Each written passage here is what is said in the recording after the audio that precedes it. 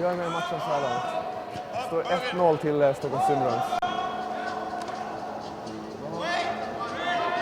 Mål av Dominic Assist Stewart.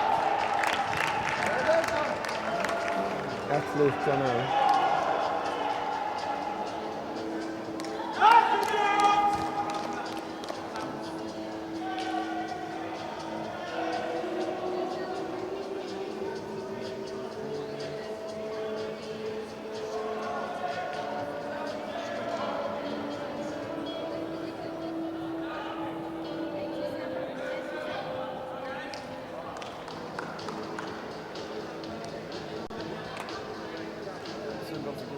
Syndromes är gult, yes. Vad heter du igen? Lars Sandberg. Lars. Jag hoppar ut med henne på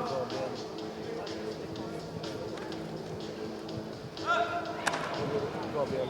Leifland Berntsson. Ja. Det går bra med Leifland också. Jag hoppas att kunna sitta så länge som möjligt, men vi spelar.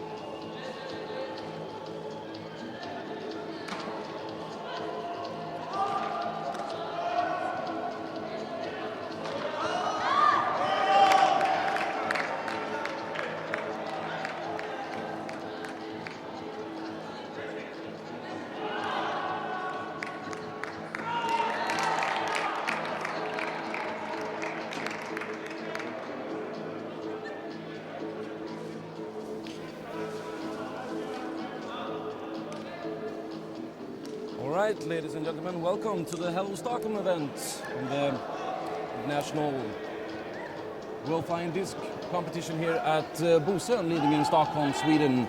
And I got by my side Gabriel Leifland Berntsson, who's an active player actually in this tournament. Yes, that's correct. You'll be up soon actually. Yeah, I'm up after this game actually. So. Yeah, that's great, but you're here to keep you company while watching this game. Absolutely. That is played between the Stockholm Syndromes and their opponents, the Team Spaceballs.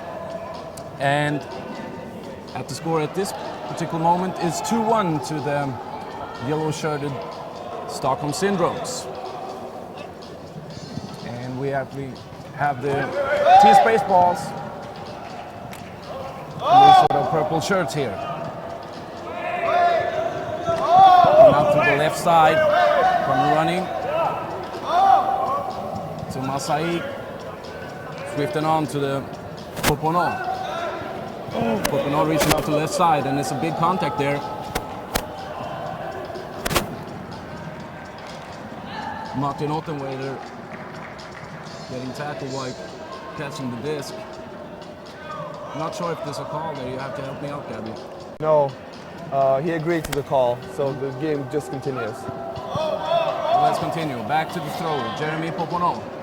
Popono up to the left side, catched up. Nice there by Julian Damusion. Looking up to the disc, going back to Thomas Saig. And actually kind of tricky to see what's going on there because there's a lot of players next to the field. Still attacking from the Team Spaceballs. Going for the throw, not being able to catch the disc, and still just 1-2 in this particular game. What do you think, Gabby, about the specific tactics in this game? Can you see any specific difference between the two teams, how they play this game? Yeah, I think Team Spaceballs are more structured in their offense, doing many different set plays, while Stockholm Syndromes are keeping a more dynamic play style. More dynamic. In terms of defense, marking, does it separate in any way that you can see? We have a big throw here from the Stockholm Syndrome, but it's out of bounds. And Out of bounds, yeah. It's not able to give any points. So disc over to the Team Spaceballs.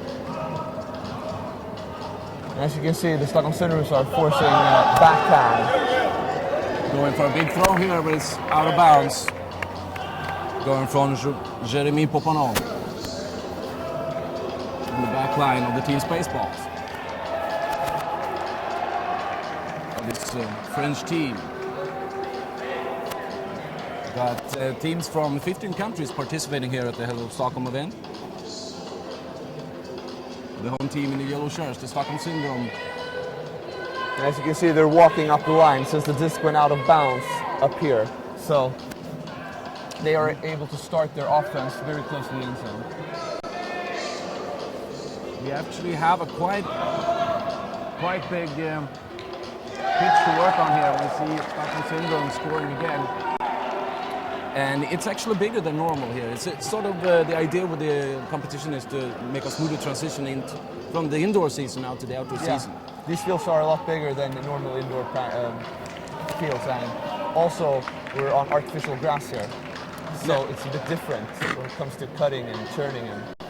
And how is adapting to that from as a player? Is it difficult to adapt to making your throws shorter or longer to fit on this specific pitch? Yeah, it's a bit difficult, but it's not as difficult as moving outdoors since we have the wind outdoors. Right. So indoor throws, you can put them up very high without the risk of the wind just sweeping them away. So yeah, there is some transition, but it's not as big as going outdoors. A change of sides then. We got the Team Spaceballs with the disc. Moving on. They're moving out. Splitting on to Saig. Moving up in the field. They're move out.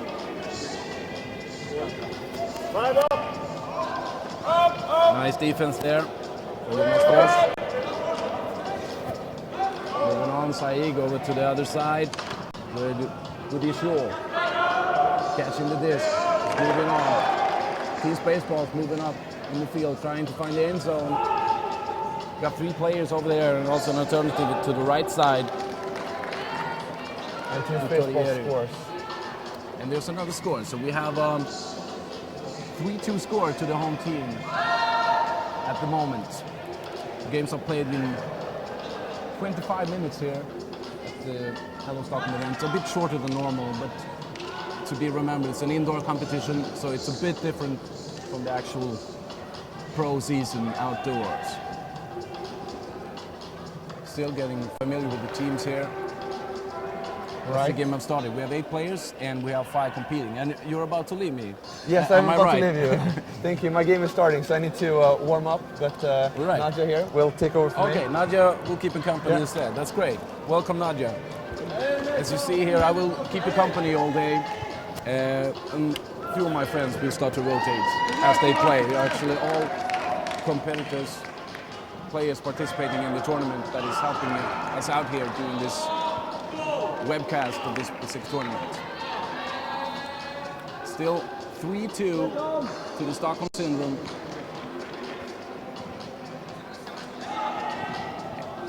And disc, and it's moving up. Going for a big throw there. It's a nice point taken by Gustav Ekholm. Results in a point straight away.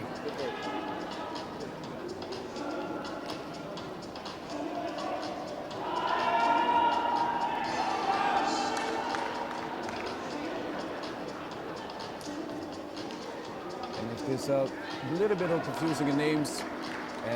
A few of the shirt numbers doesn't really match to the starting lineups. That can be an explanation why a few of the names are a bit uncertain at this specific moment. We worked that out during the broadcast here.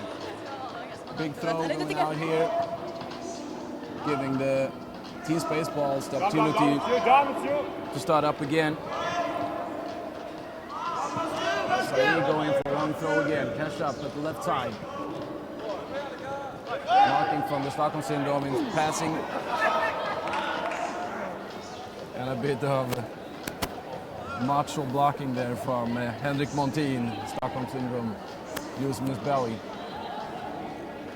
Good morning everyone who joined us this morning. Hi Lars.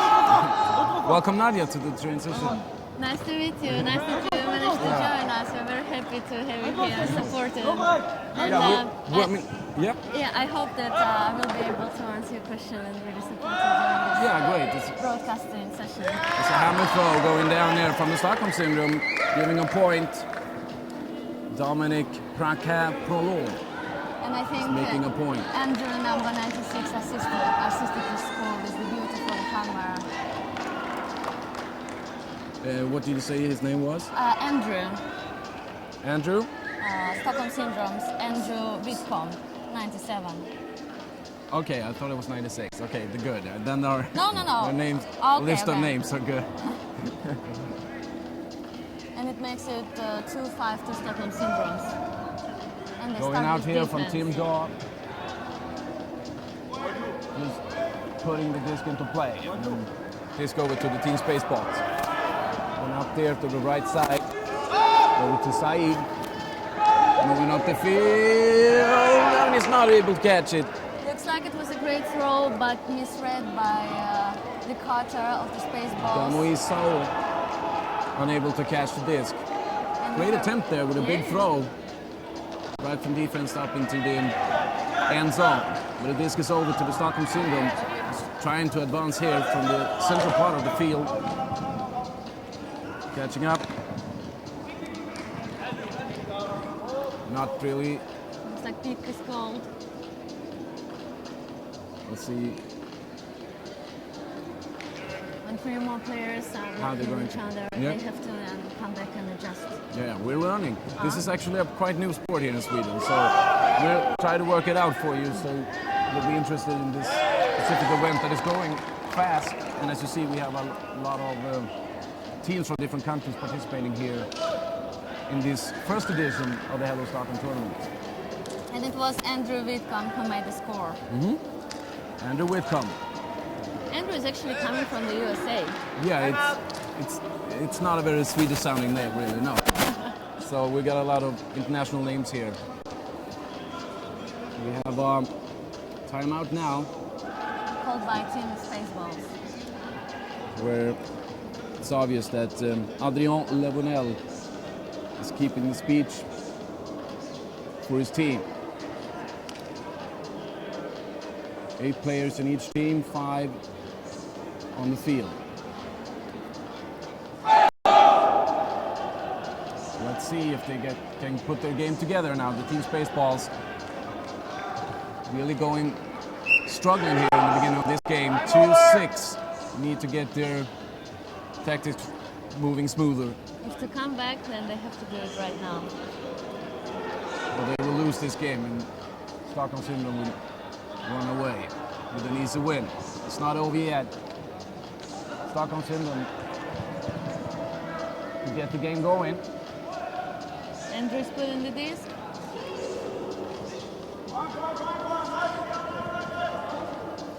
All the way down. Thomas Saeed with a forehand going up. Here's the throw. Poponel. Cashed it the right side, going up with a more forehand. They're, Almost out of bounds. they're working out through the open side. And he's not in the end zone just yet. And here we go. Point for the Team Spaceballs. And Stockholm Syndrome here is obviously not very happy with the defense in that specific moment. This is Discussion here with something- Stuart Schindler. This is something you cannot afford. The open Yeah. side, something that should be taken by the defender, and all the teammates are relying on you. And if you let go it here, then it's your fault as a defender. Stuart Schindler and Andrew Whitcomb in a big discussion here. And whose fault was this? Yeah, kind of. I mean, still you don't want maybe to put that much pressure on your teammates in between. Kind of unique sport also, not having a referee. The players are responsible for keeping a good spirit and actually making the calls themselves. Kind of unique. So, we're up and going again, 3-6. Still a lot of pressure on the Team Spaceballs to get back into the game. Stockholm Syndrome here. Team Daw throwing up the disc, moving up from central of the field. Catching up by Stuart Schindler. Out on the side. Catched up again. Actually, Lars, I noticed the contradiction in our team list. Yes. Andrew is 96, but team is 97. Yeah. And then the jerseys are mixed up. Yeah. So I think so too, because the names of the church doesn't really match. So we'll try to work that out for you as the game gets going. A bit unfortunate that team church doesn't match, and there's a turnover here. Team Spaceballs cannot really get their game going. That's the way they like. So turnover from Thibaut Lenouvelle, and the disc in the game going over to the Stockholm Syndrome. So simple miscommunication resulted in a throw, and we might have a break point here for Stockholm Syndrome. Monteith looking for a throw, going backwards, down to Daw. Daw keeping the disc, going with a hammer throw, and it's catch, and it's a point. And it's sort of being an amateur at this, but I feel it's getting a little bit too easy for the Stockholm Syndrome to score here. Kind of, looks like they have an advantage, though Team Spaceball doesn't seem to be that weak. The guys have to stay strong now. Have to be focused, not to letting this game go. 3-7. First to 11 points win. Though in 5 minutes it's going to be pretty challenging for them to gain and get these 4 points back to make it even. So a maximum of 25 minutes, and the first team to reach. Whoa, here we go.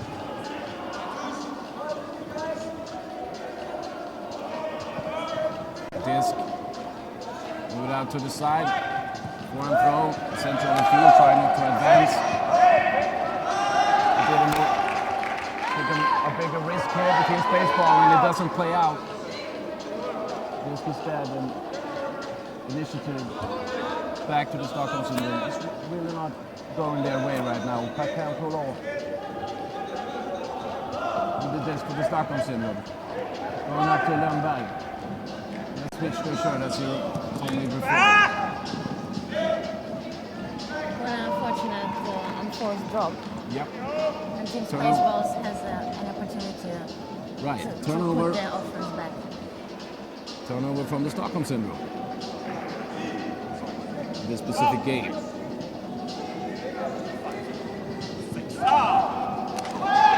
Catched up. Let's see now if you can be a little bit more aggressive without just letting this go.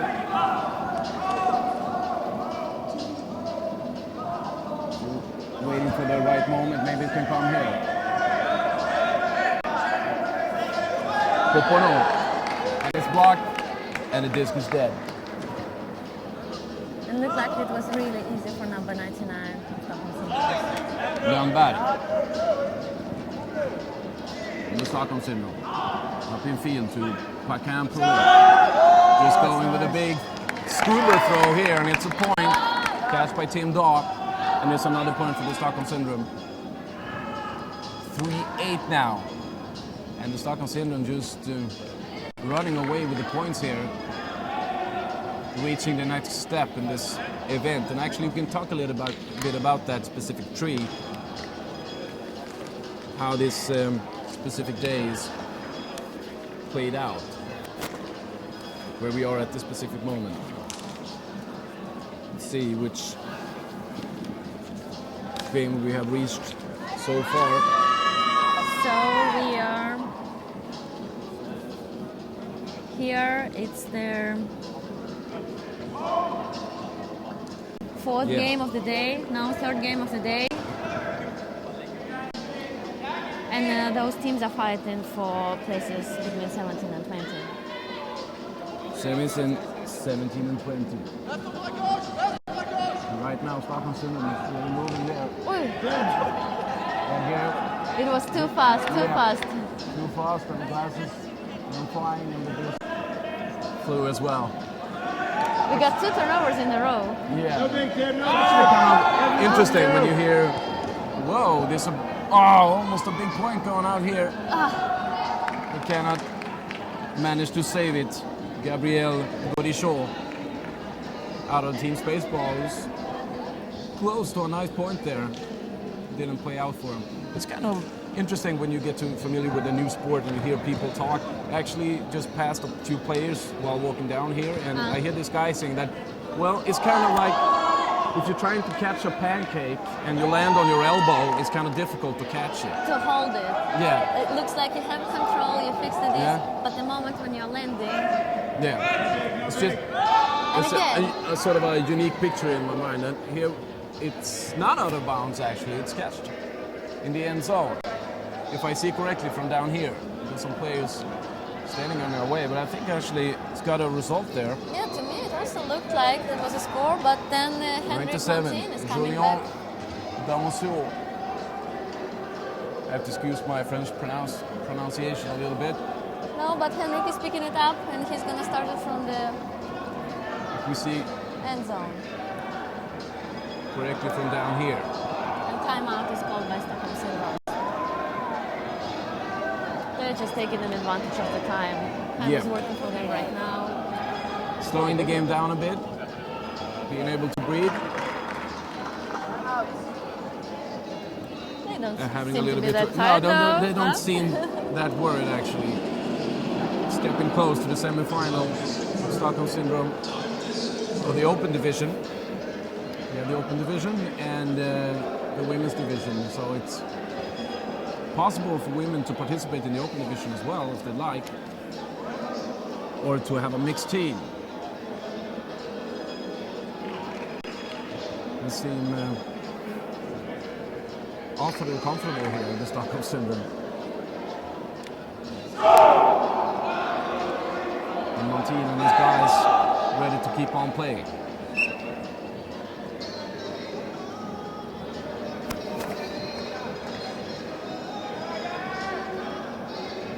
Ultimate Frisbee. Brought to you by the Swedish Disc Sport Federation. It's a small federation, but it's actually growing. It's kind of impressive to get this whole tournament get going as well as they have in a matter of a few months. As you can see, there's 4 fields and 4 games playing at the same time here. And we're looking out, of course, for the strongest games played, most important games played at the field number 1 area. Got some great games going for you. This game seems to be close pretty much. Team Spaceball still looking for points here. Got 2 players in the end zone. Having managed to get the disc going there though.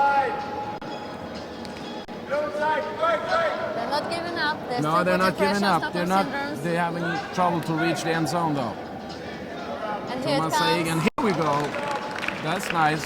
Damousseau making a point for the Team Spaceballs. So it's 4-8. And I think due to the fact that the time is over, the Paga Cap rule is ruling. If there is a difference in the score, more than 3 or more, time run out, the game is over. And that's what happened right now. It's a win for the Stockholm Syndrome. And as we explained here, we got actually talking about the rules. As you mentioned here, the time cap is 25 minutes. Trying to sort this out for you if you're watching at home. When the time is over, the point being played is finished. And if the time ends between 2 points, meaning one team has scored and the other team is about to start up the next point will also be played. In this case, the time was out, and it's a Paga cap, which means that if one team leads with 3 points or more, the game is over. And that's what happened. 8-4 to the Stockholm Syndrome. Moving on in the competition. Hope you're staying with us. And in field number 1, we are gonna watch right now ladies. And Coming all the way from France, Genesis.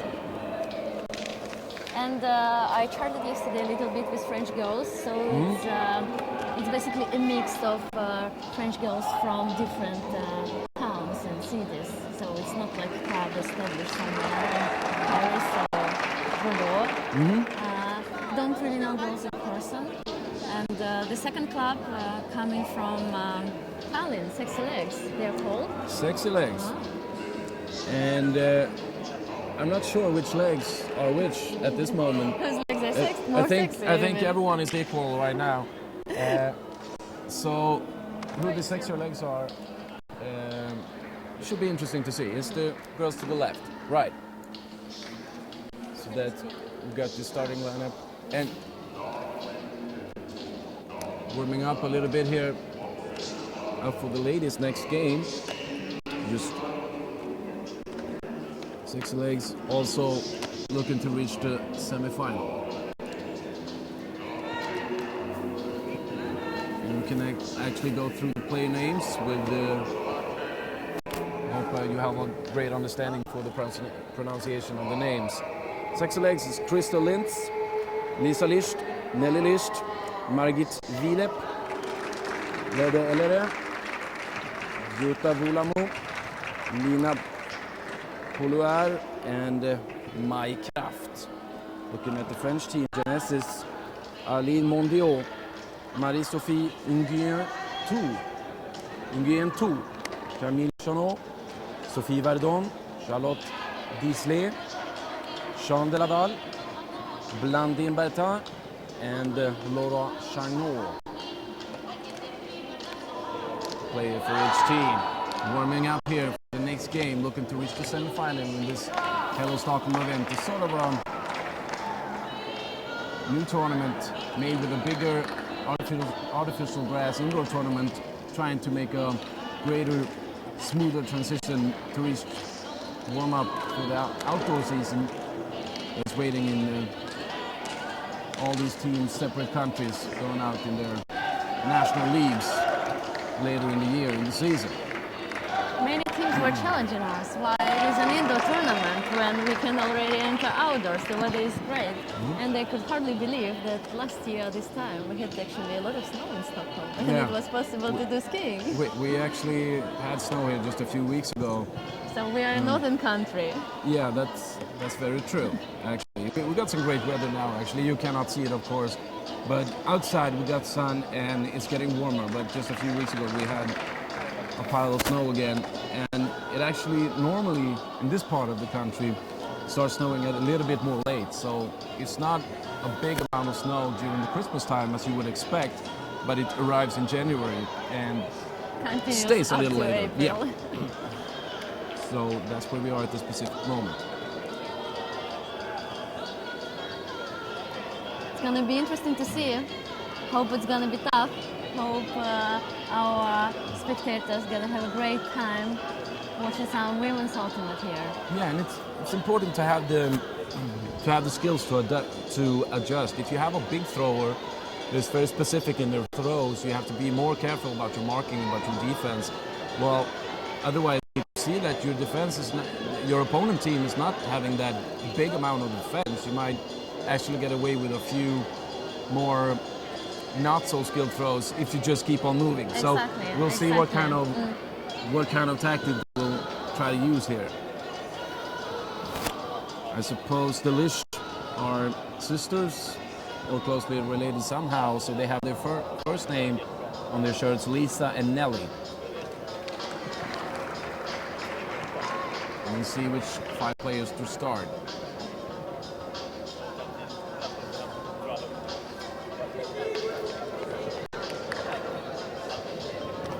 Girls are still warming up. Looks like French team is working out more on the long throws, so we can expect a lot of hacks from their side. And it looks pretty good. Sexy legs. Also change the exercise and put in it. Everyone is relaxed and in a great pile of harmony right now, but the game has not yet going right. So we'll see what happens once we start.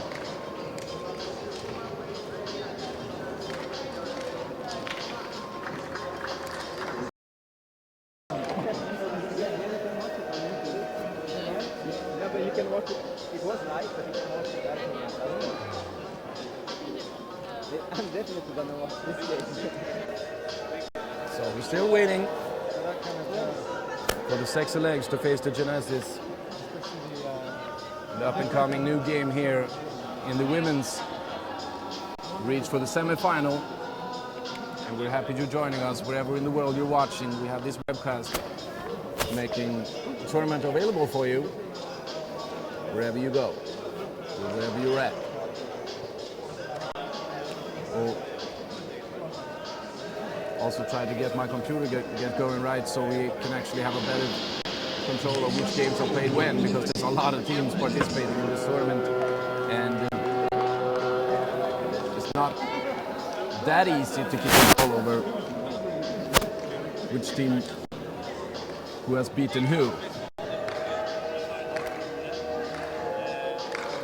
Game's about to start, 1 minute left. So Teams are gonna cheer. So the Genesis finished first in the T pool, the pool of letter T, and the Saxon Legs finished second in their pool. Excuse me. And we can actually see the results in which they finished, reaching this specific semi-final. The Saxon Legs made the process pretty short, could pick up 2, beating them 11-2. Also beat the Swedish Fish, and also losing at the Sala Spelsätt. Otherwise, keeping good spurt in easy path to reach this quarterfinal, and the Genesis finished first in their pool, beating Linköping and Aka with 11-2. That's impressive. And also losing at the Primavera, still scoring 26, keeping them at the top of the table. So we'll see if the teams are ready soon to start with the next game.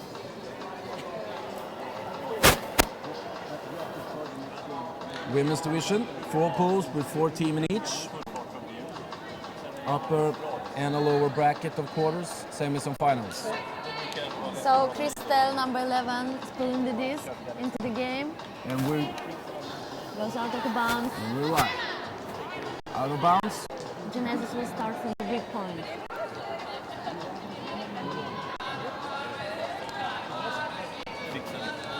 Armin Mondial with the disc. Starting with the forehand, Starting with the going half for a right big away. throw right away, and it's a score. Number 77. Easy point from Blandine Barretin. Straight away. That's what they've been working out on while they were That warming was up. that was a very clean tactical progress there from the Genesis, and it played out from the start. 1 throw, 1 point. That's effective. Let's see. Saxon Legs taken here by surprise. Might sound a bit strange if you're not been informed that Saxon Legs is the name of the team. Comes another Mondial with a pull, new throw. and they will try again. Saxon Legs to catch the ball. Vulamo with the disc. Marking here from the tap. That Scored the was the point. defense. But there was a fall. There was a body contact. And here we see just what happens in different sports when there's no referee. 2 players who assess on what to do and agree Like this one without very on the fast. call. Yeah, we'll sort it out fast. Vulamo trying to reach Player number Lisa 8. List down at the right side, but the disc is out of bounds and given over to Mondial and the Genesis. Genesis going for Barretin once again, and it's another point. Looks like those girls have a good connection. Yes, and it looks like the Genesis have a bit of an upper hand right in this beginning of the game. Important to stay mentally strong here for the Saxon Legs, not to feel being overplayed here. Absolutely. Many people says that women's ultimate is more about psychology rather than obviously techniques and techniques is important. Absolutely, it's a team sport, and it's always easy to try to feel insecure and start to question yourself and your team if your attack is not playing out the way you want it to be. Here comes the long one on the number 7 sexy Throw, legs. and it's a point to the sexy legs. Melanie, a good catch, a good throw. 2-1. Poloar, with the Swedish pronouncing anyway. Lina Poloar, nice throw. So we got 1-2 then. And interesting to see how women actually can use the field a bit differently than when the men play. More space to throw the disc and to run into to make points. So we're starting again. Mondial from the Genesis. Moving up the field. Go, grabbing the disc. It looks like to be that sexy legs have a problem with their defense. Genesis is moving it. Here comes, great save. Good save from Mondial, very quick. There we go, going for another attack in gear 2. In gear 2, crashing, and the whole team of the Genesis being tactically advancing, and there's a hammer throw out in the left side of the end zone, giving them a new point in gear 2, scoring for the Genesis. And as you're saying, studying the defense in the way of marking, it's they're not really managing to disturb where to throw the disc. The attacking team actually. Genesis managed to cover 2/3 of the field without having any problems. Absolutely, because you have to be determined on which part of the field you really want to block, which part of the field you don't want your opponent to throw the disc in. Yep. And to be able to do that, you have to be incredibly aggressive and to use your arm effectively. I'm watching here. Lisa Licht reaching up in the field for Lintz. Still with the disc, has Mondial to pass. Shows a forehand. Down in the field to Poloar, who made the score. Good catch there from Melanie. After the forehand is coming to card. Yeah, And it is, and it's a point. Crystal Lintz scoring once again.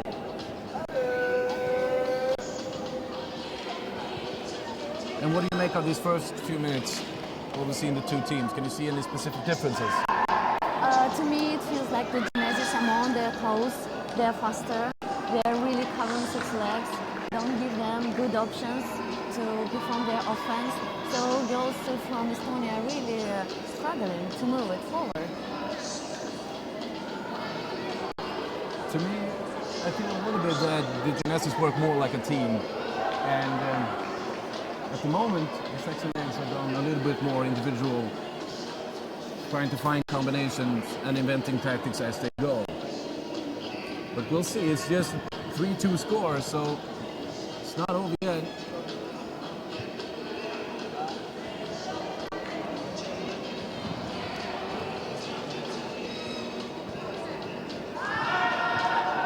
We've got Aline Mondial and Lisa Licht trying to mark him. Pass goes forward, but it's still caught up, and here we should have a point soon. And we're actually a little bit blocking a here from here. In game 2, missing for the disc, and there's another point in game 2, making her second point of the match, and reaching out for 4-2 in this women's quarterfinal.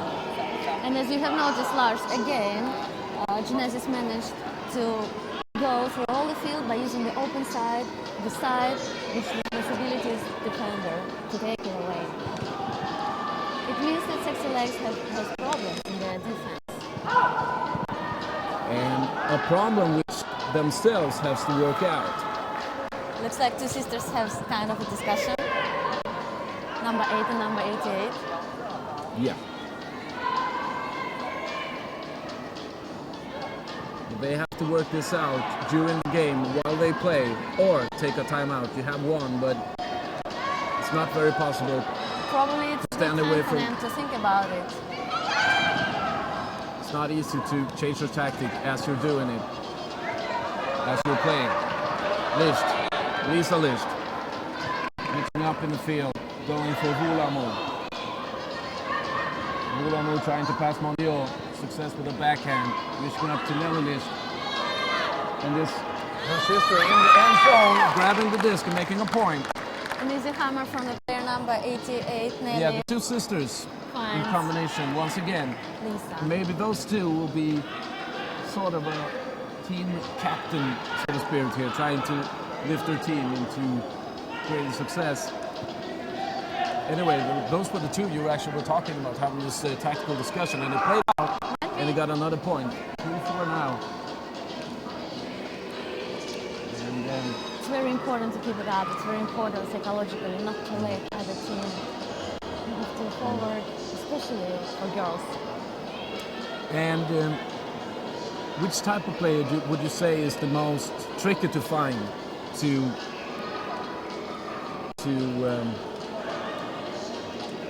which kind of talent is the trickiest to find to a team? I would The say thrower, the marker, the runner. I would say the thrower, the handler, like Aline, number 18, with the disc, sending it to her teammate.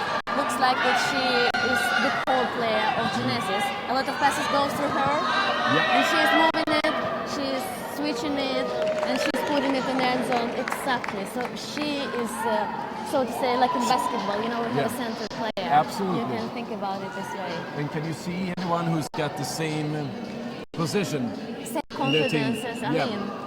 In their opponent I team can't really of the see Sex Legs. anyone in Sex Legs who is then taking this responsibility and being that core player. Sometimes it doesn't have to be one player, it could be two or three, but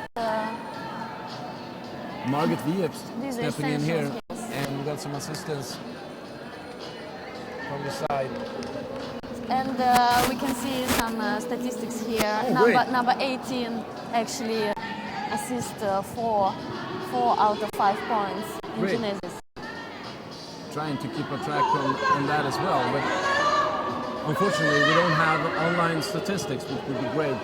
That will be coming to the next year, I can hope. Isn't she running a little bit too far? Actually, It grabbing felt the like disc. a bit of a travel, Yeah, I thought it was a little bit too much to get away with, but and it was in. and it's a score, right? She's falling out of the end Yeah. zone as she grabbed the disc, but she was standing inside the end zone as she grabbed it, and it plays out. So she managed to left her foot Yeah. in the bounce, Small margin there, but but enough enough. to make it 4-5. Wait it out. So, but still, we're talking about Aline Mondial is creating trouble for the Sex Legs, and it's a bit easier actually in sport like hockey or something like that to just run the player over. Here you cannot do that. You have to actually adapt to the situation.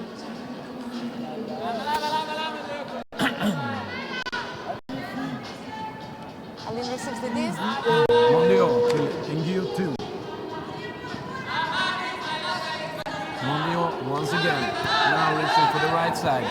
The shift of players also coming in is Camille Chabot. And it's another point. A good run there from Laura Chagneur, I should say. Laura Chagneur. Grabbing the disc and making the score go to 6-4. And still the advantage. They took the advantage very easily at the beginning of the game, and it's difficult for the Sex Legs just to turn it over, just to get a few points in a row and just change the situation. Basically, they're just shifting points a little bit now. As if they got shocked from the very beginning. Yeah. From those first 2 points, very fast. 2 open throws and clean catches, and the Sex Legs have been struggling from that specific point of the game. Deep down now in defense, the Sex Legs with a long, nice throw and a forehand, but she's not able to catch it here. Foul called by Sexy Legs, player number 23. Who's not on our list. Yeah, looks like not.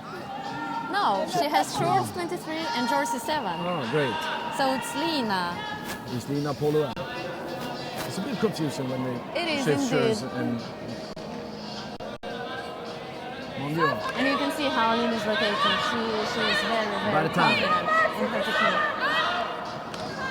And here we got a player with no number at all. Break Mondial, Balkan. all the way across the field. Looking for someone, gotta keep on moving to find an open space. Close to the end zone now, right on the right side.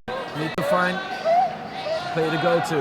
Still Genesis in control. A hammer throw here, going very nice to Mondial, who scores. So after all these assists, coming all the way from handlers, she performed the middle long roll. No, it's beautiful.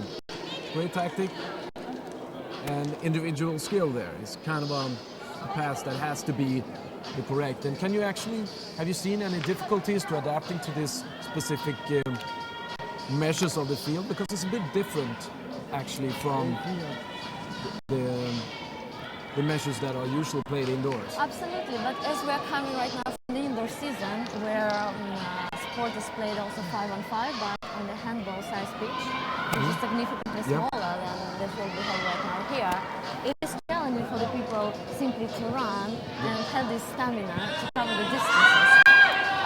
Other than that, the gray grass and so there's no really difference in the throwing to be precise. Moreover, athletes have opportunity to send different blades, hammers, the upside throws, so to say. And this is a great advantage. You don't have those throws outdoors. There's wind, and these hammers we just saw right now would be taken away if we would be speaking about outdoors. That's why it is a benefit to have it in your toolbox, so to say. And we actually, as you explained, get the chance to see different kinds of throws here, more neat and beautiful long throws that are not taken by the wind. Oh, it was too fast for player number 93. And here we go. Close catch there for Crystal Lintz.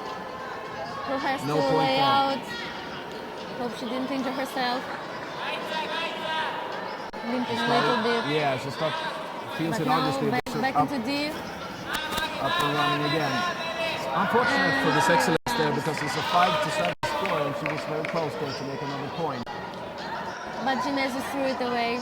Unforced mistake. Yep. Miscommunication. Turnover from the And Sexy Legs got the second chance to put it in. and closer to close the gap. There's play change that you see. Margit Vie coming in for the Sexy Legs. And they're very close to the end zone now. Just have to find a player in position. You have to center it. They are stuck on the sideline. It's very challenging. And Too many players. There we go. But we And there's a still point. managed to find She found this it open little space. gap. Yep. They find each other and it's 6-7. And it's actually getting quite exciting here. They're still in the game. It's great. And we'll see as time passes which team has a better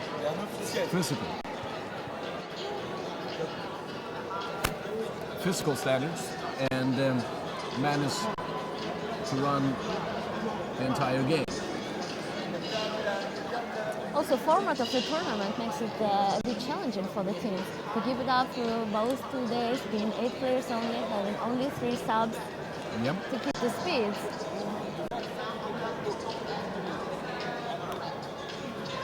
And we're on again.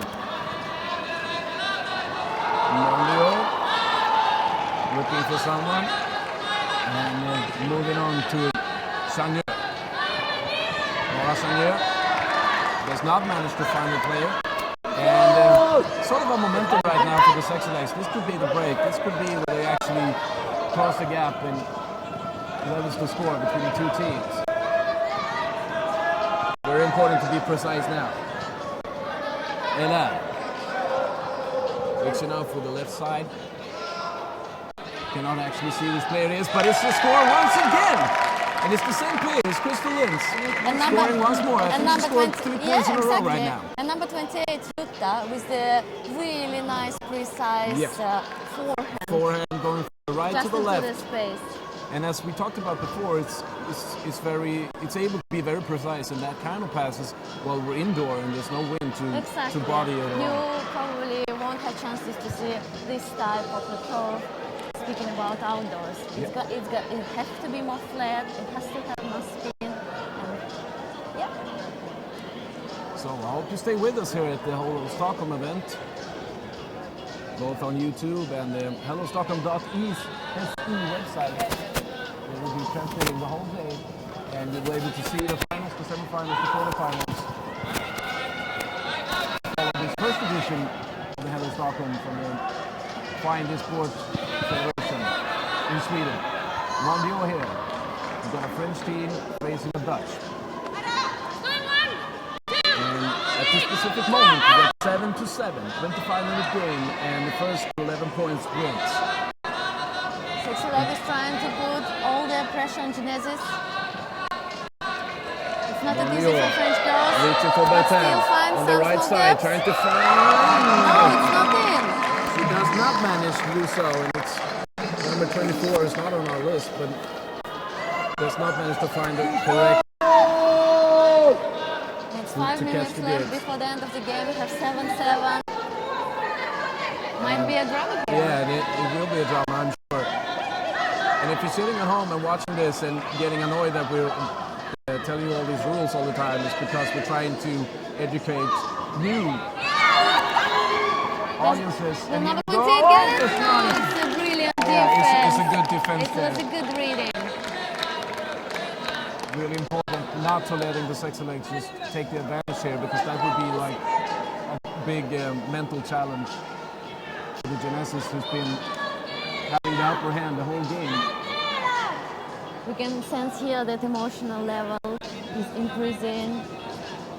The teammate is supporting. And we're waiting for the game to start up again. Not a lot of time remains in this game. One from the Genesis going from left to right, and it's unable to be catched from the team player number 24. It was not a very good pass though. Now it was out of bounds, reaching, just coming in onto the pitch, but not very easy to do anything. Flew really low. Looks like Aline couldn't put it the way she was planning to put it. Otherwise, it was really good just into the space, and her She was probably teammate doing was running there. to make more of a left to right sort of pass. Instead, we have the Sexulegs moving on here with the Got a second chance. Got a second chance. Lisa List moving to her sister, Nelly List. That was a pretty strategic call made by player number 88. Yeah, Nelly List. It's important. They need this moment. They have this, they can set it up, and they can put it and make it 7-8. That's what they need right now. And we have 7-7 in this game. This exciting new sport in Sweden. And I'm very glad to have you here, like educating us and teaching us how to do this. And I'm sure a lot of you at home actually have a lot of better knowledge about this game. Here in Sweden, it's very new, coming up to us. Here is the advancing of the team. We have in the semifinal here, Sexulegs facing the Genesis. Well, Sexulegs beat Helsinki 10-4, and Genesis beat Riga of Latvia 10-9. That was a very close game. And in the other semifinals, Valkyria mot Primavera. So, semifinal it is. Trying to reach the women's final here. And we've got very, very close game. 7-7. Not a lot of time left. You'll have to sort out for us what happens then. We'll just follow the game. You can see large Sexulegs build the vertical stack, and they have two handlers. Looks like it's gonna be a setup. play, which they've been working out. And it's a forehand coming and the back row, unfortunately. It's out of bounds. For sexy legs. And not very good at all, actually. It's kind of a big... That's not the way they wanted to No, do and it. the mistake was too big to For the be cutter to be okay. able to do anything in order to save this disc. Yep. So, the initiative moved over to the Genesis. Two of the most important players in this game facing each other. Nelly Licht to Mondial. Aline decides to center the disc first, which is often a good strategy to get away from the sideline. Sends it back to the center, really good. Genesis handlers are working it very well. Mondial once again. Over to Laura de Val. And here's a score from Bertin. Number Bertin 77. takes Genesis up to 8-7. I think Blondin has a pretty good statistics today. Absolutely. Few of the scores. Bertin, I think is up to 3 or 4 points in just this specific game. And she was involved in the maybe the most important points scored just in the beginning of the game. Remember this first score they made? Just one throw Just from shot Mondial the up to sexy legs. Bertin, and Exactly. we are 1-0, and the same thing happened again. And It was like well, a good refreshment in the morning yeah. for sexy legs. it's that kind of feeling when you're just woken up and you're not Exactly. really into the game just yet. You needed just a few more seconds, but they didn't get it. And well done by the Genesis to take advantage of it. So we have 8-7, and it's very crucial now for the sexy legs to get into the game once more. You can see girls are nervous, girls And are here we tired. go, Nelly Licht looking for a point now. Lisa Liss has scored a lot, Crystal Lins has scored a lot. It's a bit And hard. here it goes for Lins. And she doesn't catch the disc. The disc is blocked, the disc is dead. And it's a great opportunity for Genesis to make a break and take this game. Here we go, 7-8. Semi-final of the women's division. For the final, this could be it. Mondial to Bertin. Going with a forehand up to Mondial. And they're actually advancing here. And probably scoring here. Mondial once more. 9-7. Maybe they have stated now which team is the biggest this day. All the 9-7. way through the open side. We've seen about 4 scores like that, I Yeah. should say. And this is something the sexy legs wouldn't afford playing semi-finals. And we saw some great determination here because they actually let their opponents come back into the game, level the score up to 7-7, and then just, hey, what are we doing? Exactly. And then just Exactly. very easy, very clean, just moving up 2 points once more that the sexy legs have been struggling to reach basically throughout the game. And all the advantage is gone. Yeah. So a mental struggle here, a mountain to climb for the sexy legs. Not a lot of time actually. I'm not really sure how much time we have. I'm going to check if Feels like about 2 minutes or something. I'm going to clock the next game actually, so we get some help there. It's not a board for us to look on. Nelly Licht going to the up on the left side, and there's a turnover and giving the disc away. And it might be turn on game here. Dalaval. Mondial. Sexy legs are struggling hard, sure, they want this win, but Dalaval. Genesis are staying cool, calm, Just passing the disc focused. around, doesn't rush, doesn't bother too much, looking for an easy point. Mondial catching up. Now very close to the end zone. Needs to find a player. Going to her left side. And here's a point. No, she's not inside. She's not inside. It's not a point just yet. But still, the disc. But they're too close not to make it the point. And you can see it. They're secure in themselves. They're confident. They're not She's stressing. taking her time. They're not in a hurry. No. They're not catching points. She doesn't have to stress Just it one out. time to go. And here's the hammer throw out on the left side, but not able to catch that. Unfortunately, she was not able to catch it. And might be we have something here. Who Maybe. knows? Maybe there's a small chance of getting back in the game. We need something quick then. But they have to stay calm. I can sense a little bit that they're shaking. Sexy legs. It's actually kind of a fun name they've chosen because it sounds funny. If you haven't been with us the whole game, it's Sexy Legs Are Shaking. But that's the name of the team. So you're with us all the way. And here we go. Lentz, who's been one of the major players, the best players in the game. Looking for a point here, and she doesn't get it.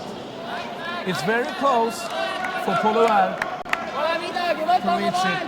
That's a crucial part of this game because that should be a score, and but it's not. I think Lina made several drops just in a row. The previous point to Listonova, if I remember right, was also an unfortunate drop by her. So she seemed to be tired, exhausted, a bit more nervous. And that could cost Sexy Legs. Yeah, and it probably does because it's 2 points we're talking about, not just one. As long as they're one, there's a lot more going on with the whole this time advantage that we're talking about. That if you score, you have to start a new point after the game is finished. And right now, there's a 2-1 on the upper hand, and there's a hammer throw from Mondio, and there's another score.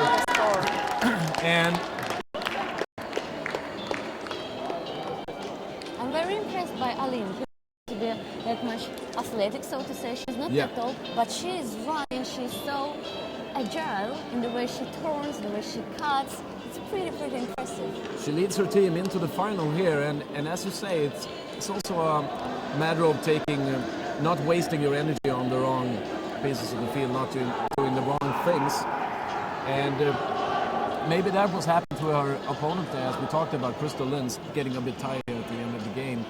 Whilst she had to run a lot to create those points, while the tactics of the Janessa spin more smooth, more effective, and more clean. And that's what taking them into the final. And we're waiting for the next game then. Janessa beat the Sexy Legs. You were very right when at the very beginning of the game you said that Genesis gives you better feeling like a team. They really worked it out as a team, and they finished it by winning the game as a team. They managed to find each other. Exactly. Managed to find some space rather than to have a few key players that are running a lot and doing like individual great things. But and this is the case in Ultimate. Of course, you can have a great star in the team, one or two, but at the end of the day, it's a team sport. Yeah. And you have to work it out with your teammates. You need to function. You need to be a one unique body or organism, whatever you call it. And that's the exciting in team sport, as we're talking about the mental power of the games, and also how to adapt to what you have, to what qualities your squad have. If you have a great player or a great thrower, for example, you want to get the most of that. And at the same time, you don't just want to make the other players of the team runners to assist that specific player. Because exactly. You don't want also to burn out your pro player. And it's boring. You want to participate in the game and create points and not just be dependent on one player. And it's a tricky combination, but Janessa put it off. They have a few players that are very dependent on, but still they got the other players involved in creating points. So, well done in the women's division, and we'll check on our schedule what our next game will be. So here comes Valkyria from Stockholm, Sweden, and Primavera from the Netherlands. Right, so it's the second semi-final in the women's division. And who is going to face Genesis in the final? That's what we're going to find out. Which countries did you actually say they were from? So Valkyria is coming from Sweden, Primavera from the Netherlands. So Sexy Legs were representing Estonia, and Genesis from France. We have 4 countries in the semi-finals. I have to apologize then. I actually said that the Sexy Legs were from Netherlands before, but they're not. The Dutch team here is the Primavera, and the Estonian team of the Sexy Legs. You got that right. Warming up here. Looking for the next game and check out which players are who. Valkyria here in green-black shirts. I hope, Lars, I won't be too emotional and showing my great support to Valkyria because this is the team I'm captaining at. I'm not playing for this tournament, helping this organization, but this is actually my team and I'm really excited. Remember this at home, all you should be very skeptical of everything that Nadia says in this game because... I have to confess before we start. And if you're a supporter of the Primavera team, watching this in Holland, Netherlands, you should know that the person beside me is a part of the enemy. Now, we'll be objective, we'll give you the game as you see what happens, and we're just trying to sort it out for you, what happens and how it happens. And we got the Jeunesse as the first finalist team is passing before us right now. They don't seem to be that much exhausted. No, they don't. And good for them because they got a final to play later. And let's see where we have the Primavera. We got him here. So, more Dutch names here. Maaike Bell. Even more challenging than French. What? Even more challenging than French. They can be, absolutely, absolutely. Maaike Bell, Jelsa Heitinga, Marjolein Redsma, Susanne Poik, Jannike Ejela, Cheryl de Boer, Linda Schipper and Renate Feringa is going to face Valkyria of Sweden. Linda Ekborg, Matilda Ekelund, Sara Ekelund and Sofia Ekelund. Wow, 3 Ekelund. 2 of them are sisters, Sara and Sofia. And 1 Ekelund and 1 Eklund. 2 sisters of Eklund. Danielle Cosme, Oda Klarén, Blandin Monclous och Natalia Marshall. Those are the players of the Valkyria team in the red shirts here at their home field. No, in the green and black shirts facing the Primavera in the red shirts, waiting for the game to start. And I'm actually going to see if I brought it with me. I do that at sometimes, which can be good. Yep, here we go. Help us keep track on time here. Linda Ekborg is pulling the disc all the way to end zone of Primavera. We're starting an offense. So, Primavera. That initiative here is a long.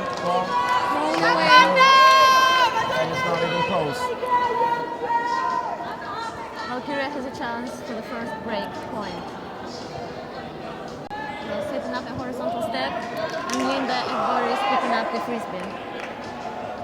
Did you say you were the captain of this team? Okay, good. That's where we're at. Home team of Stockholm, moving here, Linda Ekborg. She centers it to Danielle Cosme. Danielle Cosme. Moves it to Natalia Marcianova. Trying to get past the intense marking here of the Primavera and succeeding well. Ekborg. Linda Ekborg still gunning the disc. Hammer thrower here to the other side. With one of the sisters, Ekeborg, reaching up to Cosme. Cosme with a right to left throw, and it's a turnover. It's caught by Primavera, and still a 0-0 score. And again, we have a turnover right away. The first points seem to be pretty nervous and hectic for both teams. You can sense it, that they are not really set into their heads. They're not calm, they're not patient. A little bit of rush. Over enthusiastic right now. Exactly. Big game here, and it's not really harmony, and neither of the teams so far. But Uda Klaren makes we a really have a smart score. cut. Simple, easy, in the open space, just overrun her defender. Small, easy score, an easy point. There are good points, beautiful points, and easy points, and this was an easy one. That's what was the responsibility of Primavera's defender, not to let her run into the space. Exactly. Not really focused there, Renata Feringa in her marking. And then we have the 5 players of the Valkyria to get the disc flying again. 2 minutes into the semi-final. 1-0 to the Valkyria in the women's division. have two sisters second on the field right now. And trying to sort out here, the Primavera is trying to move up the field on the left side, and it's a big throw here, and that should be a point. And it is. It is a point. Big throw there from Marjolaine Reid-Lesman. And a 1-1 score, and that's interesting. She just went for it, and maybe something to learn from. Matilda Ekelund is a bit disappointed. She read it well, she jumped, she touched the disc, but she couldn't And she failed to grab it. Exactly. So it played out for the Primaveras. I think that says a little bit about her game there, Reitsma, that she likes to go with the big throws and see if she keeps it up. Starting This up is the game something also once more. important to recognize who is the thrower in the team. Yep. And put the pressure on that person. Maybe change the mark, adjust the mark, and really make that person worried. Yeah, you don't want the big thrower, the good thrower of the team just to stand That and it was get the unfortunate chance. thrown away by Uda. Get the chance to attack without being disturbed. Primavera has opportunity for Primavera, not the same quality in this game as we saw before in here in the starting few minutes. not We'll yet. see what happens. It's 1-1 score.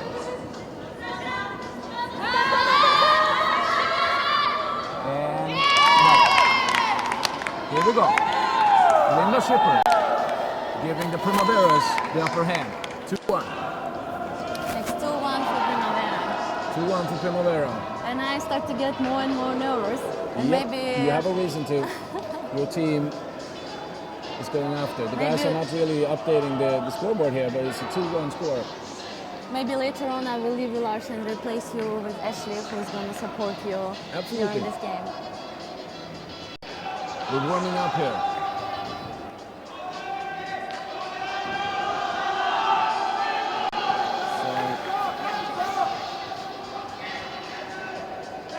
Hello, Ashley. Fine to see you. We talked on email, but it's nice to see each other in person. Welcome, Ashley Hillman, an American player who got a great background playing this game. He knows all the rules. So we got the Swedish Valkyrias trying to move up in the field here, going with the right forehand, and it's not a catch actually. It's a good attempt, but there's no point. And I'm sure she's a bit disappointed there. Blandin Monclos. No score for the Swedish team. Primaveras of Netherlands with the initiative. And what can you say what you've seen about the game so far, Ashley? Have you witnessed the whole game or did you just arrive? No, I just arrived, but I do know one of these teams pretty well personally as the local team from Stockholm, Valkyria here. And I know that they have very high expectations for this tournament. It's one of the first tournaments that this team has played together as Valkyria, which is actually a combination of the Swedish Fish, a former Stockholm women's team, and the juniors team from Sigtuna. And there is the connection that they're looking for, and that's the game that they want to play today. And as I've tried to explain to our viewers at home, that this is a new sport and a small sport in Sweden, and that's why we're very eager to try to educate our viewers from home how the game is played out and how it all works out. So Valkyria playing one of their first tournaments here and reaching the semifinals. I've been struggling a little bit in those 2 minutes. We got a 2-2 score right now, and in the final we got the Genesis of France. I think this is a really good matchup for them, and this is exactly the kind of game that they want to be playing. They want to gain experience. They want to walk away with something that they've had to fight for. They don't want any easy games, but I think they will want to win this game. And for France coming so far to this new tournament, I think that they probably have pretty high expectations as well. Absolutely. And you can see both teams really fighting hard here. So I'm out to Schipper on the left side from the Primavera. Schipper who scored one of the first 2 points, and also shift in play. Cheryl de Boer, that's coming to play. And here we go, and it's another point. And at the moment, it feel Primavera's got a bit of the upper hand. They're a little bit taller. They're a little bit more secure in their throwing, giving them a few more easier points. And we got a 3-2 score.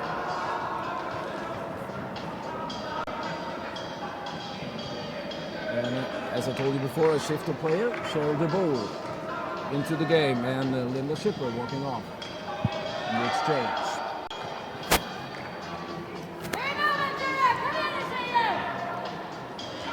And so you'll be helping us out, trying to sort out the tactical displays here, what they're actually aiming for and how they try to beat their opponent. Valkyria, like many of the Swedish teams, are going to rely on precise handling, precise throws and plays, and hopefully opening up the longer game.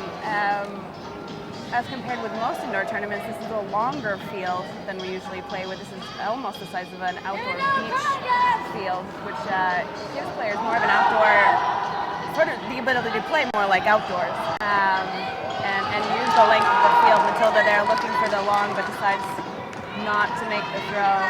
A good decision there. I think they're just going to try to play smart here and not lose any ground while still looking for those deep shots.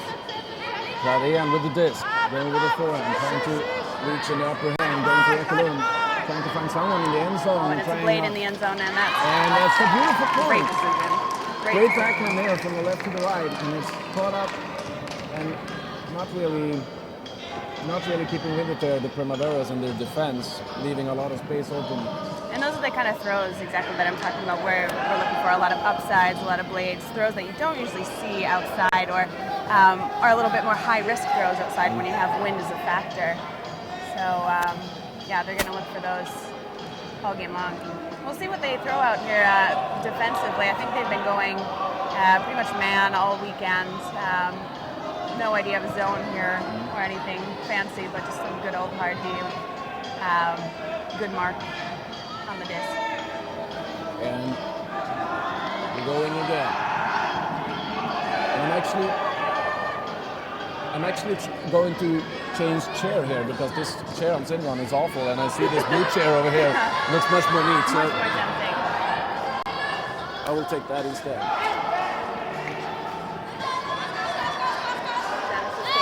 Working the disc up the field on the open side. Again, all on the open side here. Ooh, and just not enough space to really get that connection in the end zone like they wanted. To throw just a bit off, and the receiver was able to make a bit on it. The score is 3-3. Danny Cosme with the disc for Valkyria. Of the women's semi-final in this specific event, the Hello Stockholm tournament. You get all the information and all the pools and all the teams online at the hellostockham.ec. If you're looking at the YouTube channel right now, you can switch on to the website and find some more information. This is the first edition of this tournament, played in Lidingö in Stockholm.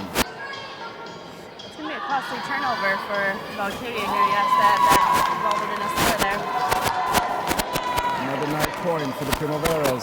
They're a very seasoned team, and they know how to capitalize on mistakes. It's a good play. But they make it seem a little bit more easy when they make their points, rather than the Valkyrias at the moment. They're just a few tall girls just, finding each other, basically. Well, Here you go. That is a big difference between teams who have been able to have the same roster and play for a while together. It's the small connections that come naturally, whereas even though Valkyria has a lot of talent and a lot of experience on their team, they just lack those personal connections between handlers.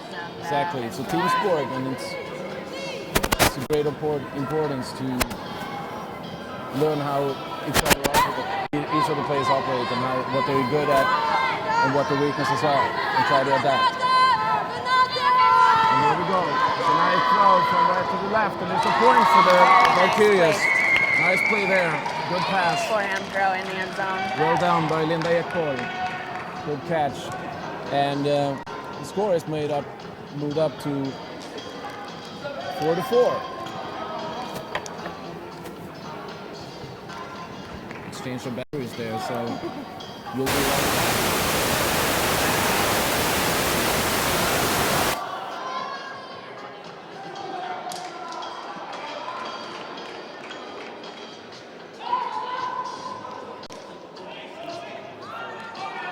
Moving around or going into and out of the webcast as we have to.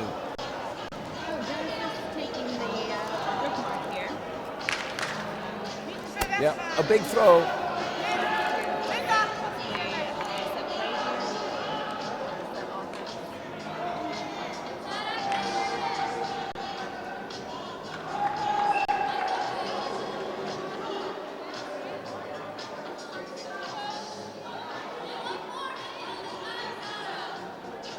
Jag ska inte prova snart och sådär, men det var mest stolen som var den Valkyria pushing backhand. sen om jag var ifrån. Yeah, Genesis looking to the open side here.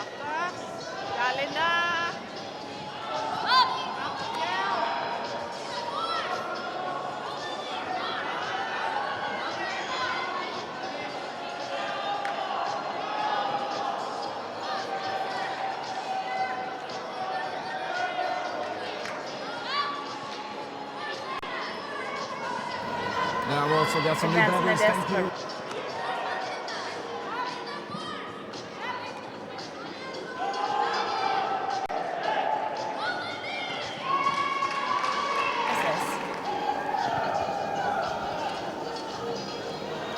And more celebration coming from the Primaveras, the Netherlands. Right now, up in a 5-4 score. Tight game though, not as it's actually pretty much differences in how it's played out compared to the first semi-final that we just saw between the Sexy Legs and the Genesis, which took the Genesis to the final. Here we have tighter, quicker kind of game with a shorter passes between the players, and not as much as I've seen anyway.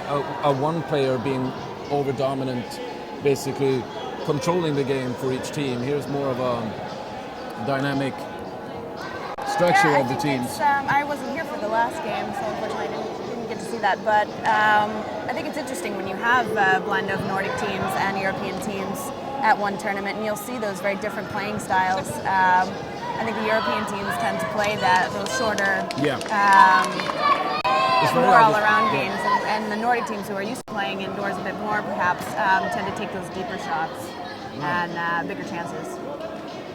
It's interesting to compare the other teams, the French and the Estonian team, to have more important players stepping up to controlling the game, to directing the game, to make sure their co-players get into position. Well, here it's more of a drama, just flying in all directions from all the players. And these are the kind of games that you expect to see in a semifinals. Tight matchups, tight games. A lot of pressure really on these teams right now, so they're wanting to make good decisions. I think that's pretty common in these semifinal games. Number 19, Pojok, with the disc to Shipper on the left side for the Primaveras. Going for a throw, and here should be a point. Maybe if the marking is successful now, she actually managed to grab it. And Angela scores for the Primaveras, moving up to a 6-4 score, and got a bit of an advantage here of the Swedish Valkyrias. 2-point score. Yeah, these are really short games. Valkyria is going to have to turn the game around now. They can't afford to let this game get the other team get up on them anymore. First to 11 points, or when the 25 minutes is played out, and we're actually in the 17th minute right now. So we got 8 more minutes to catch up. 2 or 3 points for the Valkyrias, 2 at first, and a third one is necessary to pass the Primaveras. Right now, Valkyrias got the advantage. We'll start up this game. And anybody that's tuning in just today, we are playing with CONCACAF, meaning that if a team is up by 3 or more points at the time that the time is out, then the game will actually be over after the next point. And that's, to be specific, I have to ask you about that. The packet cap, is that actually still while there's time left, or it's over when the 25 minutes are passed out? No, if there's less than a 3-point differential between teams when time goes out. Here we go. Going for the Valkyrias. Beautiful hammer throw. Very nice cross field upside throw there. And an easy catch. So if we reach the 25 minutes and we have a packet cap, is that after the 25 minutes, or is it actually during the game? If a team is leading by 5 points, it can actually kill the game. It will only apply at the end of time. Right. So if there's less than 3-point differential, then one will be added to the highest score. That's what I suspected, but I had to ask you to be sure. At the moment, we have 6-5 score, if I remember correctly. We cannot really see the board from where we're sitting, but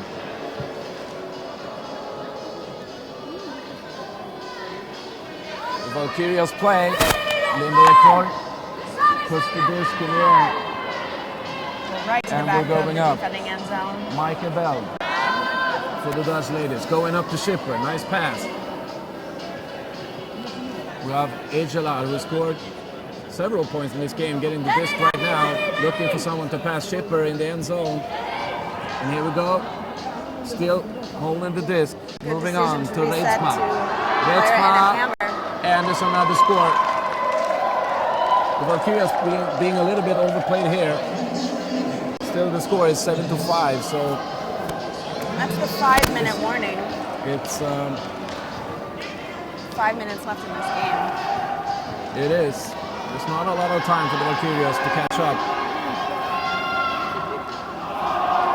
But it's only 2 points we're talking about, so it's fully possible. But I feel that the Primaveras have a sort of the momentum right now, the upper hand on the. They want to Mentally. clamp down right now and end this game. They don't want to give Valkyria the chance to re-enter this game. So they're going to try to play some smart.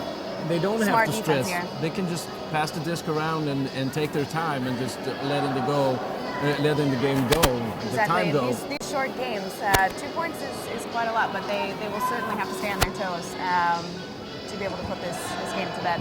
We'll see. It's the Valkyrias who has to go for it. Has to challenge now. Sara Eklund, one of the sisters, Eklund, getting the disc back. Now trying to move up to the left side. Kosme, back to Eklund. And on the right side to Ekborg. And it's a crossfield hammer. And here we go. There's a point for the Valkyrias.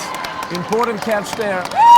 Pretty much the same nice goal price. we just saw as the last point, really. These crossfield hammers, precision throws to really a wide open target in the end zone. So, moving 1 point closer. Not really effective defensive work there in the Primaveras, but 6-7 scores. So we'll see if they manage to Valkyria will have to get a break here. keep their If they want a advantage. chance to Yeah, really or if the take on this Valkyria game. actually can move up and make the score level. Then we will have a sort of a drama. We've got 4 more minutes. And we'll see if the Primaveras can score once more and keeping their distance, or if the hunting Valkyrias can catch up. Looks like Valkyria setting up for a set play.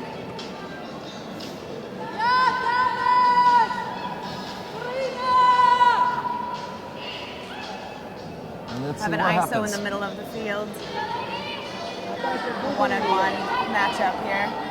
Sara Eklund on the defense. You can actually feel the tension right now. This is important.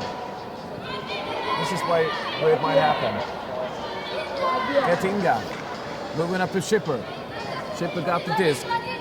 Feringa running through the right side of the field. Moving on to the bull. The bull keeping the disc.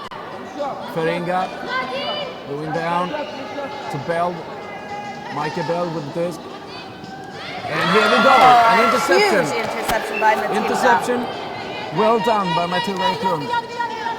And let's see if the Valkyrias can benefit from this. Can they take the game to 7-7? They're setting up their Whoops. their end zone play here. She managed to get it, Eklund. Here we go, Ekborg. Out on the right side of the field. Capitalizing on an open And play. here we go. And it's the point. It was always a traveling there. I felt a little bit. But, Actually, players have 3 steps to slow down, and right. as long as they haven't established their footing, they are allowed to throw the disc in motion. right. So if she had established her foot position first, then that very well could have been in travel. All right. Good But that you're was just explaining a- this because that's the kind of Offensive play. dimension I was talking about before. There's not very clear.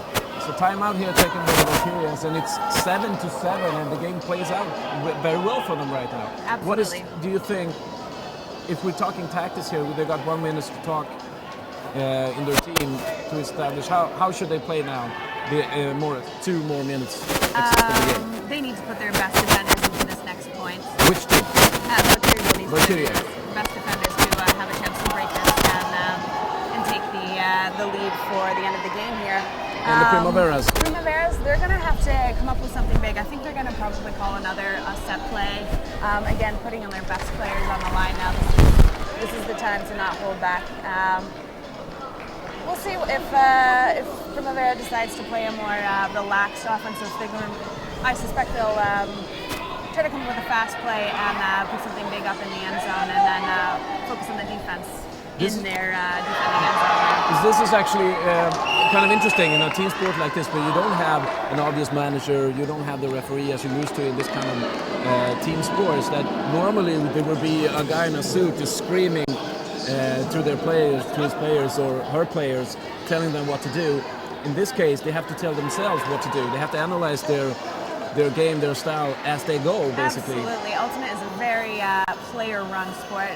Some teams are certainly lucky enough to have support from a coach or some sort of manager role, but just like you said, in comparison to other sports, players really have all the responsibility on themselves to manage their teams, to manage the structure of their teams, practices, tactics, and I think that's really what makes the sport, one of the things that makes the sport so appealing.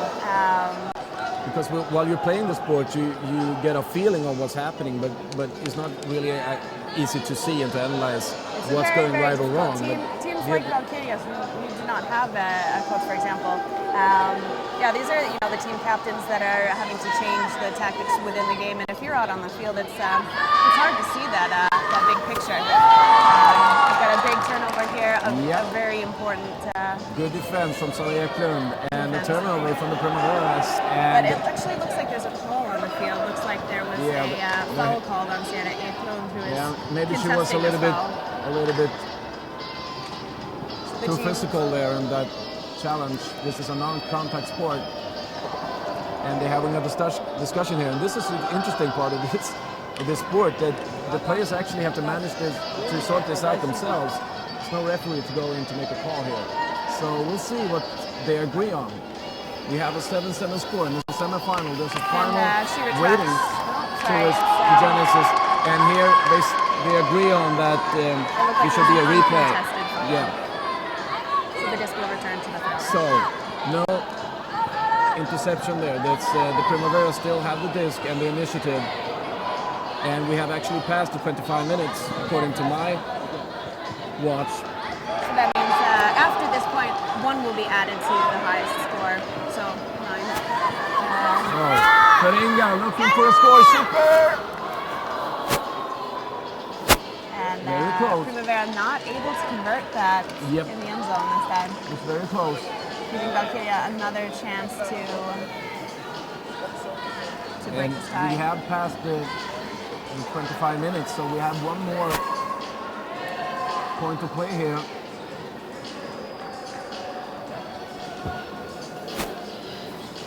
And you will guide us through what happens if the game ends. Absolutely. 7-7. So, the Swedish team, Eklund with the initiative. Moving on to Ekborg. Ekborg looking for a throw here. One of the Eklund sisters. Going out center of the field. Straight up in the field. Catched up by Mashanova. And closing in on the end zone. A call on the field, a pick call.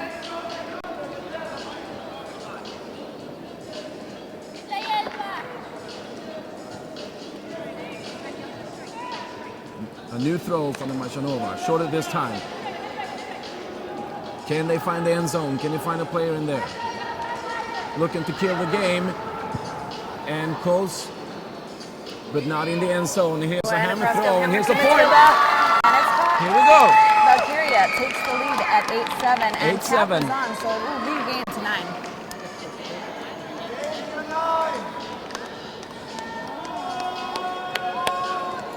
Well, things have definitely opened up for Valkyria to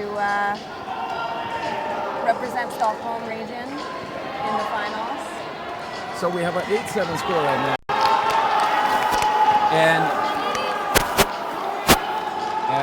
we have past the amount of time given. How much of the game this is? So now the new score to reach will be 9. So the first team to reach 9 points will be the winner of this game. You have to win plus by 1 then. All right. So if Valkyria makes a break point here, they will take the game home. If Yep. Primavera scores, then there will be 1 more point. The game is stretched out here. And that's time. Going into overtime, the Valkyrias will be very eager to make an interception here and try to kill this game, taking them into the final. Started the game, Primavera working that open and here side we that go. they like with a And there's not a point from the Primaveras. by Matilda It closed Ekblom. for De Boer, but she doesn't manage to get it. And giving the upper hand Primavera is going to have to play some tight defense here. to the Valkyrias. This could be the Primaveras end of the took charge of the tournament game for them. early on, and Valkyrias was struggling a bit, but actually managed to get into the game after like 15 minutes. And now they have the advantage. Intense marking here from De Boer. Fisk moving. And there's a hammer throw going for a point, and intercepted. There's Well a foul on done. the field. Looks Micah like Bell. Valkyria calling a foul on that interception there. Yeah.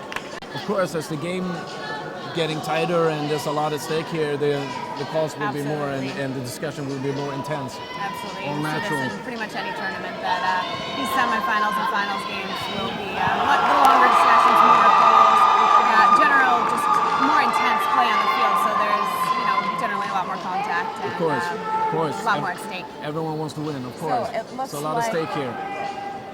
Looks like it's going to be hopefully an uncontested foul. Returning to the thrower, or excuse me, a contested foul. If it had been an uncontested foul, the disc would have stayed with the receiver. I sat there and read the rule book last night, but I couldn't keep the fouls apart It's really. hard So to I'm understand glad the you're rules sorting them before out too. seeing it in action, for sure. And here we go. Oh, and another near No miss. catch. Yeah. Close, but no catch. Giving Genesis another opportunity to re-enter this game. Yep, the Primaveras.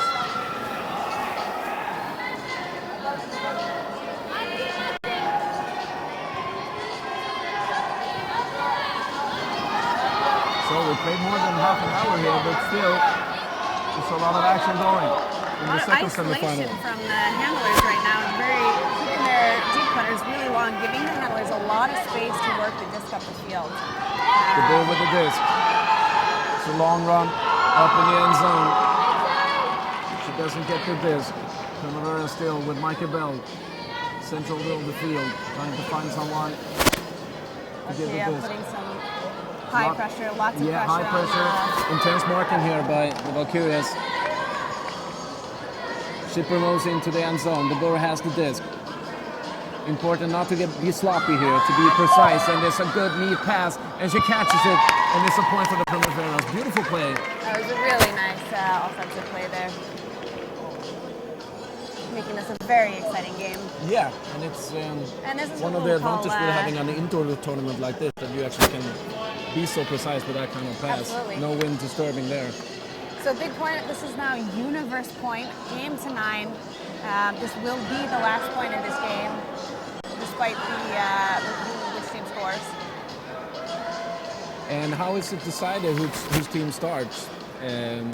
with the play? Is it just The team who just scored always starts on defense. All right. In the case of in this tournament, we have no halftime. But for example, in an outdoor tournament, games 15 usually have a halftime, and in that case, actually you just trade. So we have an advantage then to the Valkyrias.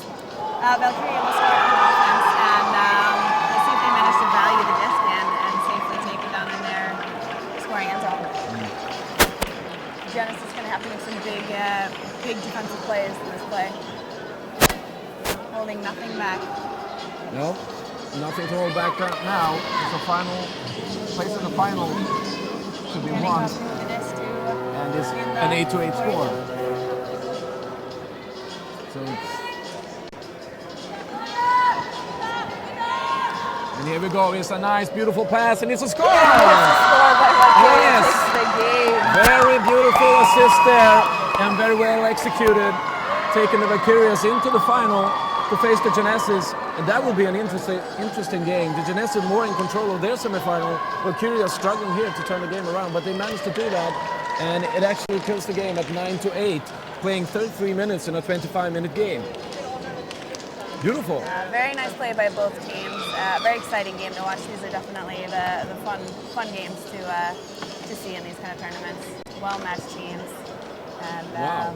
there's Big- excitement too. Yeah, big struggle there, and it played out well for them. So we got a short break then, and before moving on, let's see what game we have coming up now. Another local team, or semi-local, Tikvufors. Yeah. Swedish team, their offensive team. Susanna Spils. From Then we can check on the computer. We don't have all this in our head. Let's see.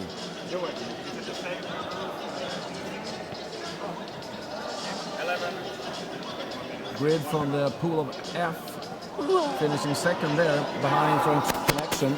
And we got Susanna Spils from the pool E. Unfortunately, we don't really know which country they're from. We'll try to find that out for you. While they're warming up, I'll actually make an errand. I'll be right back with you, Ashley. Please help me to keep my chair so no one steals it from me.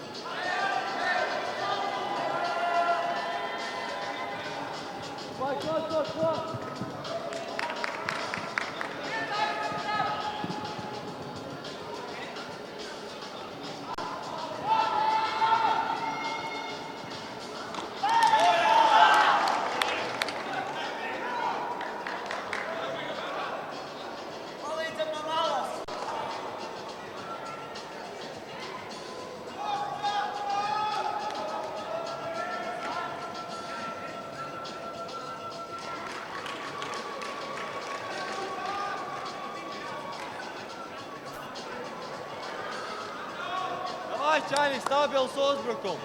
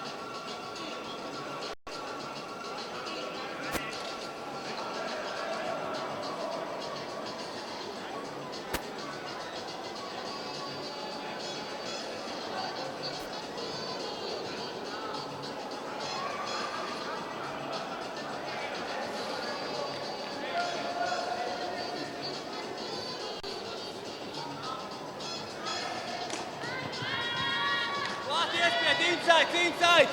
Lean here, lean here, lean here, inside!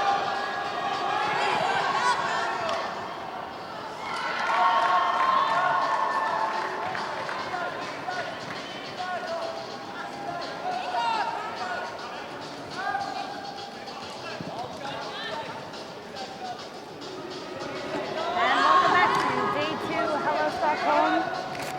Semi-finals, open division. Sweden's Vikufors versus Salaspils from Latvia.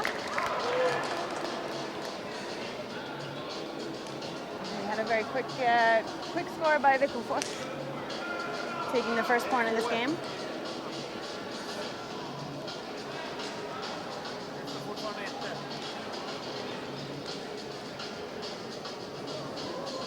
Hej på dig!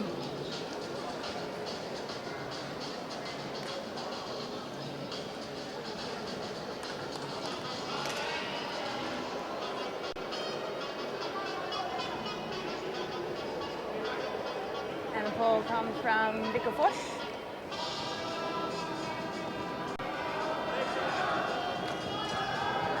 Advance to the center of the field.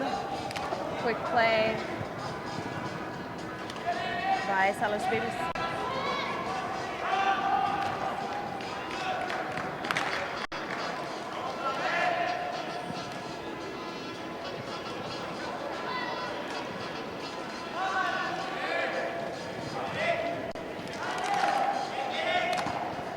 Reset here, swinging the disc across the field. It's a little bit high, and he manages to toe the line. And a quick pass into the end zone, which is defended by Vikufors.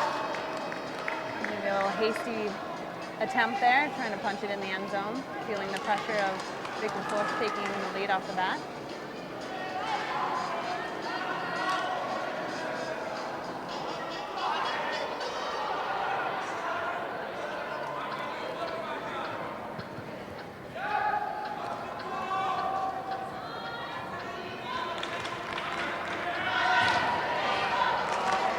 Swinging the disc between the handlers, looking for a deep shot.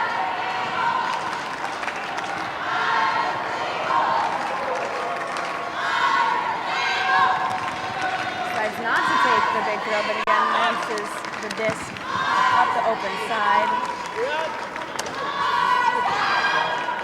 Vikufors finds an open player on the break side of the field.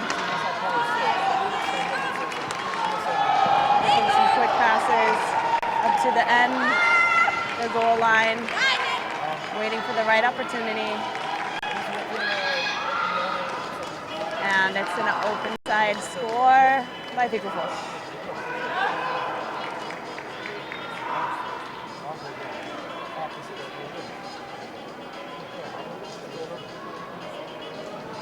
Vikufors taking early command of this game.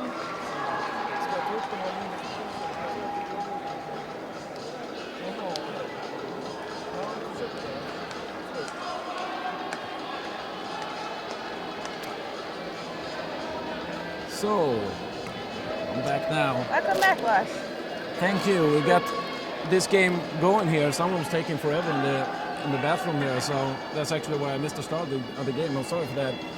That's all right. But I'm sure you've been taking a very keeping both on your eyes of the game. yep, So early commanding lead by Vikufors. no one has to worry. So, what do you make of the game so far?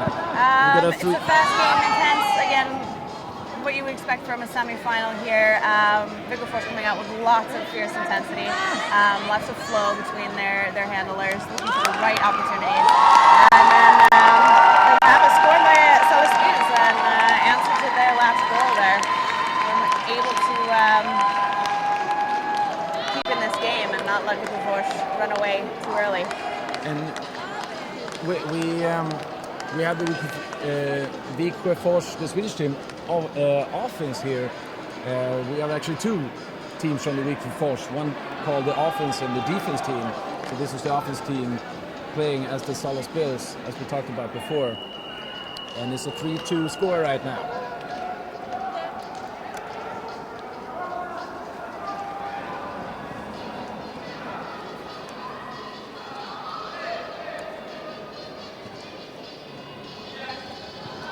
Spills. Looks like Vikafors will get the pull on the brick mark. Perhaps looking to set up a set play.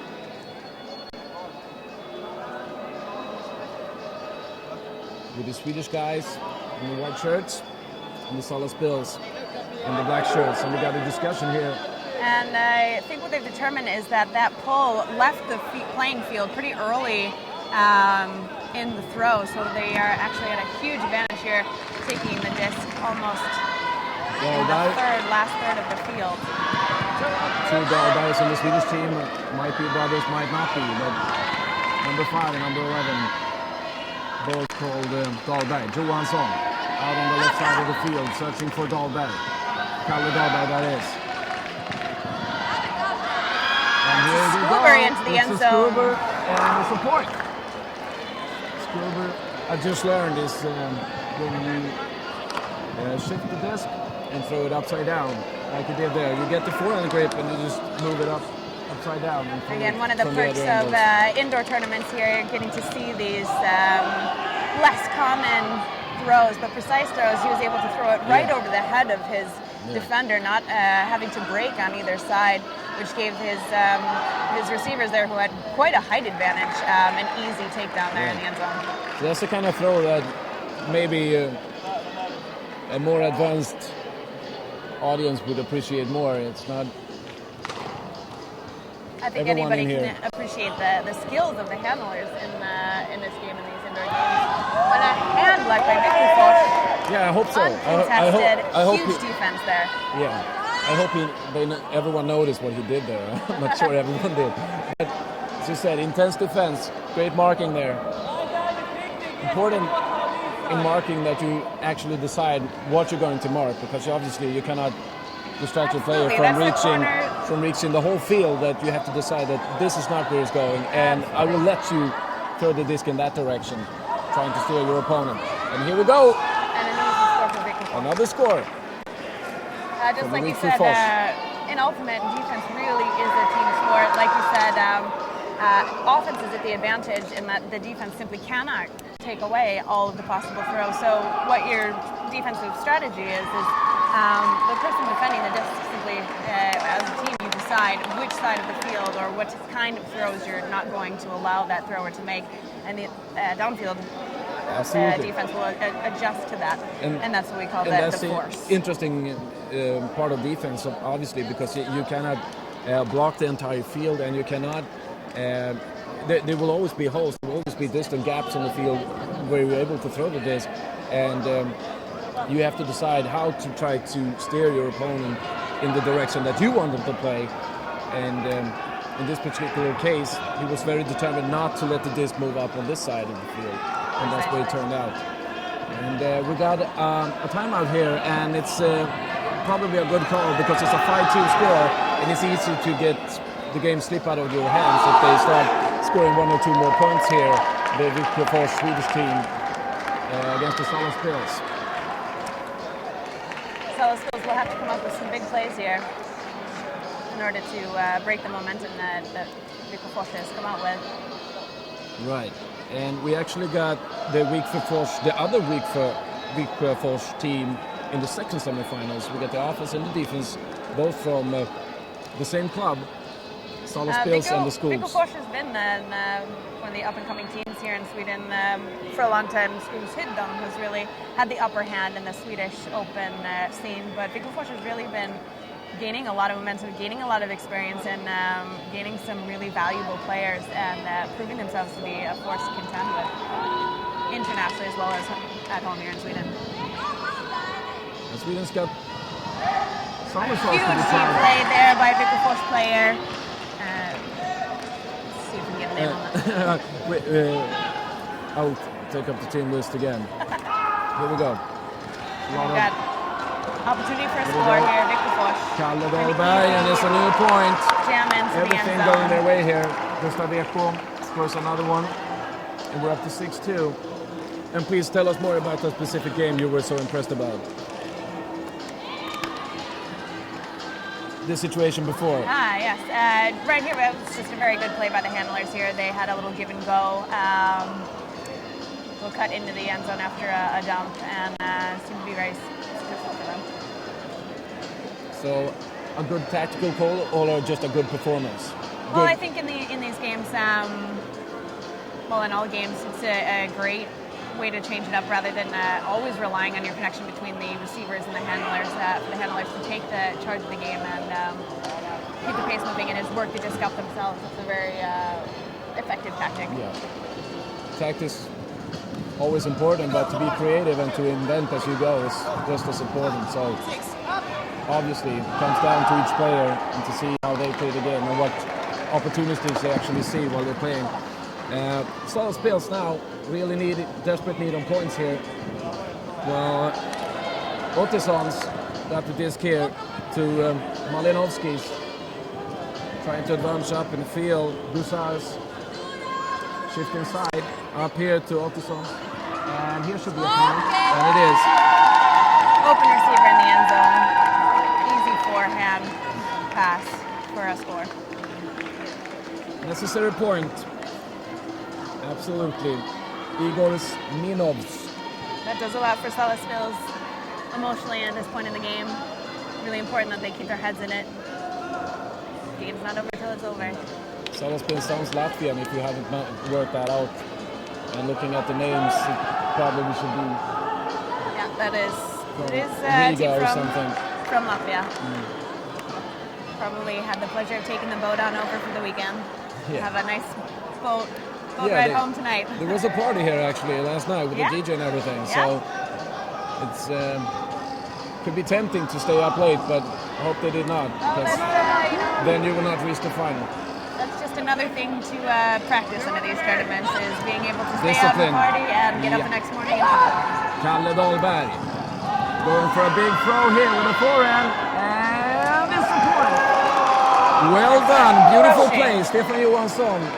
A crushing, easy. Everything going their way right now. Absolutely. Riksfors, the offensive team. The offensive team might sound wrong. The offense. I was actually struggling a little bit earlier here in the webcast, trying to describe the sexy legs while they played, because everything sounds a bit weird. You know, sexy legs are shaking right now. I guess that is definitely something that someone not familiar with the ultimate culture can find pretty strange. But you know, that's here in nice. Ultimate, that's pretty normal. Yeah, it's fun. It should be like that, I think. Absolutely, everything is lighthearted, and I mean that is really the gem of Ultimate. In that, you know, well, it's in the end, it's a game. Yeah, the whole sport got this a bit of a. Here we go. Yes, that's a beautiful point. Capitalizing on that opportunity to put it in the end zone long. Well done. 7-3, still an upper hand. A big one for the Swedish team in the white shirts. But I think I like that. That's a whole sort of still sort of childish playing fun side of the whole sport. No referee. You work out the decisions your own, and you have fun names on your teams. Basically, keeping on to that where it all begins. You start because it's fun, and then you turn it into a sport, and you start a league, and you start to compete.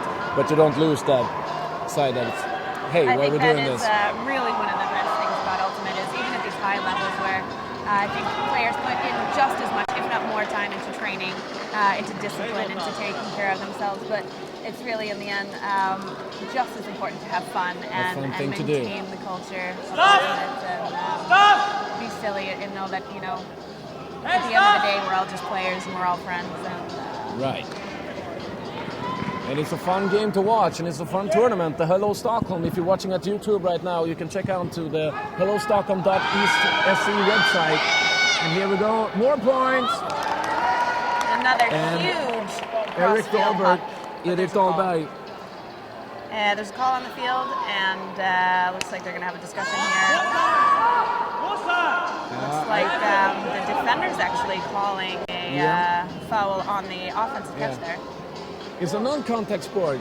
That's how it is. I didn't see very much contact there. Maybe I'm a bit partial here. You know, technically Ultimate is a non-contact sport, but in reality and in play, there is very, very much a lot of contact that happens. Because both players will try to catch the disc, and they will maybe touch each other. Both players have a right to make a play on the disc, and The question is whether or not that contact happened within the boundaries of the rules or not. And in the case that players cannot agree, the default will be that the disc will always revert to the last undisputed throw. Right. And that's what happens right now. Erik Dahlberg thinks that his opponent is a bit cheap here, but it's not a point. So we'll start the game. Contested foul call. Restart the disc. And Dahlberg will start the game again. Going down in the field. His opponent trying to really disturb him here. Passing through. Erik Dahlberg catching up on the other side. And you can see the intensity of how the players are running to really open up spaces for their players. And here we go. Stefan, you won. Too much speed out the back of the end zone. Not resulting into a point, but you can really see how they give it into the game here. There's a lot of running. It's very physical, though not it's a non-contact. It's still a very demanding game played. Again, a good preparation tournament for transitioning to the outdoor season here with these longer fields, a nice turf grass instead of being inside in these gym, basically like basketball-sized courts. Really able to gain some speed on these. Yeah, and that's the whole idea of this tournament. Right? Before you enter your pro league in your own country, you can go here and have a smoother transition onto the outdoor season. You will not adjust to the window and the climate in general, but as you say, there's a bigger field here, which is it's quite much bigger actually than the normal indoor season. So that's maybe there's a big need for this kind of tournament. I think they're hoping so anyway. Yeah, I think this weekend has really been a huge success, and I think it will continue to be a success in the years to come. I think there's definitely a need for a tournament like this, and you can see it in the teams that have come here already this first year, all the way from Europe, UK teams, French teams, Russian teams. But this is the kind of tournament you want to be playing right now, especially for teams looking. This year we have Worlds being held in Europe this year. Teams going to be preparing for that season. So I think this is a very good opportunity for 300 players from 15 countries participating in this tournament here, and it's only the first year. We'll see what happens if we keep on developing. It's fun to see that so many players have come here to Busan, National Sports Center of Stockholm, Sweden, to participate tournament in Ultimate Frisbee. You call it just Ultimate, but I understand that's what people say, basically. Yeah, we have a timeout here, and tell us a little bit about yourself and how you got contact with the game. How long have you been practicing it? I've been playing Ultimate since 2005. I played lacrosse in the United States at the Ultimate, or the Team League. And that's another game we don't have here, but it's another game but it's usual in the US. Pretty big similarities in the field placement of Ultimate and lacrosse. So it was a natural transition for me after my collegiate career ended to start playing Ultimate, and I moved to Boulder, Colorado, where I played for women's team box there for 3 seasons, participating in nationals twice, the USA Ultimate Nationals, and moved to Sweden about 4 years ago exactly. At that time, there was really no women's team in the Stockholm area. Myself, Danny Cosme, playing with Valkyria, Blondine Dimacro, and a few other girls in the area decided to, reignite the fire and start a women's team, which wound up being the Swedish Fish, which we struggled for about 3 seasons together, and a score here from Vickefors. Yeah. Same man, different call this time. Erik Dahlberg. This time he gets the score, and they still have the big upper hand here, 8-4. Okay, so that's a little bit about your own background. You start off being an entrepreneur here, bringing the game to Sweden, starting up the absolutely. It's been a lot of fun. It's been a lot of work. Sweden has a pretty interesting history, ultimate-wise. About 10, 20 years ago, this was a really flourishing sport, and in fact, very, very successful teams here, winning world championships and European championships alike. And you still see the reminiscence of this hugely successful wave in Vickefors and Skogsidan teams. But in past Sweden actually won the years, European Championship in 2011. they right? did, and it really it's so impressive for in some ways, Sweden struggling with new numbers of players, still able to be a huge force internationally is really interesting. But on a local level, we're working really hard to really just make the next crop of ultimate players thrive. So it's really, this is again, having this tournament here is also a boost to that local effort of really reviving the sport here in Sweden. It's really cool, and we've got some great games going on here, and we've got some great quality of the games. Still, there's a big upper hand for the Swedish team, with the force that you can see some frustration in the Stockholm team that failed to score in the sequence before. And Kalle Dahlberg was keeping the disc. Going on with a hammer throw to Erik Dahlberg, and still Wickenfors feeling very in control of this game here. Wickenfors is going to want to end this game easily, solidly, saving themselves for the finals here. They don't want to play. And here's another one. And they're doing it well. Everything plays out right now. They get everything going as they would like, and the Stockholm unfortunately doesn't have a chance in this game.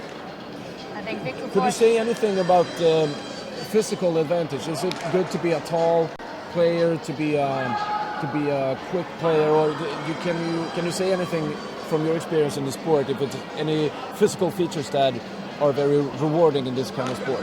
I think in that regard, you'll have to talk on a team level, really. Yes, absolutely. A team so you can with find a role for taller each players. different kind of player, no matter how you are. Well, it's a good example looking at this Wickenfors team, for example.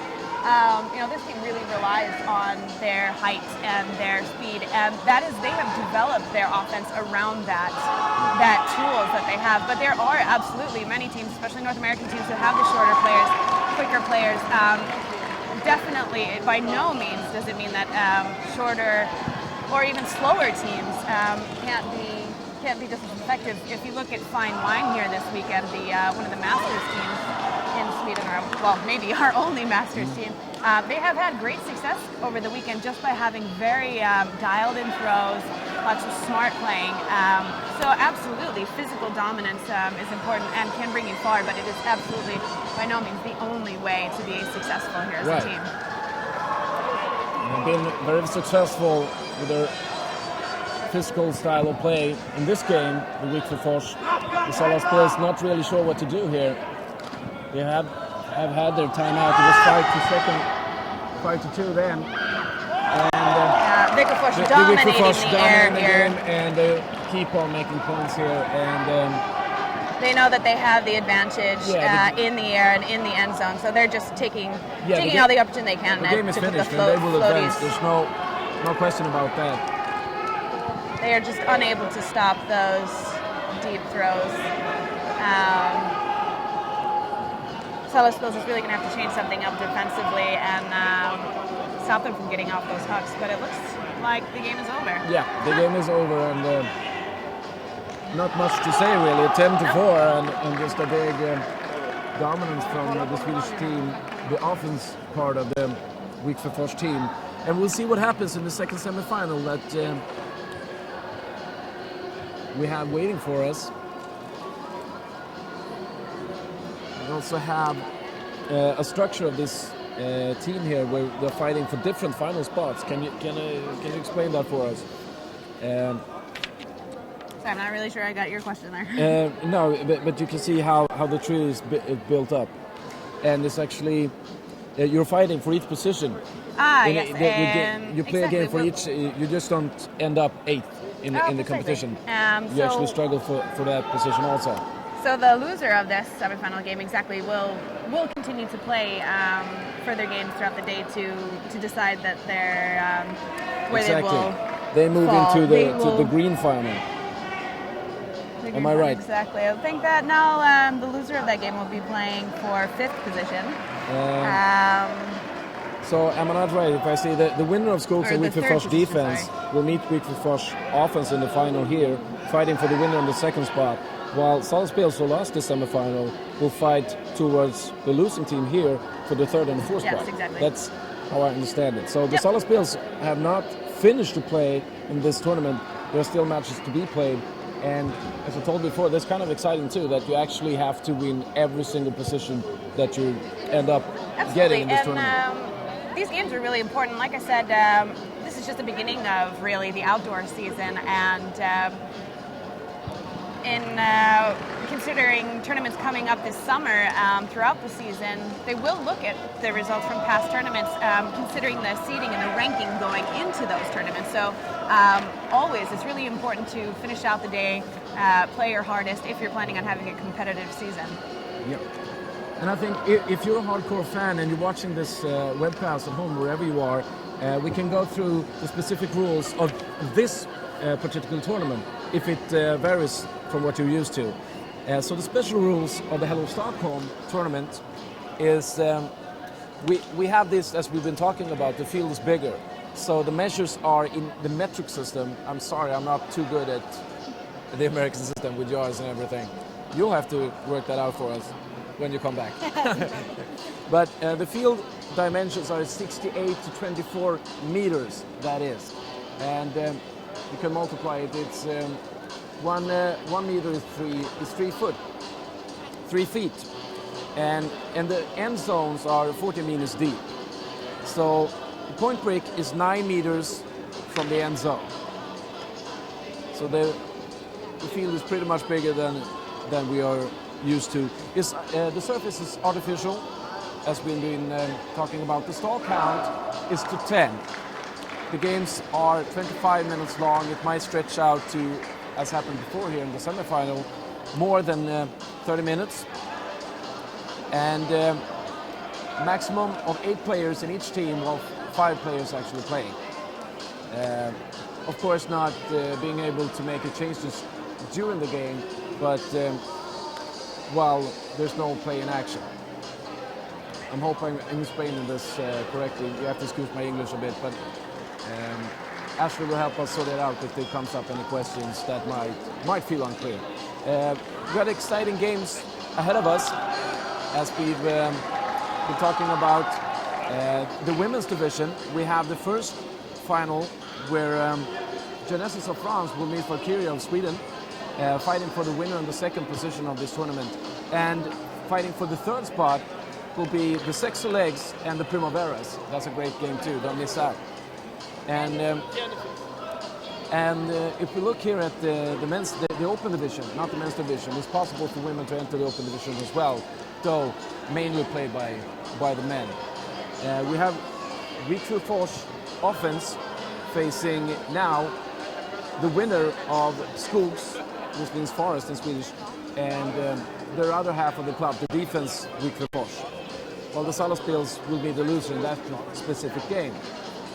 And what we got ahead of us now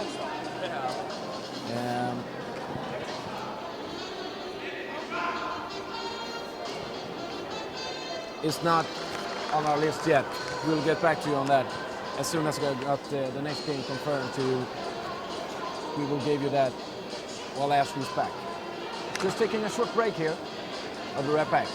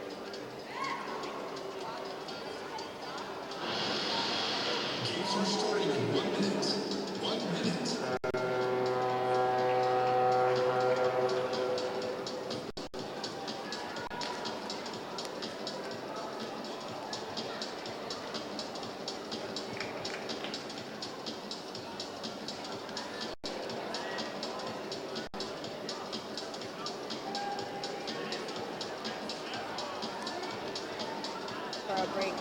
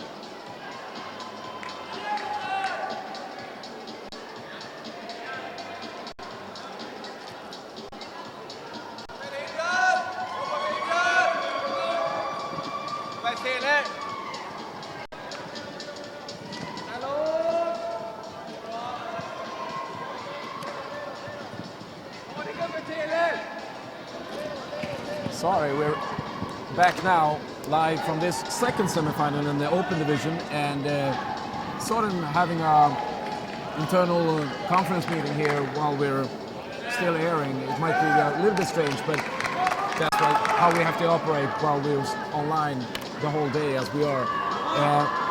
Back now, we focus on this particular game. It's the Skogs against Wikfors Defense. So two Swedish teams here. Two Swedish in teams. the other semifinal. Struggling to get the other final spot to face Wikfors offense. That's how it is. Exactly. Is that coffee you have there? It's not. It's actually chamomile tea. Oh, not my style, really. I will let you keep it to yourself.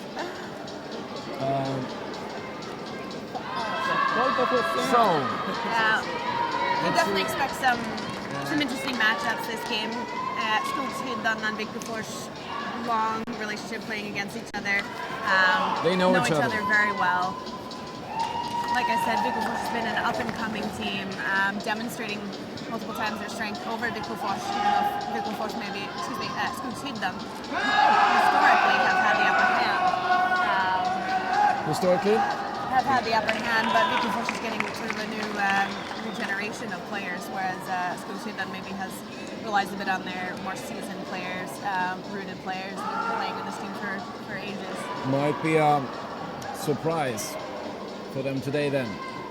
Skogs in the white shirts. It'll be interesting to see if Wikfors winds up playing Wikfors in the finals. Yeah. Just to keep things interesting.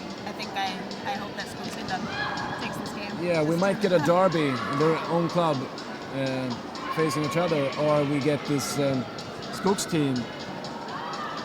And we'll see if the shirts match up to our... Here we go.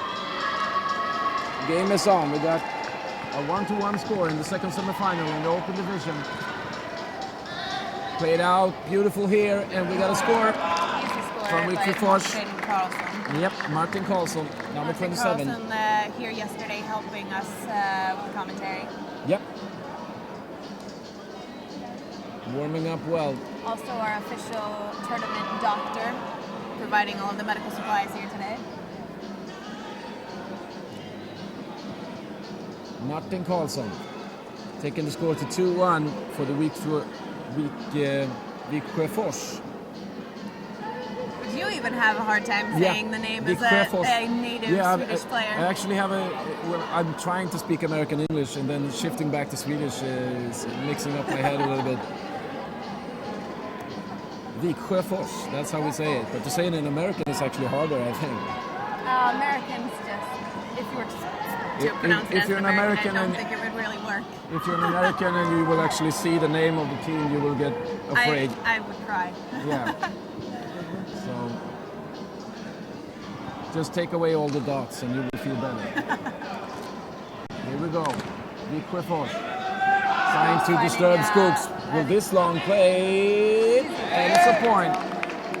It's a point. We got 2-2 then in this specific game. And I'm not really sure if he had any number on his shirt there, so I can't really tell what the gentleman's name is. Martin Filipovsky. Filipovsky, scoring for Skogs. He was the assist for that point, too. I should know all of these players. He's got number 7 on his shirt, so I'm not really sure what his name was, but well done anyway. 2-2 score. And Skogs start the game up in the second semi-final of the Hello Stockholm tournament. Held for the first time. Here. Very evenly matched teams on the field, very experienced. 2 Swedish teams, similar styles of play. Both of you playing really hard at this point. Here we go. Viksjöfors. The other edition. Leandersson. Keeping the disc. Cashed up well by Sundqvist. Sundqvist keeps his disc. He's got a running in the end zone, but it pass doesn't come. This place has to reposition. Martin Karlsson standing on the line to the end zone and finding his partner there, Patrick Sundqvist, and taking the score to 3-2. Viksjöfors taking this tournament very seriously. They're one of the teams that will be attending the World's tournament this year. So really, they're seeing this as a first prep and a very good transition into the outdoor season. Very important outdoor season for them. They're going to want to come out big, and like I said, they've been an up-and-coming team, and I think they have pretty high expectations for Worlds this year. So you can expect they're going to take every game pretty seriously here. Actually, I think it's interesting that you said we have 2 experienced team here, and I'm sure they are. It's just that if you tell someone just outside of this specific place we're at now that you're into ultimate frisbee, no one will know what it is. That's the situation we have here in Sweden about this sport right now. Actually, most often you'll get the response of, "Oh, you play frisbee golf." Yeah, because that we have. We have frisbee golf that you can do as Looking for the long decides not to pass. more of a sort of a stimulating hobby. This is a game. And here we go, nice forehand here, and that should be a point, and it is. Beautiful catch, once again. And if I saw right, it was number 6 in Stokes, and we don't have that name either. So whatever his name is, well done. Then that was a catch by Sebastian Small.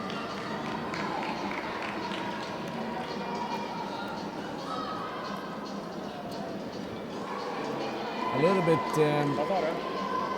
to develop to the next year, to be a little bit more precise about which shirt you use. I see that a lot of players mix their shorts with which shirt they have, or jerseys as we like to call it. Here we go. We're up and going And in. out the 3-3. back of the end zone. They'll take the brick mark. I think it's interesting here because at least here in the beginning of the second semifinal, it's a totally different tempo and totally different style of play than we saw in the first semifinal. It was very much more running, intense, more of I a think these are two intense very marking. violent teams. The this teams is- that we saw last time, Viksjöfors really dominated that game, and if that had been a game against Sweden, then I think it would have looked very, very different. But To an amateur, this game looks kind of slow and kind of just making and I would easy say, points. Really, it's quite the opposite. You know, these are very seasoned teams. They're just playing really, really smart. They know what plays that they can make a play on. They'll conserve themselves when they can. And, No unnecessary running, no absolutely. burning out. Very, and very clean just throw. Not a lot of turnovers in this. saving energy for the final, basically, if they reach it. And still, I mean, we have a Well, 4-3 not holding score, back. so maybe not holding back, but still being effective and smart and eager to manage to go the whole distance if they reach for it. And again, these teams know each other very well. They know what to expect from each other. So I think that also influences the smoothness of how this game looks. Knowing what to anticipate from your opponent. Schools here, up and going again. We have one player reaching for the end zone, turning back. And here comes the pass from the left to the right, and there's another point. And it looks really easy. It's that type of game where you start to think that, well, how do you defend in this game? Because the points just come back and forward. They've got to stop these long pucks. Both teams have seemed like they have a very good command of the length of the field. Very few discs going out the back. Everything is catchable. Very precise in the throwing. So really, both teams play very well in the air, in the end zone, and they're going to have to stop these pucks defensively. That's where the defense needs to. And well-skilled throwers can really take advantage of this non-wind situation. They have a long field to throw in, and still there's no wind or nothing to bother them, so they can really get the disc exactly where they want it. So the pressure lands really on the disc defense at this point to change things up. Yeah. Because right now they're just shifting points, 4-4. We have to see some more intense marking here and better defense, trying to disturb their opponents to get the upper hand in this game. We got Vic Prefors, Lee Anderson with the disc, looking for a good space.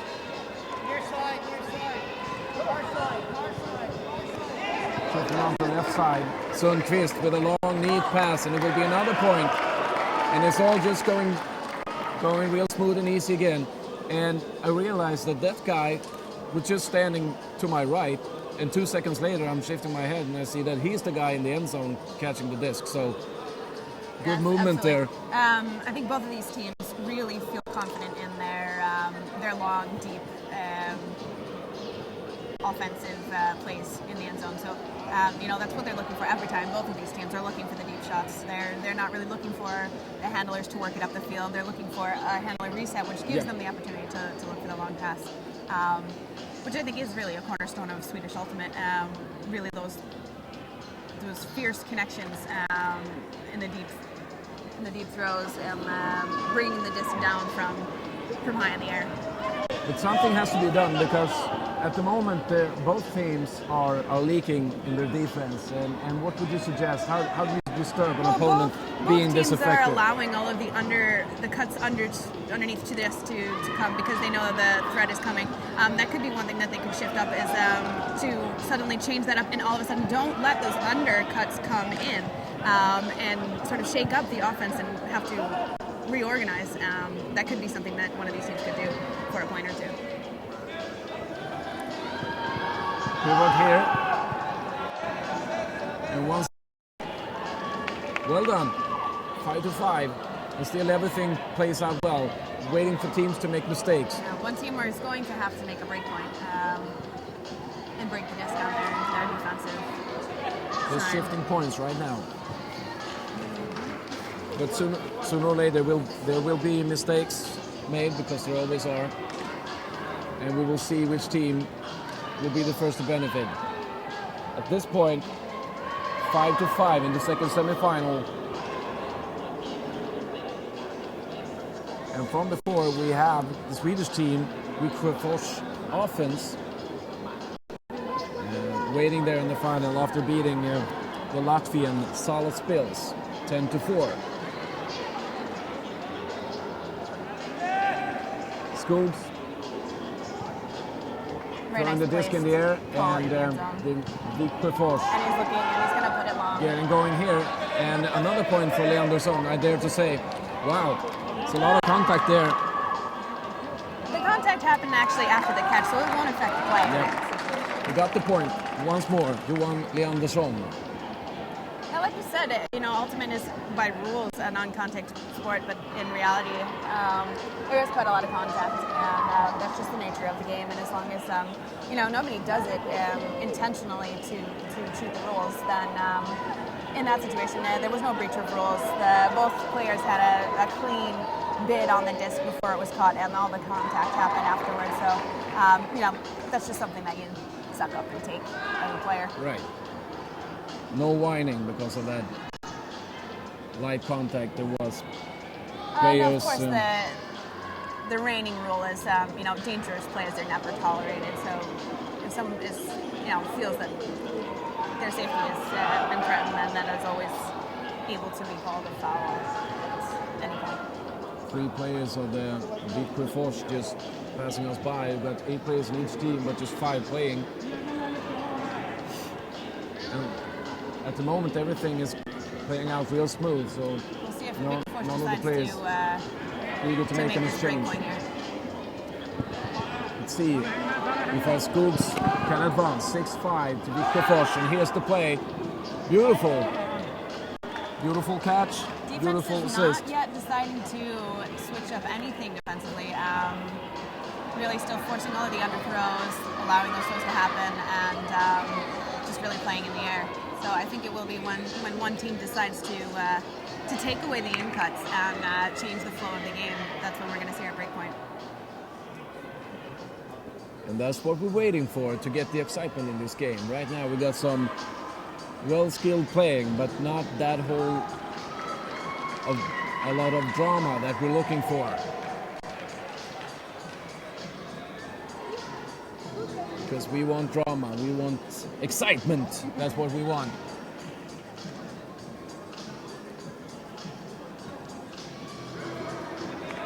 Okay, Well plays pull again in the end zone. here we go. Viktor Fors. Dahlberg. Move in to Seems to be a Modig. call on the field. Yep. 3 passes back. Not sure what the call was, if it was a travel or quick call. Schymon Modig with the disc. Modig means brave in Swedish, by the way.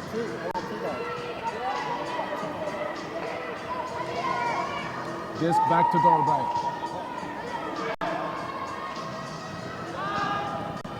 Modig.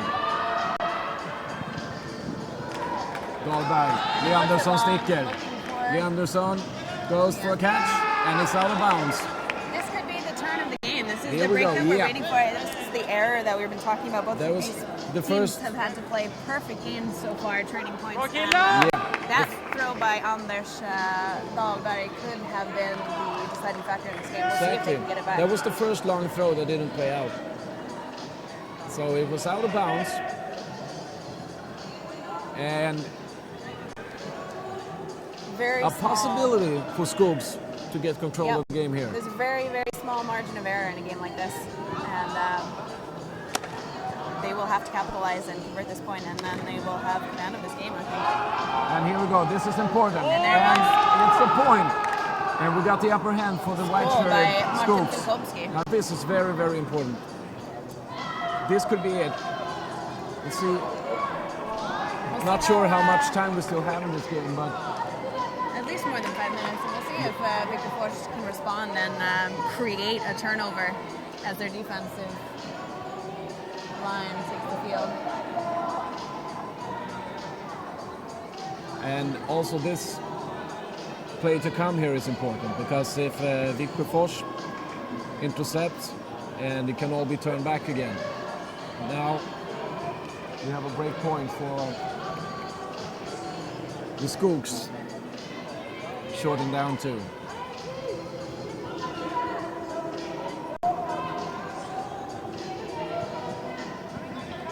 Modig. Viktor Fors can't afford to make any Looking more for mistakes Martin this Karlsson. game. So they're going to have to play a really tight offense now. They're not really going to take any chances here. Yep. They're going to send the disc when they know that their player can take it down. So they're just working it between the handlers right now, waiting for that right opportunity. Looking off his player, Anders Dahlberg there, making a choice to swing it to the side. Easy pass up to the open side of the field. Again, taking it safe. They know they have no margin for error now. And it's And a here hammer we go. into the end Yep. zone. And And another it doesn't play turnover. out. Yep, it's a turnover. And I felt a little bit of a stressful decision there. It wasn't that easy kind of pass we were talking about. I think now that they've been a little bit rattled, they're feeling the pressure, feeling like they're going to have to make something happen, even though they know they need to just play a clean game now and make it up defensively.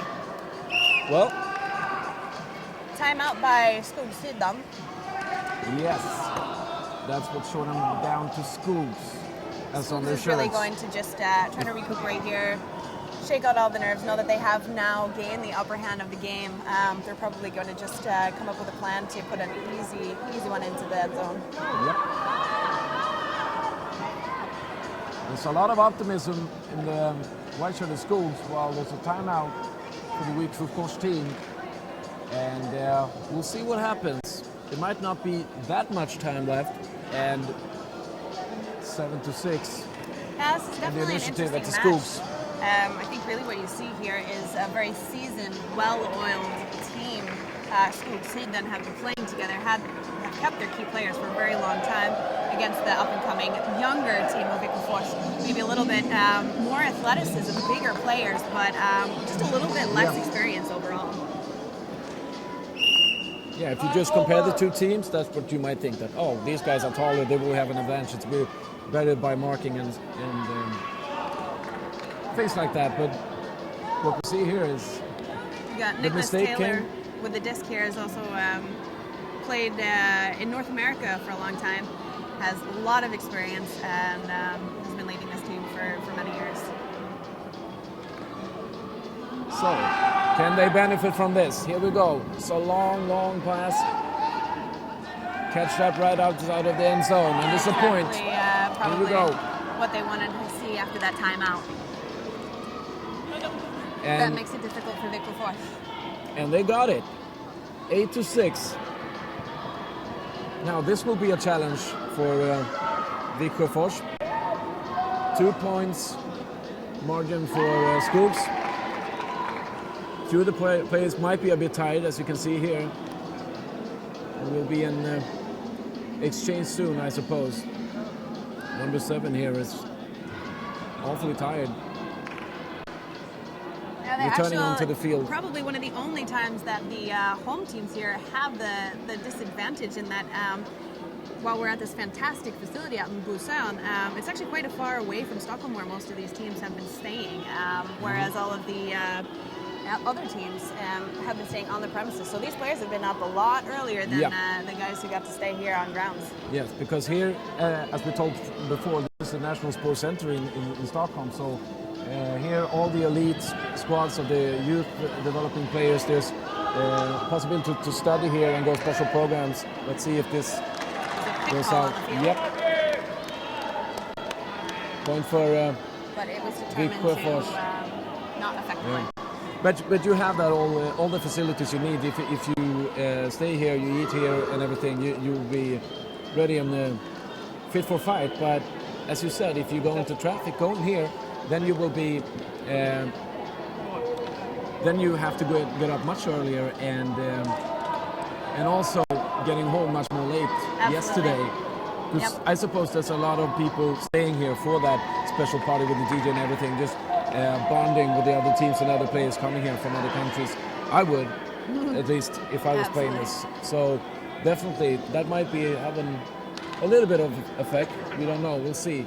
Which is the most tired team. One Swedish team in the finals that certainly couldn't have been too bad or too much of a bad effect. But, We'll see. 3 of the 4 teams in the open division are Swedish. That's kind of impressive. I'm a little bit surprised by that. Well, Sweden really has a long tradition of indoor ultimate playing. I would say maybe even more so than outdoors in the past 10 years. Really, it's what's kept this sport alive. That is the break that they need to turn this game around. This could be another opportunity for Vikafors to re-enter the game here. Good marking, good disturbance there. And this is a possibility for Vikafors to re-enter the game. Important to get a point here. It's a foul call. Yeah, rightly so. Uncontested. Understar back with the disc to And Karlsson. they're able to take advantage And of it's a that point. break. Yep, Martin Karlsson bringing his team back into the game. And Huge mental change for Vikafors here. If they can take this next break point on the defensive point, then they're back. we'll be at a tie. And the scores are level then. But they have to do it first. It won't happen by itself. Now the players actually looks a little bit more tired in both teams, I think. You can see that all this running started to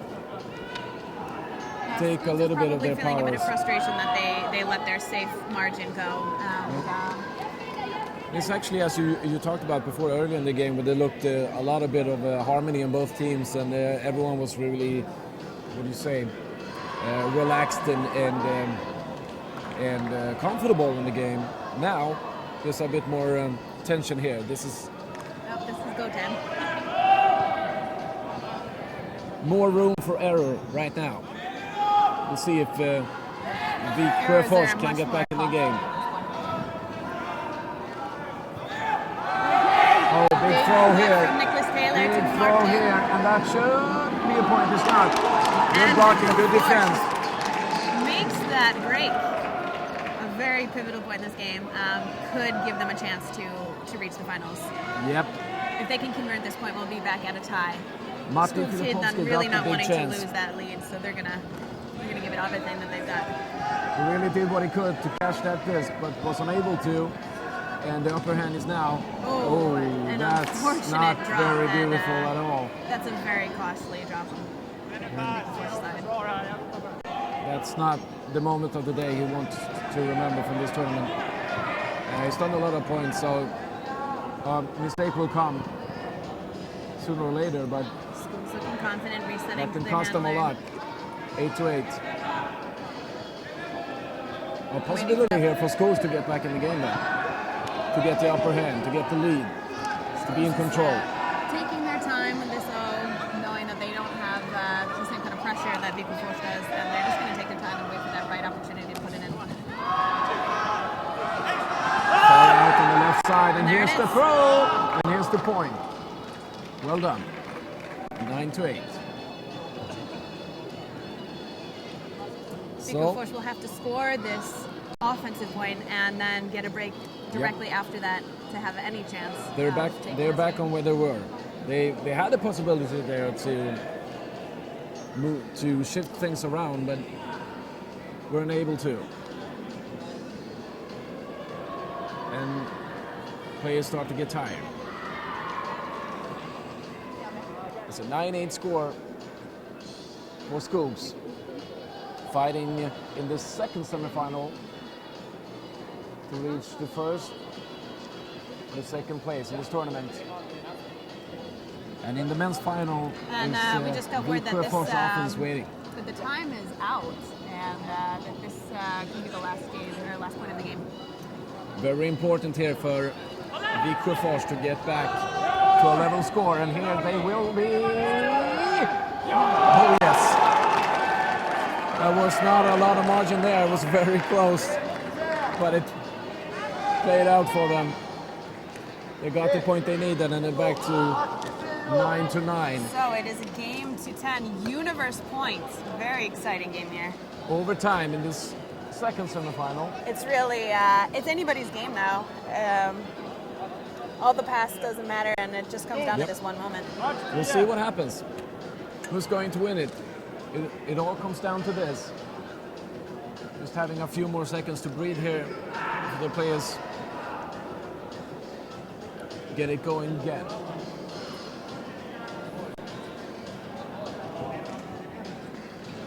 And Viksjöfors will start the game up.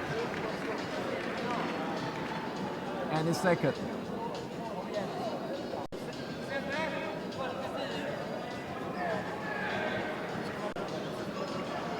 Now, who's going to reach the final? We'll know soon. Skogs had the advantage. And here it comes. Here it comes. Oh yes. Oh yes. Oh yes. Offense in the final. Hello, Stockholm 2014. They deserve it. They go to the final. You got your wish there. Yep. And they will meet another Viksjöfors in the final, while the defense of Viksjöfors will face Salaspils in game for the third place.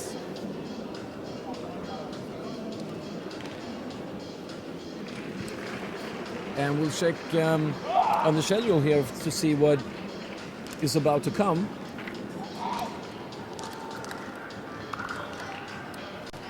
And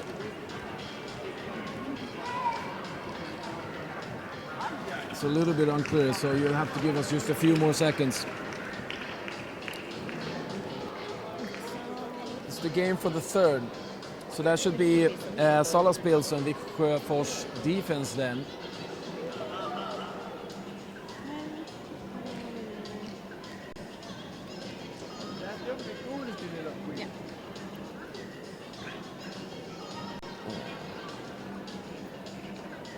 It's game for fifth that's coming up. I'm not really sure if this schedule still is accurate in regarding of time, but it should be in the order of the teams of the matches being played should be accurate. Let's see, we'll find out soon which teams are about to face each other. We will lead you for a quick break. Also, it's worth to mention that we will just grab something to eat for a short break, and we will be back with you. And we will find the best time to do that, of course. We got finals coming up here in both the men's division and both the women's division and the open division. So we'll find the right moment to have a break, and we'll see if that is now or if it's later. Next, see the women's matchup for fifth place on this field. So maybe we should take that quick break right now, and we'll be back with you. Keep on watching, of course. We'll be back in just a short break, after a short break. And meanwhile, you have the women's division fighting for the fifth division, the fifth place in this tournament. And we will be right back.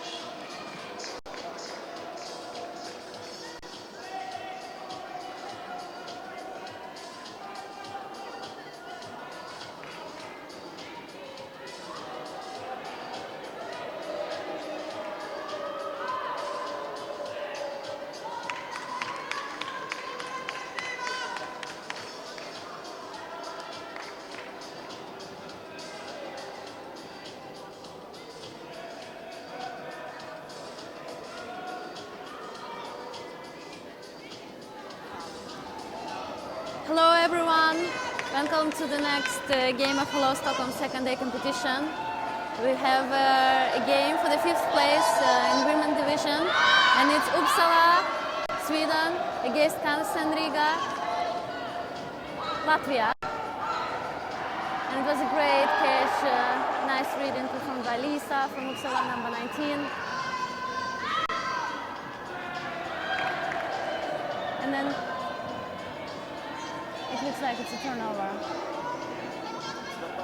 Yes, it is turnover, though it looks like that Lisa was on the disc. Game's just started. It's 1-1.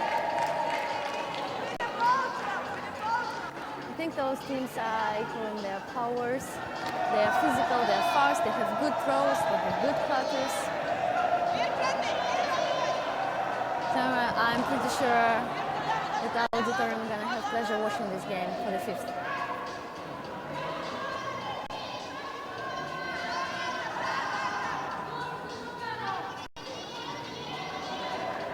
Karlsen Riga moving the disc closer and closer to the end zone of Uppsala, and it's a score.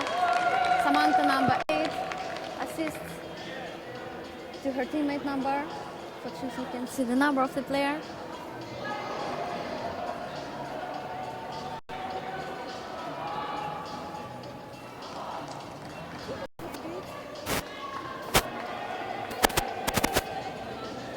Now still can't see the number of the player who made the score.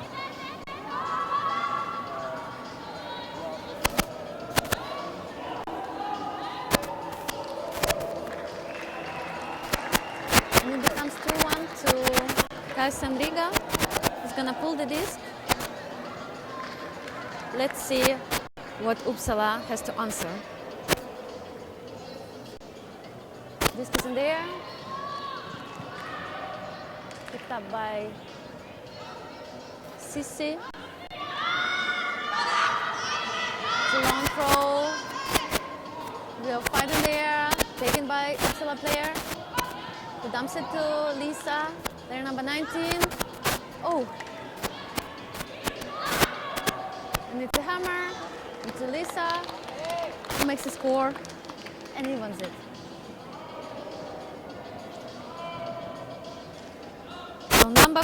Number 19 from Uppsala, Lisa Falberg, makes it even.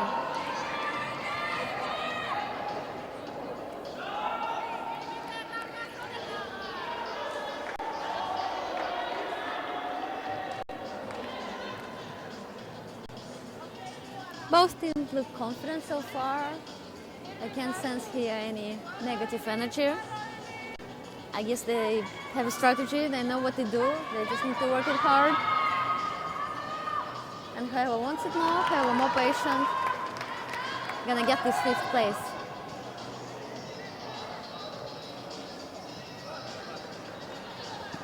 Number 29, Mi Björnberg Dillner, pulls the disc.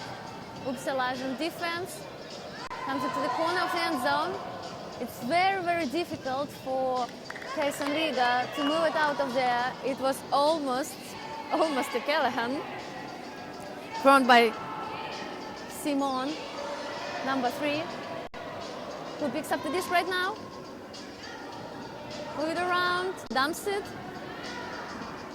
to number 29, me, and then Lisa. And unfortunate drop of number 11, Maria Brungelson. Karlsen Riga has chance to put their offense in. Number 6 is getting the disc.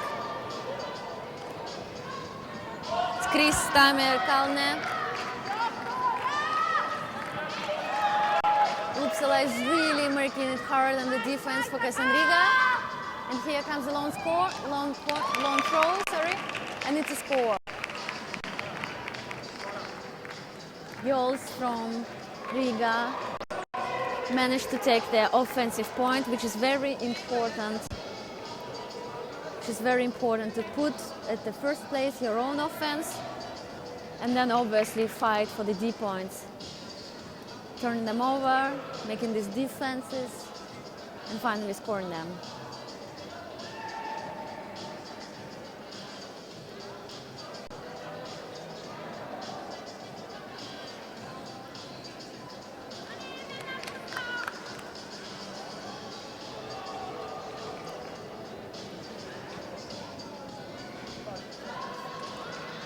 So Samantha Dussel, number 8, the main handler of Kajsa Riga, is pulling the disc, and Kajsa Riga is on defense. Uppsala handlers moving it, and it's a long forehand and brilliant catch of player number 21, Uppsala, Björnberg Dillner, who took a better position, read the disc better than the Kajsa Riga defender, who was pretty close to her. But nevertheless, she didn't manage to take it.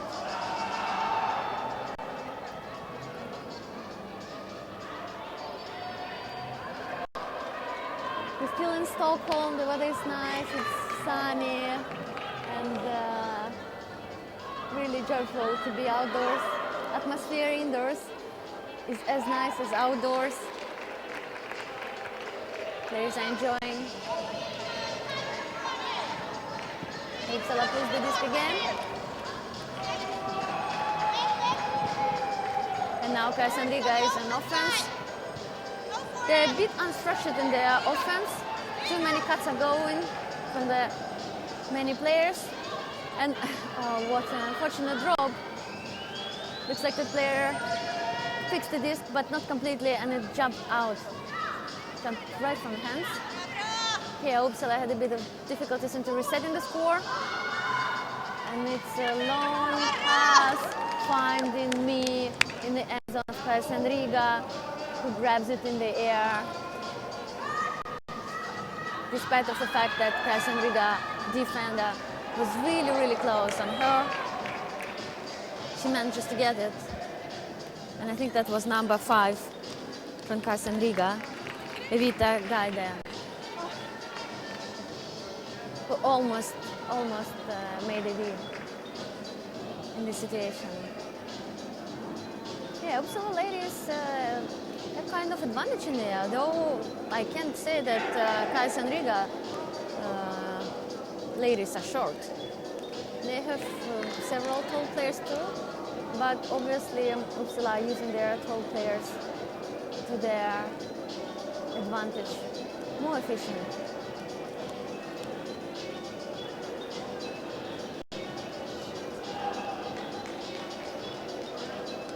This goes to the break point.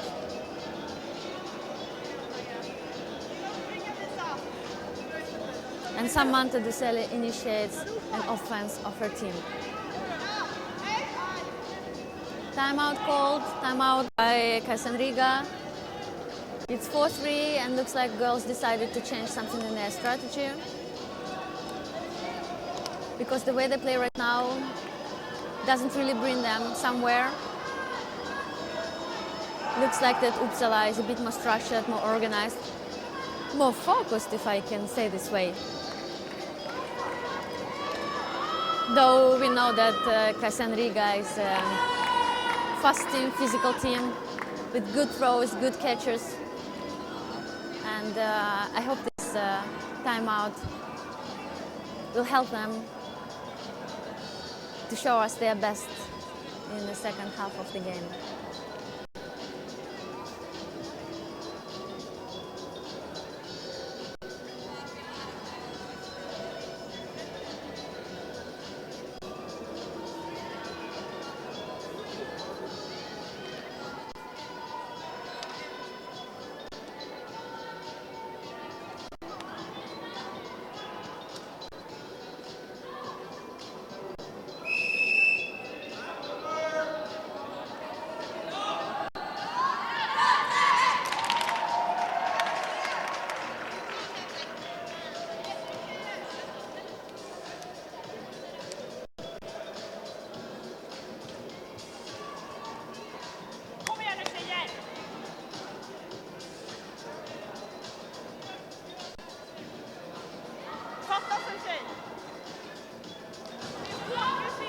Timeout is over.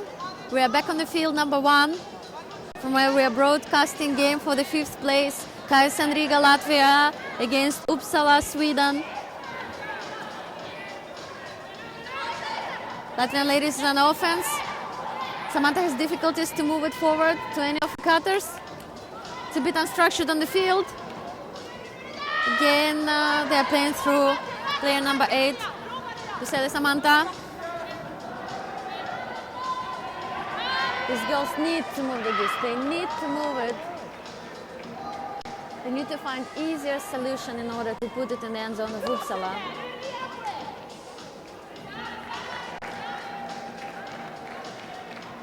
So we have a turnover here, and Uppsala coming in offense and gonna try to make the break point. Working through the handlers.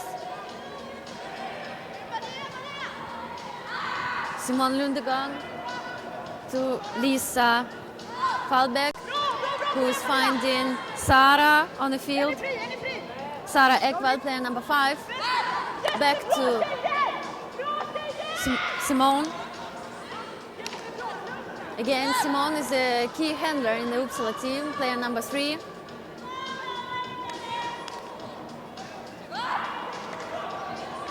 And we can see how she helps her team to move the disc, to reset it. And it's a hammer in the end zone. It looked like that she was supposed to take it, but it was dropped. Unfortunate drop for Uppsala. There was a call here, there is a discussion. Looks like a foul called.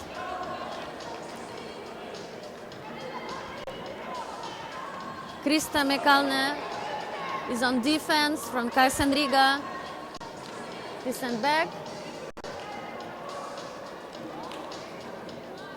And they send it back again. Looks like some kind of miscommunication, misunderstandings. And it's a drop. And it's a turnover. The issue was fixed. No foul, turnover. Kaisen Riga got an opportunity to make the score even. It's 4-3 on the field number 1, Uppsala against Kaisen Riga.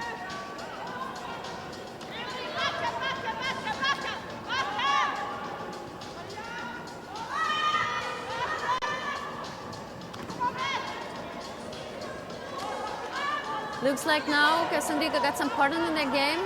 Cuts are coming one after another. They're not running in the same space.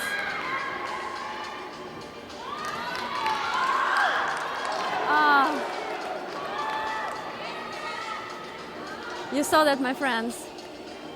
The pass was exactly in the hands, but then looks like it was a bit too fast, and there was a chance just to be a bit more lucky. And it's pretty physical there. Sara Ekvall. A bit miscalculated the power of the throw and its length, and it's a turnover. And Kaisen Riga got an opportunity finally to make their offense and even the score.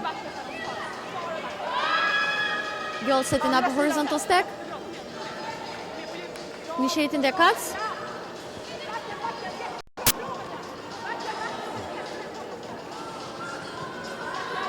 Get stuck on the sideline.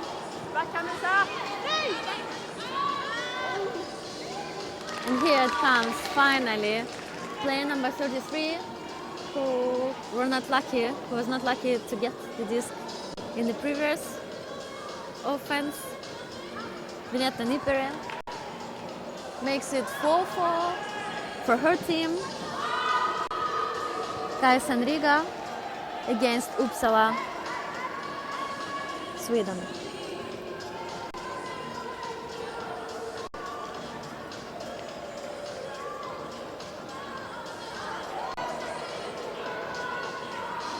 It's still pretty calm here energy-wise, comparing to the games of other women teams.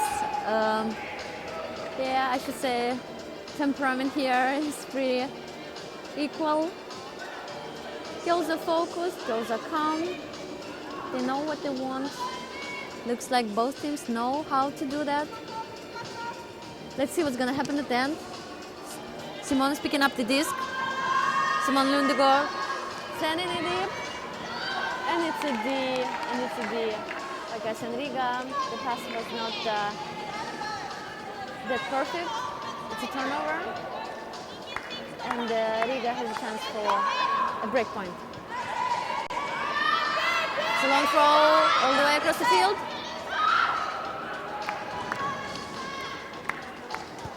Lisa makes it hard for Kaizen Riga player to get the disc.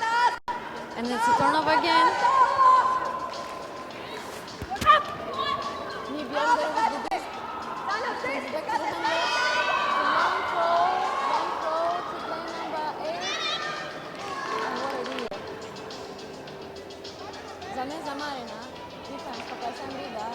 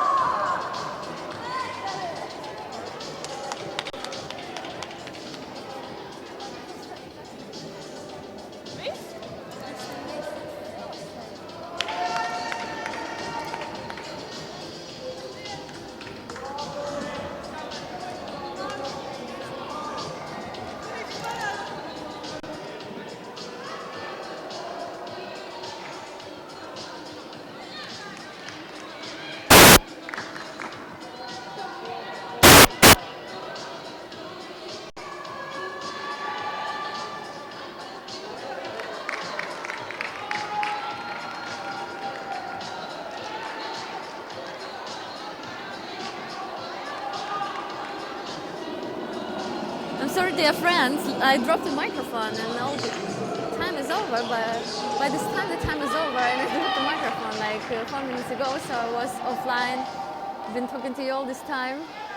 Hope you missed me, at least a little bit. Anyhow, we are at 4-7 with Kaisen Riga in the lead. Time is over, so they're gonna finish this point and we will add one more point to the score.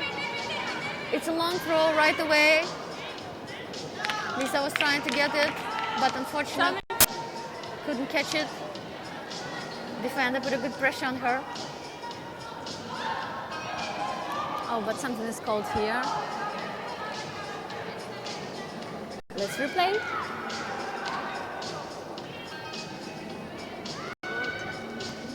Disc is in game. Still has an offense. Me with the disc. Pani Simon. To Lisa. Sofia Sara Ekwal. Ah, what a drop.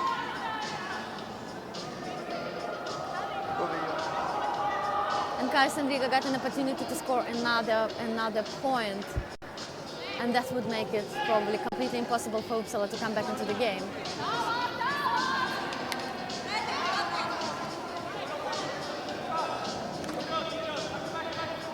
Kaisen Riga moving it. No one, there's no receiver. Number 6, Krista Merkalne, probably was thinking that the pass is not going to her. And it's a turnover. And Uppsala got an opportunity to put this offense. See what's gonna happen. Girls stack up pretty up, quite far from their handlers. Lisa making very good deep cut, but stays unnoticed by her teammates. Anyhow, she finds the way to get the disc and sends it to player number 28. Now we have a call there. So it's a call. This goes back to Lisa, player number 88 on the defense. Irbi Tene. So Irbi on defense, putting pressure on Lisa, same still set up, and it's a score. And it's a score to Uppsala, which makes it 5-7, and we play game to 8.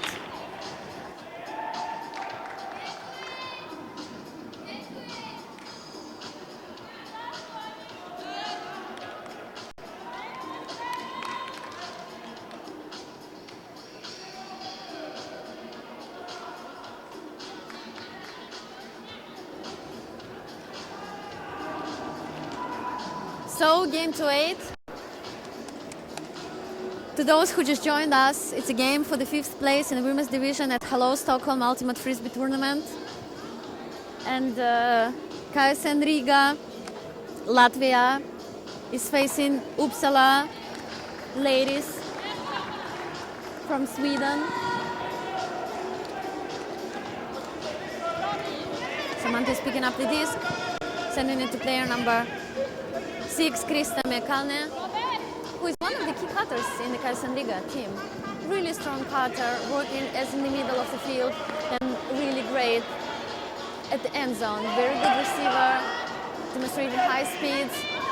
And here he comes, and here he comes. You saw it yourself, number 6, Krista Merkalne, makes it 6-7, which kind of gives us opportunity that this game gonna continue.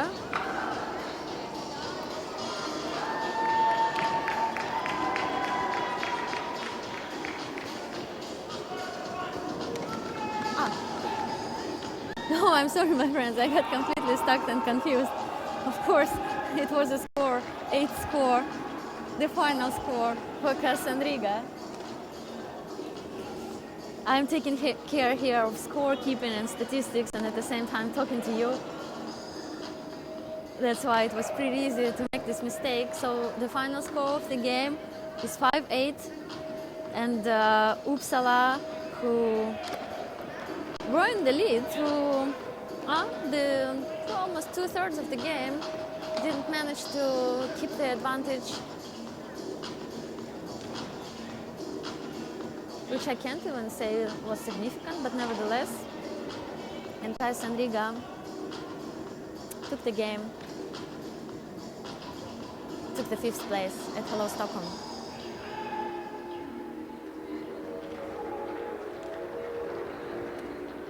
Next game here, it's gonna be actually a small final game for the 3rd place, and we are having here 2 international teams, not Swedish teams, coming all the way from the Netherlands. Dutch team, the Primavera in red jerseys, and Sexy Legs, Estonian teams in white jerseys. Gonna find out who is better today.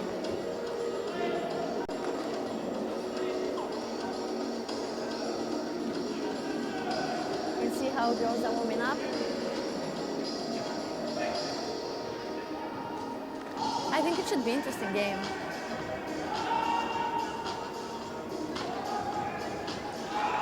So if you joined us earlier this morning, please still stay with us.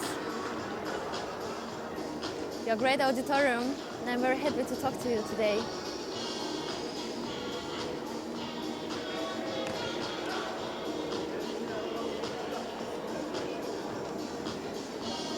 If you just joined us, it's Primavera, Dutch women's team, and Sexy Legs from Estonia who are playing the game for 3rd.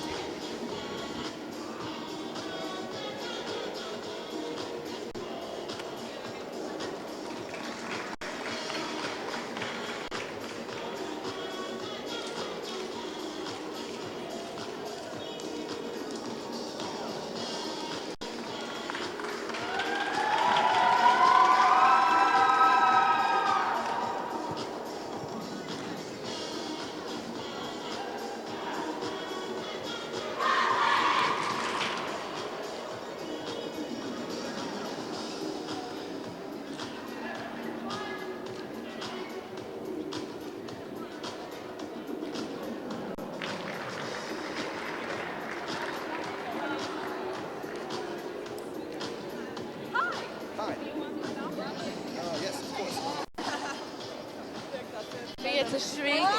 Samen, daarom toch wel filmen.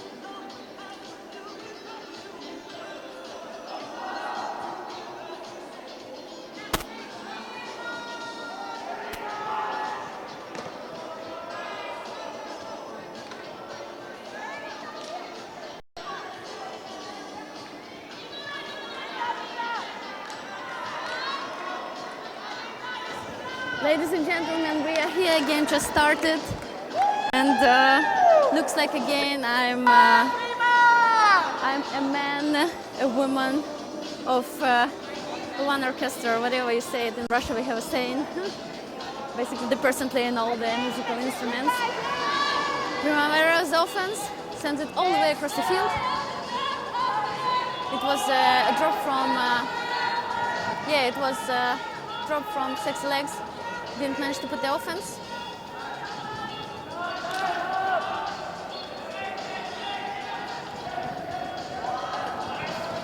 And Primavera makes it 1-0.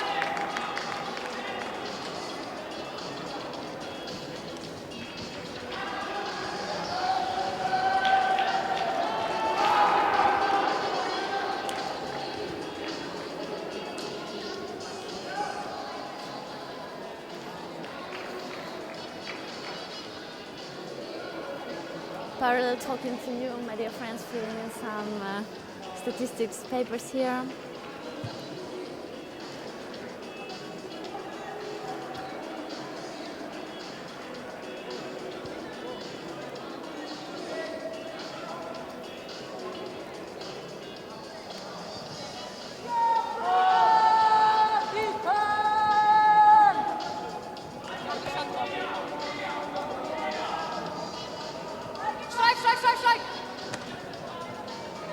Sexy Legs on offense, long throw.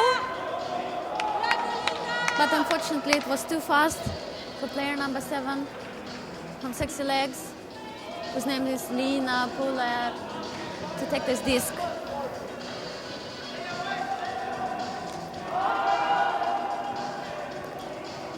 It's turnover. Primavera got opportunity to make another break in the beginning of this game.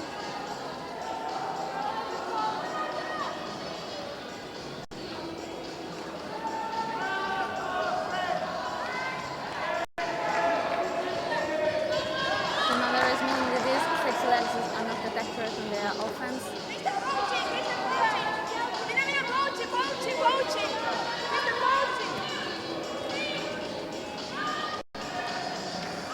Getting closer and closer to the end zone of Sexy Legs. Primavera is centering the disc. They don't need to rush it. And here comes the forehand, right into the hands of Carter, player number 31 of Primavera.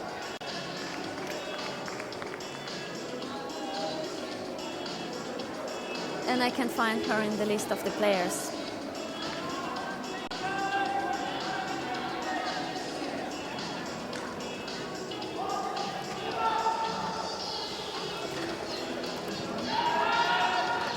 Makes it 2-0 for Primavera.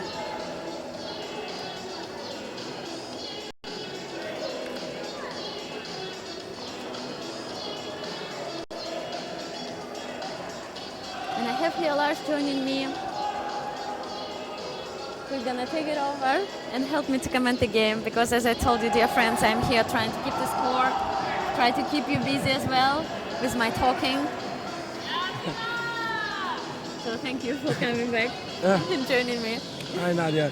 I'm just entering the webcast here like the big diva I do not want to be, just coming in with a cup of coffee in the middle of the game. But it's a very tight schedule here, so we had to it's challenging. walk away for a while to have be- something to eat and just getting back here. But this is the game that is between the Sexy Legs and the Primaveras in the race of being the best, the third of this competition in women's teams. Yeah, and it's a little final. You're also fighting for the medals. Yeah. Metal is involved, so to Yeah. say. Third place. That's what it is. Not just glory, also, like you said, a piece of metal.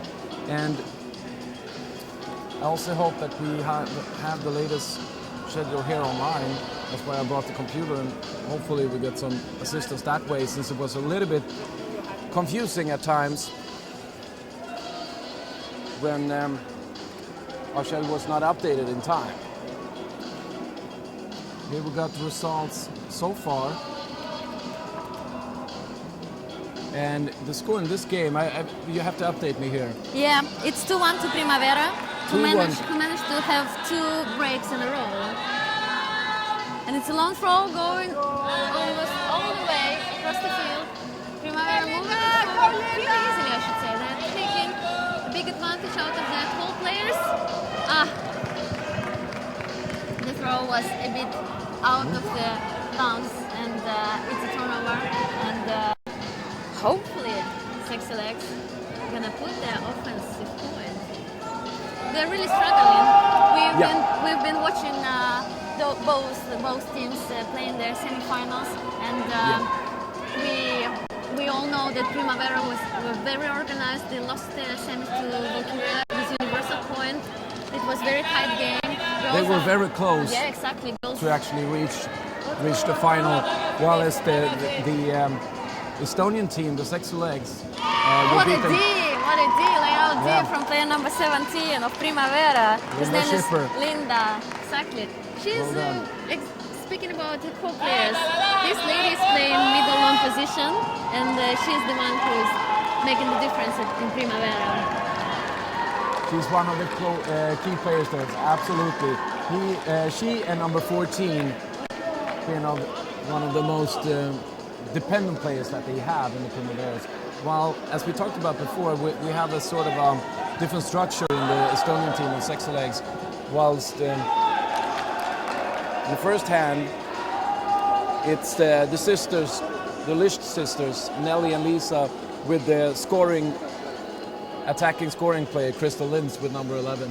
That's their most, the players they're most dependent on so far. We got the score 3-1 right now, and then upper hand for the Primaveras in the fight for the 3rd place here in the Hello Stockholm tournament. The first edition of this specific tournament that it's created for having this bigger field, this artificial grass, and having this bigger pitch for the players to practice on before reaching out, going into the outdoor season in their own national league. So this is exciting, this international tournament. 300 participants, 300 players coming here to Busan and Stockholm just to compete for winning this tournament. This is the game to win the 3rd place. So there's medal or no medal, basically, that's what happens. Interesting tactic there by Primavera's Jelsa Hitinga, lifting her foot like that. In attempting to disturb her opponent by kicking the frisbee out of her hand. But Sexy Leg player number 88, Nelly Lish, a bit misread the long throw she got into the end zone, and it's a turnover. The ball. Primavera is working really well with this up-line passes, so it's a give and goes. We have their coach just standing here next to us. One of the teams who actually do have a coach leading them. Sexy Legs coach. Well done. Score is added to 4-1. Primaveras racing away here in the match for the bronze medal. And Sexy Legs. See how much strength they still have left. They might be a little bit tired from their efforts before. Let's see. Lisa Lish lifting for Lynch, and it's a score. And it's a score. Well done. Great pass, great catch. Crystal Linz scoring for the Sexy Legs, and we got a score of 2-3 now. Still, I think it's kind of obvious that she's very tired, Crystal Linz, and she is the most scoring player they have. Exactly, she is crucial for the team. So she has to basically keep on scoring, keep on running, and still trying to save her energy as often as possible. Maybe not participate so much in the defense that they have, and we'll see how it plays out for them. Still, the Primaveras comfortably leading this game. And they seem to be very confident.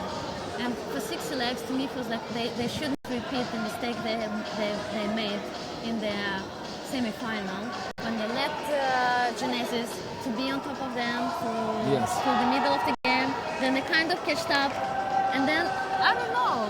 Either they relaxed, or as if they didn't have strategy, really. As if they wanted it a bit less, and who wants it more normally gets it.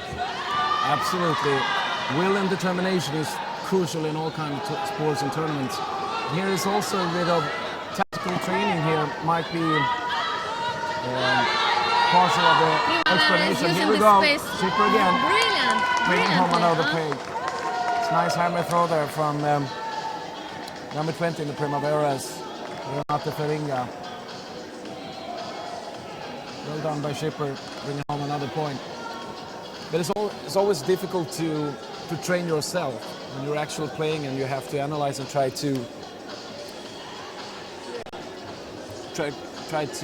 get your game going, find your own tactic, find what suits you when you still cannot watch from outside. I'm hoping I'm getting through to you guys. I'm not really as fluent in English as I should be.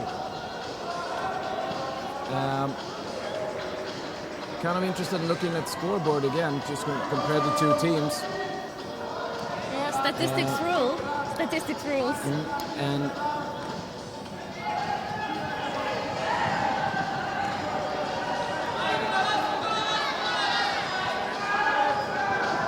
Meantime, Sexy Legs is in the offense. Girls are really struggling to move the disc. Nelly and almost trips on the line there to her sister Lisa, and out on the right corner, Nelly getting back with the disc, tries a hammer, gets blocked, and here comes from the right to the left, and here's a point. Nice forehand right into player number 8 hands. Yep, well executed by Jutta Vuolama, who made a throw, and good catch from Lisa Lisch.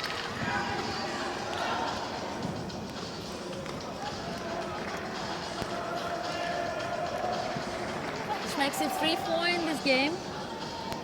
It's kind of interesting as we watched the games before. Yesterday, Primaveras actually beat the Genesis, who reached the final 9-5, and today the Genesis very solid advantage.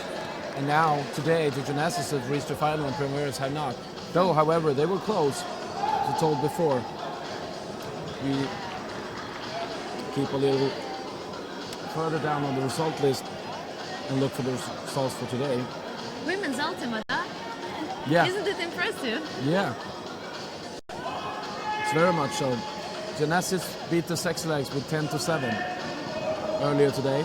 And Primaveras lost just to 1 point to Swedish Valkyra, and actually had the grip of that game, but lost it with just a few minutes left of the game. They actually let Valkyra back in the game. Great struggle by the Swedish girls, and they also managed to execute it at the final minutes of the game. The game was actually stretched to 32 minutes, and there's only 25 minutes of time to be played, so that was a tight call.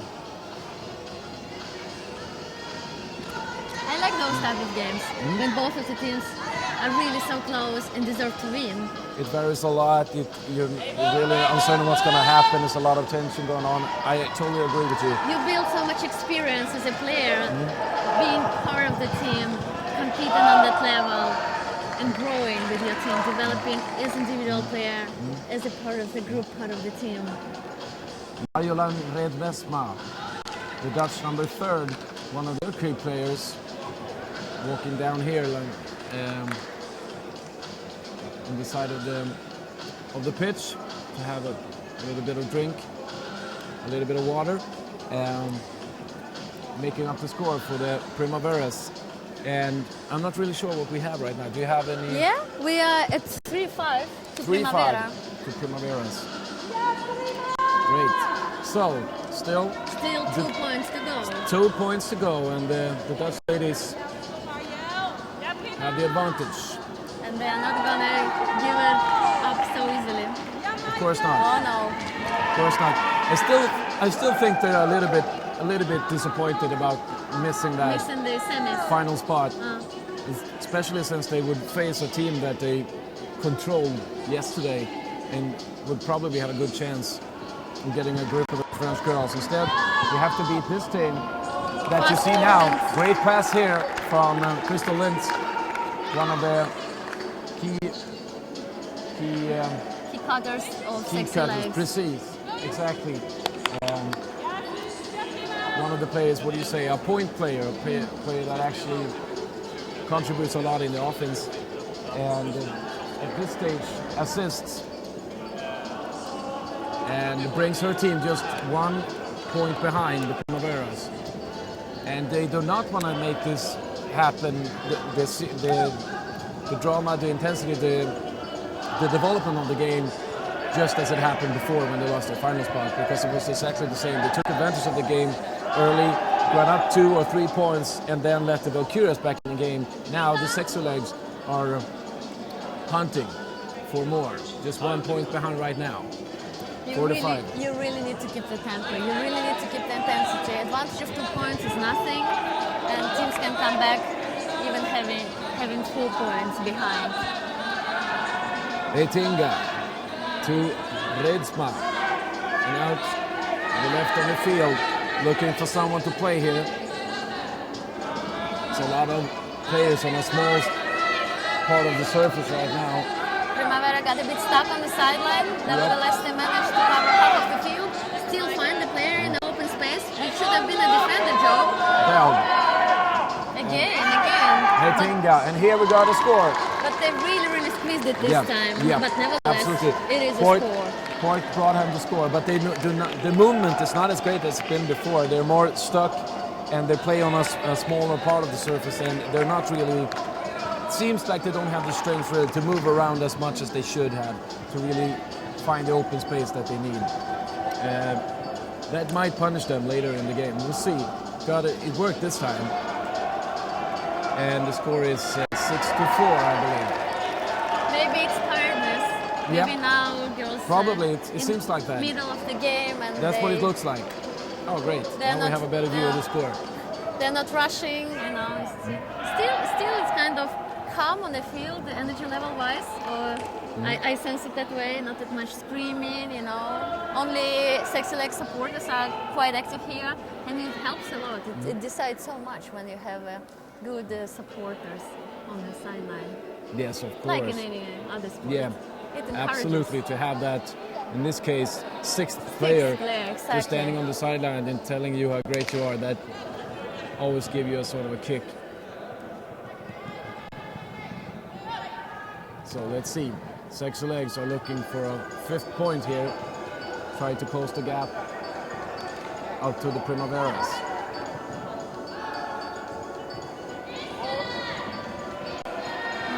Of the field through the recent Here we got a good assist player, and she managed to do it well again. Even this time also, it's Jutta Vulamo who makes the pass even this time, and they have to watch up with her because she's a good thrower. She's been doing it several times now, and she managed to find the player that she wants to find, and another easy point. Well done. And very elegant catch by Lisa Lynch, player number 8. The Lynch sister, Crystal Lynch, and number 28, Vulama, who makes the throws from the defense area in this case.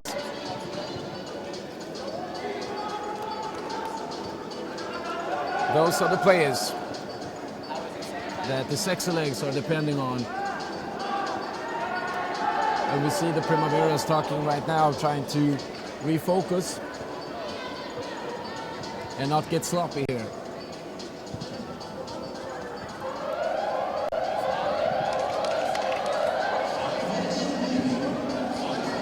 Okay, so we're ready to get going in the fight for ending 3rd in the women's division of this Hello Stockholm tournament.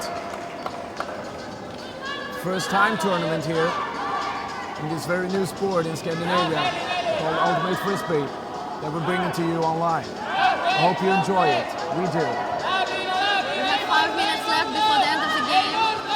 Not a lot of time here, and this is where the Sexy Legs need to make an interception. Still 6-5 to the Primaveras. You have to be focused now and do not give the frisbee away. And here we go, it's a point. It's pretty easy score. Assist by player number 27. Heitinga with the assist. To Well number taken by 17. Schipper. Once more, Linda Schipper. bringing home a point to the Primaveras. And now it looks kind of heavy for the Sexy Legs. Still 2 points to go to reach a level.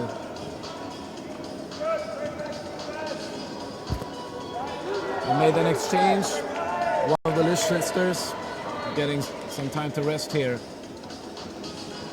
And the team will regroup and are ready now.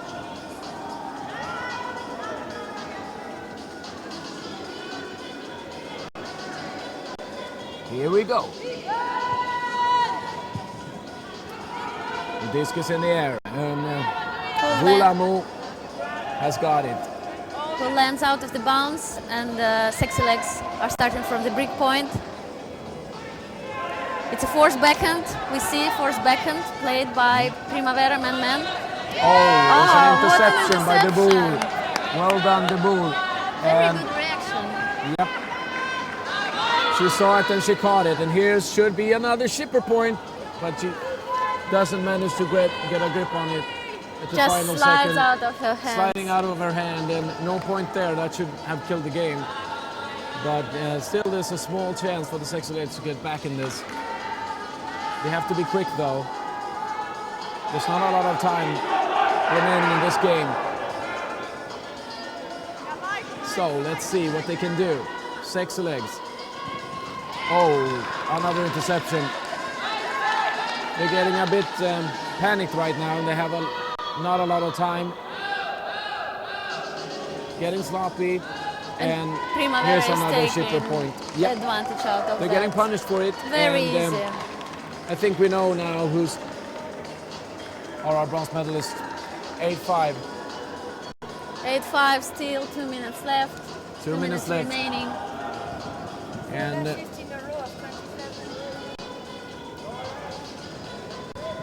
2 minutes to get 3 points, which also means a lot of interceptions to avoid getting punished by your opponents.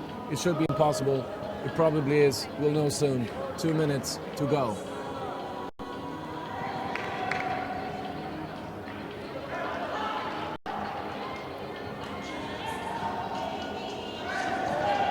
Sexy If you Legs are just- ready. Yep. If you're just joining us here, we're watching right now how the Primaveras have one hand on the bronze medalist in this game. Just 2 minutes remaining. We're warming up for the final in the women's division, and we've also got the final in the men's division for you to see. So, got a couple of great more games for you to watch here as we're getting warmed up here in the Hello Stockholm tournament. Sexy Legs here. Lisa Lish going for Crystal Linz, who get a point here for the Sexy Legs. 1 out of 3. Absolutely necessary. And it's number 7, Lina Pulere, who takes it Pulere. at the end zone of Score for- Primavera. Score for the Sexy Legs. Still need 2 more points. And the Primaveras, of course, has no stress, no interest at all in just giving time away. They just want this game to To be over, basically. just what do you say? Just stand still and let time spill out. Looks like there are some tactical adjustments taken by Primavera. This is their offense, and obviously they need it. Here we go. This is in the air. Let's see what the Primavera's tactics is. Renate Feringa. Get the disc back. Marked by Linz. Still finds her co-player. So girls are gonna finish this point as time was over, and then we will add to the score +1. Linz the shipper with the disc. It's over. They're going to take the bronze medal. It's just a matter of what the final score will be. Shipper looking for another point here. It should be Micah Bell, and it is. She grabs it and makes the score 6-9. And the game is to finished. 10. No, game to 10. Game to 10. Okay, I'm exactly. sorry. We Because have time ran out at the previous point, so we finished that point. so we have one more to We go have then. one more to go, so there is still tiny chance, but nevertheless it is a chance for Sexy Legs to to come back into the game, make 3 break points. Yes, they have to do something spectacular here in the end of this game if they're going to have any chance at all. Unfortunately for the Estonian fans, your team looks kind of tired. Let's see if they have any last minute energy to get back in this. It would be something spectacular for sure if they manage to do that. 6-9, just 1 point for the Primaveras will seal the game and give them the medal. Here we go. That's the pull right there. And now we go. Sexy legs. New from from the exchange. Nice catch by Lintz. And dropped, unfortunately, for Sexy Legs, Poloar. And instead we see this happening. This could be the kill for the Primaveras. And they are calm. They're not rushing it. They know what they want, and they want to score this point. 3 players in the end zone. They want an easy pass. Schipper looking for the ball, and she here finds comes. her. Here comes 10-6. Primavera. Yep, that's the final score. Primaveras rightly so. They deserved it. Absolutely nothing to say about it. Well done, Sexy Legs, but it only took you to the 4th place. 3rd place belongs to the Primaveras from the Netherlands. And we write that into our scoreboard. Still waiting for the final in the women's division between Genesis of France and Valkyria of Sweden. And we got some great games in the open division as well. I should say that the game was, even though Primavera was in the lead through the whole game, it's worth to mention that it was a highly spirited game. There were not that much discussions, and even though which they had, they sorted it out pretty fast, because sometimes, especially in the women's ultimate, you can see not really nice moments. It sometimes could be challenging to sort it out. Both teams are willing to win so much, and it could be challenging. Yeah. And as you say, we saw absolutely none of that. It was great spirit here from the Sexy Legs, despite struggling during the game. And also you see to the right of us, or your left, you see the teams thanking each other for a great game. So we're looking at our schedule for what's going to come. And Primavera has just beaten the Sexy Legs, and then we have Frövi against the French Connection in the open division in the game to end 5th. And as that happening, you see also that Ashley is back to join us for this game. And we thank Nadia so much for assisting me so far in the tournament. You can also see the women's finalists walking just past us here, players of the Genesis, still waiting for their final in this in the women's division, coming up soon. Right now we're going to watch the open division between Frövi and the French Connection in which team is going to end 5 in the 5th place in the open division. Hi Ashley, had a good lunch? I've had a great lunch over in Yeah, me too. I had some fish. What did you have? Goodness, what was it? I had the other thing, chicken curry. Yeah, right. And it's exciting to see also when you walk to the diner here at Busan that it's absolutely not only oh great, absolutely great. We got the team lineups here for what's going to come. That's beautiful. But here at Busan, it's not only ultimate frisbee, it's just all these sports going on all the time. So you have the swimming federation and all this federation and all these people here at the same time. Yeah, and that's very obvious when you go up there and you just, wow, this is a big world going on right here. Yeah, I ran into some buddies eating lunch from the Klätterförbundet, the climbing federation. They're having their yearly meeting here. They're here also, and everyone is here. And we got football fields, or as you like to call it in the US, the soccer fields. I'm not giving up on that, by the way. I don't mind. but that's kind of cool.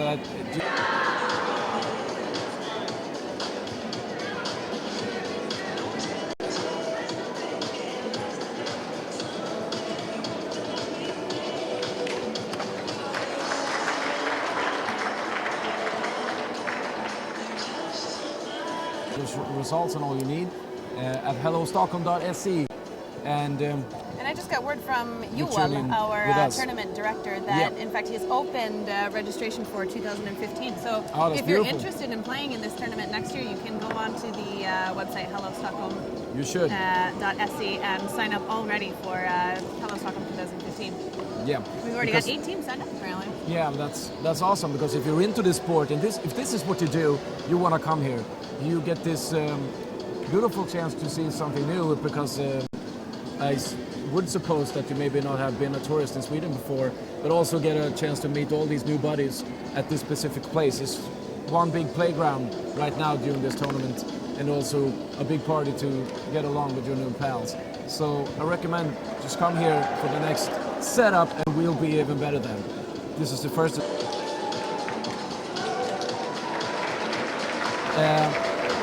We'll go through the lineup for what's going to come soon between Frövi and the French Connection, and it's the men's team. We can actually look on how they advanced here to reach this game,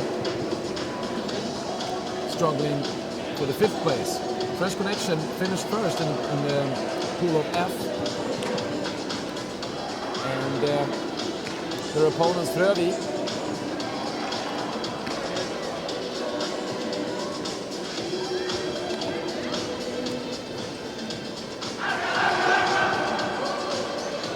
finished first in the pool of H. So 2 successful teams in the beginning of the tournament has been, and now reaching to finish 5th in this tournament. And did we get the starting lineup back so we can go through it? Oh, beautiful. So Frövi, the Swedish team, has Anton Löv, Johan Bragner, and we got some first names. We're gonna get all the names. Tim, Simon Åkering, Linus Strandkulle, Stefan Jonathan, and Fredrik. We don't know the last name for those players. And we got the French Connection, the French players, with Guillaume, François, Alban, Christophe, Quentin, Voil Asser, and Chacot warming up here.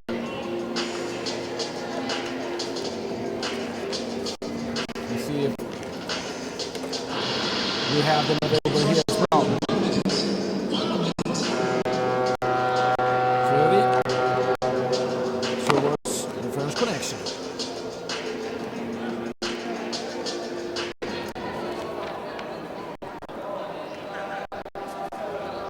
Teams warming up here.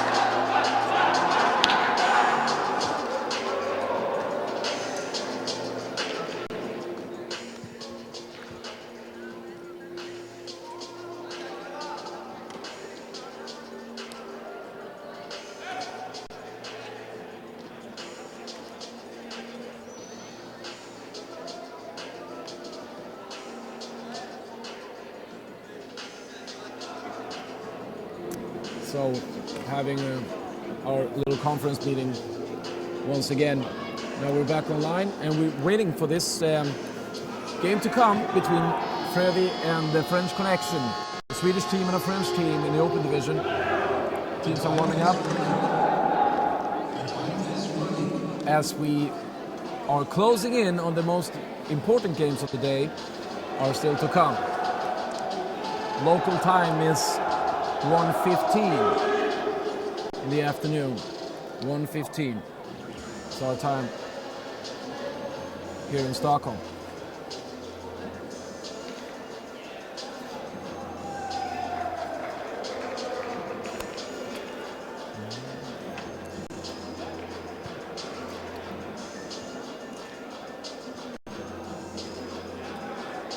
We'll actually try to see if we can sort out their way to this It looks game. like French Connection is going to be starting with the disc on defense. Yeah. Frövi taking the first offense point of this game. So we get going then.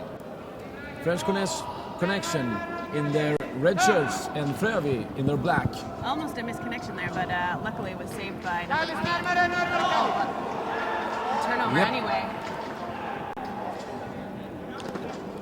And French Connection decided not to make the hasty decision, but waited for a better hammer into the end zone, making the first score of the game.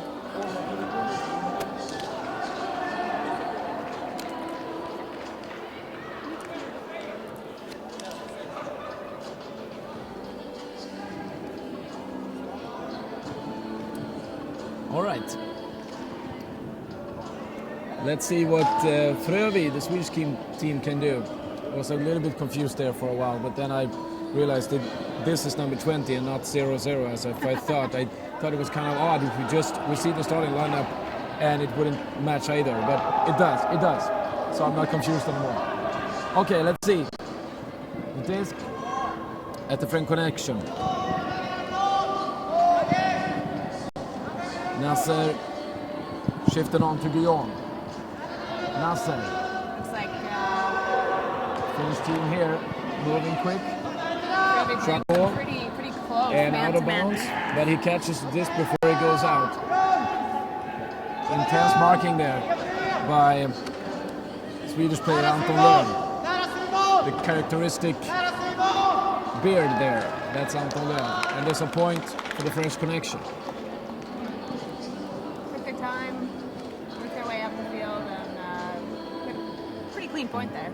And you see that a few of the players play with gloves. A few of them have two gloves, and or one or two have just one glove. Can you tell us a little bit about that? Is it just about the feeling, or just? Yeah, it is about the feeling. It's a really personal thing whether people play with gloves or not. Two things really. One is the practical reason. When you're playing outdoors, there are games that are cold and rainy and windy, and if you're not used to playing in gloves, that can be really Disturbing. Disturbing, yeah, absolutely. As a handler, not being prepared. So I think some people choose to wear gloves just for that case that they want to be used to. Some people just think it's nicer. They like the way that it feels. They like, they just get used to that, and So like, it's a very like personal thing to. absolutely, like any sport, you want to play with what you're used to and what you're comfortable, and people just stick with that.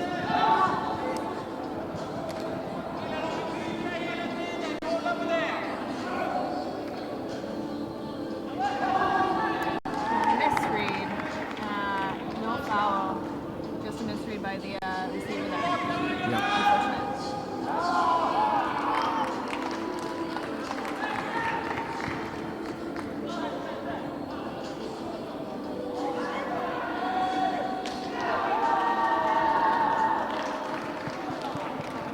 So I'm not able to see the score from where I'm sitting, but I don't know if you see it. 1-1. Yep. Okay, 1-1. Here we go. And likely a call on the Yep. throw there. Yep. Foul. Do it again. French Connection. Going with a low neat pass there. To advance up in the field. Intense marking here by the Swedish team Frövi, but that's a beautiful play by the French Connection. Almost an uncontested long put into the end zone. Very easy. Yeah, you saw just the Swedish players falling off here in the central area of the field, but towards the end zone, it was all black. It's a really fine decision there to make whether to bid and lay out on a disc, because what you're doing really is you're risking that if you don't get the disc, having a completely wide open thrower with a lot of opportunities there. So, we had a bid by one of the Swedish players in the middle of the field, which really gave his thrower an open shot there to advance the disc. Sort of can be a great check, but if you fail, you have to pay. And here we go. Another easy put into the end zone. Yep, that's beautiful. Well done. He's not on our list, number 22 in the Swedish team, so whatever his name is, he's well executed pass and well catch. From Frövi, another Swedish team, of course. It's a lot of I'm actually not home sure where teams they're here. from in Sweden. I'm actually not sure either. I'm one of the only Swedish teams I'm unfamiliar with. Yeah. No It experience could, with it could, it. I think it's a Stockholm team. It could be out of Solna somewhere, but I'm not really sure. So I don't dare to say really. I think it's a home team. I think it's a Stockholm team anyway. French connection here with a pass from the right to the left, caught up at the right far side of the pitch. Getting out here, there's a lot of movement with the French team, finding open space in the center of the field and moving on to the left, looking for the end zone. It's not able to reach there and have to. Now the pass comes. Well done. Right on the goal line there. And Here we easy, go. That was beautiful. Handler. It looked as if the corridor down there was shut off, but he made a few pivot moves there, and he actually managed to find some new space. Yeah, French Connection's really taking advantage of using their handlers in a different way.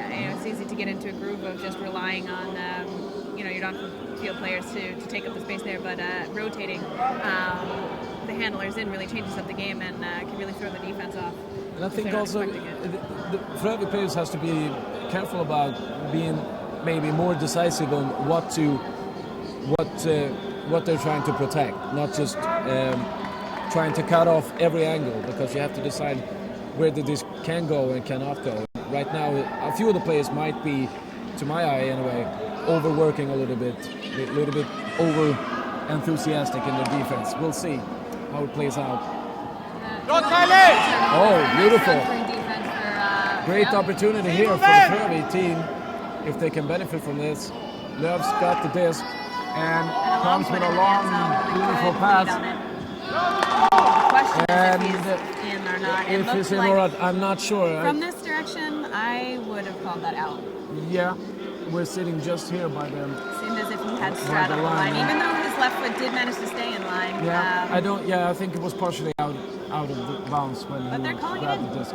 Okay, well, they have the margin on their side then. And the score is 2-2, I think. It's 3-3 now. 2-3. 3-3.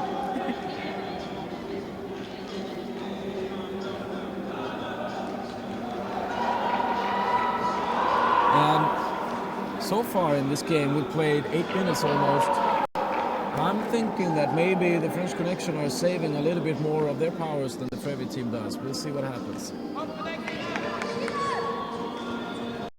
They got the disc now. Out on the right side of the pitch, going central, looking for someone towards the end zone, going to the left, and maybe here's an opportunity, and there's a point. It was a close matchup there in the end zone. Yeah, it was very close, and well done. Clean play there, no call. So, See if French Connection decides to take this game over. Seems like French Connection is a bit more experienced playing as a team together. You can see they have a little more flow on the disc. Seems like Frövi playing with a bit of fury, but maybe a little frazzle as well. I totally agree with you. That's the feeling I got as well. They're enthusiastic,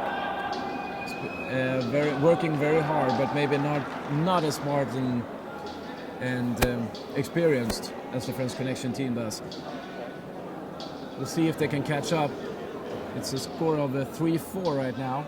And if you just joined us, we're warming up here for the great games of this tournament. We have the women's final, we have the Open Division the final, and we also have the Open Division game for third place. So there's a lot of great things to come here. This game is about finishing 5th in the tournament. So it's a great warm-up if you just join us in this live stream from the Hello Stockholm tournament going on here at Bosön Saturday and Sunday. Frövi, the Swedish team in the red shirts towards, or jerseys as you say, towards the French Connection in the black jerseys. Low pass there, and maybe he cannot He attack from there. Oh, almost. A bit too far. almost a But foul. he's going to call a foul on the throw here. And looks like the defender's contesting that foul. Yeah, he felt disturbed, obviously, and maybe he was right. It was the disc was a little bit, what do you say when it's Wobbly. wobbling exactly in the air. And it's hard to tell. It could be also that the defender had touched it after the release, which would not be a foul in that case. Right. It looks like there's another. I think that could have been a violation there that the one of the players ran a little bit too early before the disc was checked in.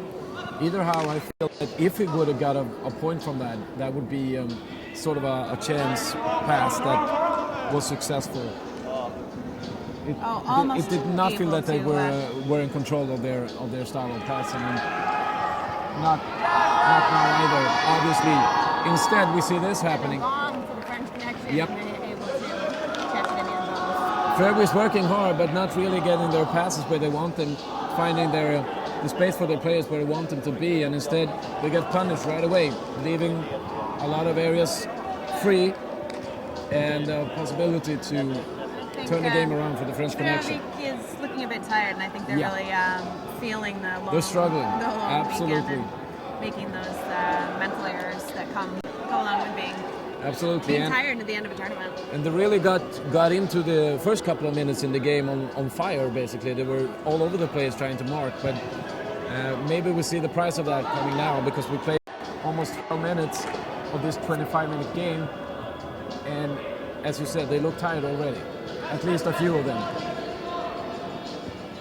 So, Frerby to attack. Score is 3-5. It's important not to let the French connection go away here. Maybe an open pass window there, but no. French connection playing more of a straight-up man mark here, really making the long throws difficult for Frerby. The Frerby team looks a bit undecisive, and I think there's going to be a foul call here on defense. this looks like it. But there's still a lot of room for errors here, because they tend to take a pass that on a marked player, basically. Well, that's the point. Anton Löv scores for the Frerby team. Necessary, taking his team up to 4. And they need a bit of that, a few more easy points, and not just. They're looking a bit tired and they're looking a little frazzled. Great Totally points. in this game. And there's really only one point difference in this game, and French connection looking like they have the upper hand. Still can't waste any time or any mistakes if they really want to take this game home. Yeah, just visual look at those guys look a lot more calm than Frerby does. So we'll see which team has the power to go the distance, the whole distance. Right now, it's still a tight game, 4-5.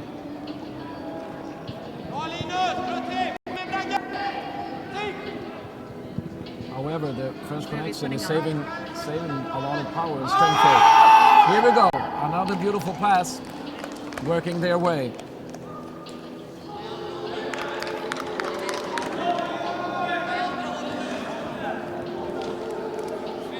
And it's number 20, Joao Ferratia, unusual French name.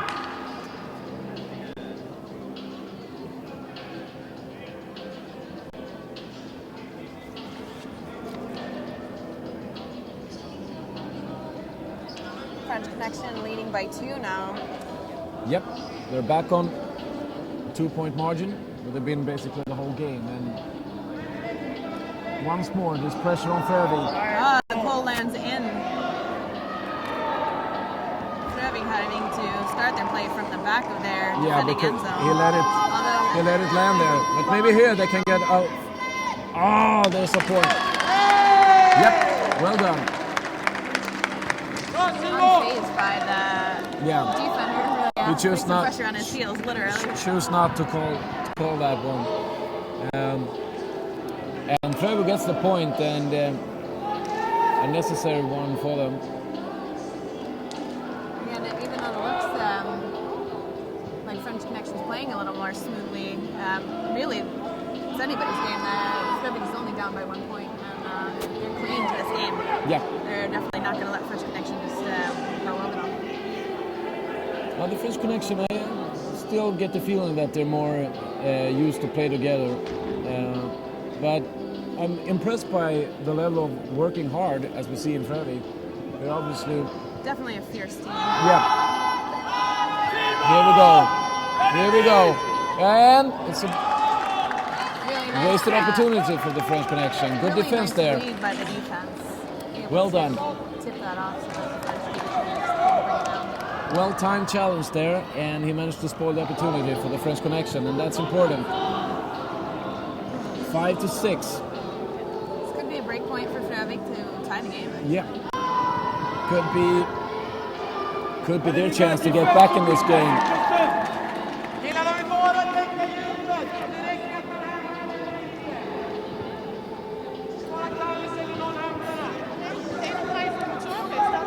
Frövi going for an attack here. Hoping to level out to 6 to 6. Making an exchange here also. Johan Bragner, number 9, is new in the team. Fresh coming out from the sideline. Unfortunately. And was it? It looks like he's pulling it in. Really impressive Wow. outside in throw there Yeah. that looked like it wasn't coming back into the field, but was... It looked like it was out of bounds, but Really it nice throw. sneaked in and he managed to grab it. I actually think it's the new Bragner that actually came into play.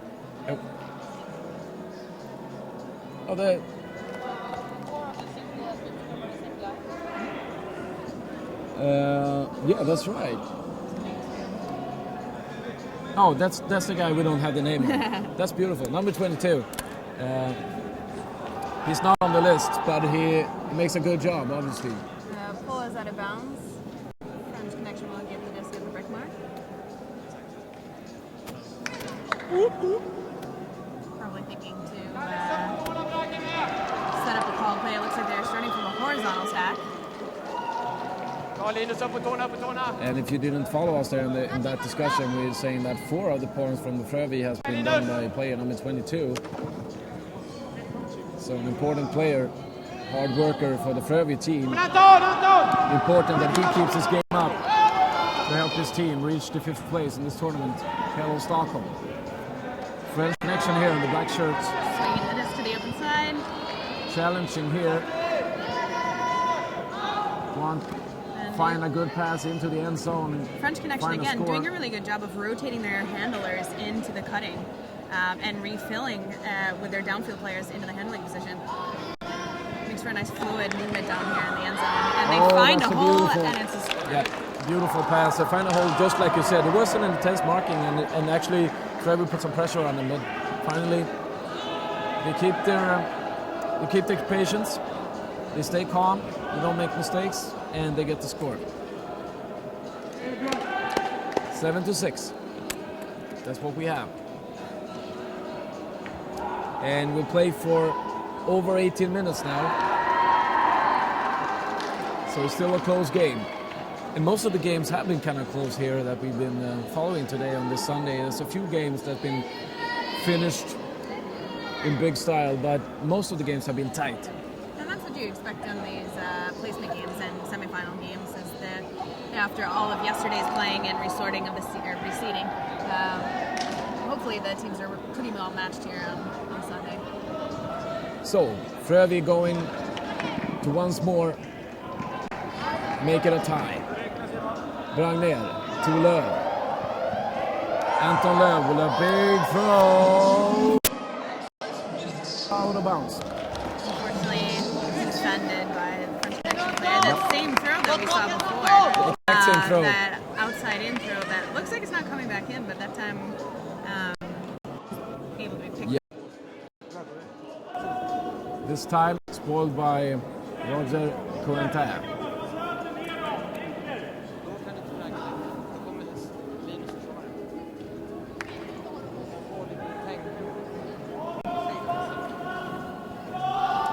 And we're waiting for the game to get going once more. Still 6 to 7 score in this game. And as I mentioned before, we have a 25-minute game, and we're close to 20 minutes now. So the final 5 minutes. Actually, we heard the Start now. 5-minute warning signal just a second ago. So there's Yep. a little less than 5 minutes. Oh, here's an attempt. Well read play with the defense. Close, but no point for the French connection. Good defense there from Johan Bragner. Yeah, they're matching up well in the deep game here.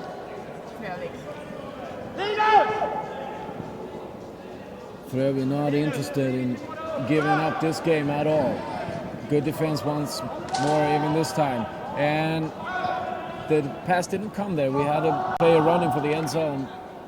Instead, Frövi regroups, starts from the defense, trying to find a hole. Haven't managed yet.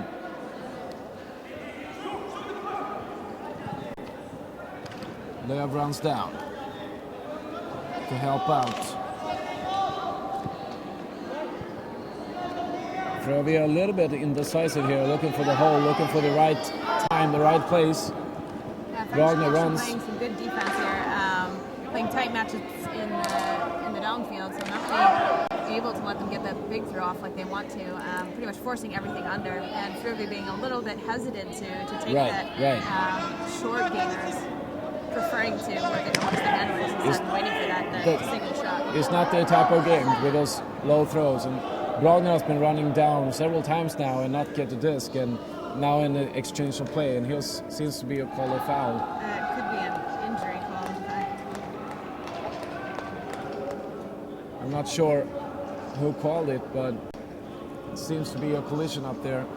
I think it could have just been an injury call, which isn't necessarily a foul, but if it's affecting play, then play can be stopped and give that player a chance to take a step if he needs it.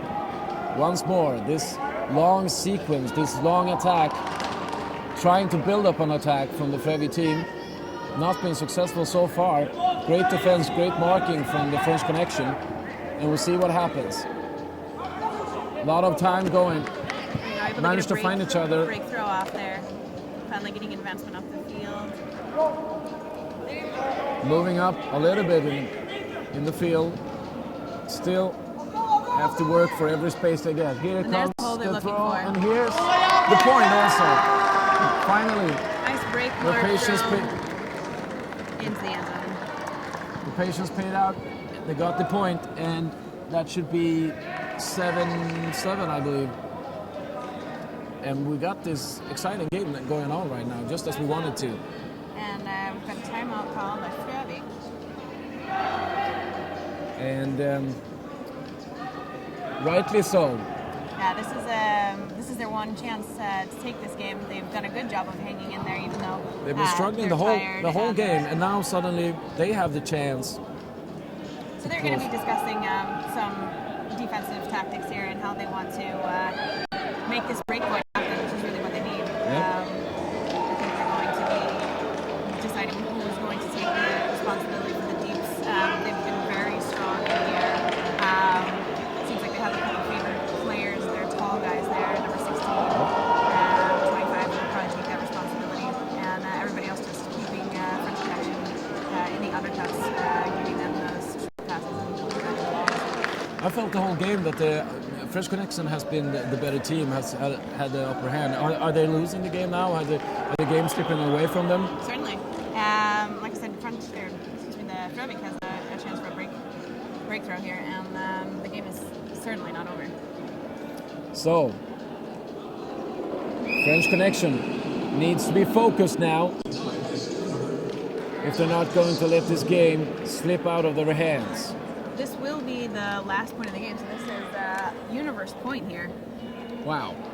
So, let's go. Let's see who wins the 5th place of the Hello Stockholm Tournament 2014.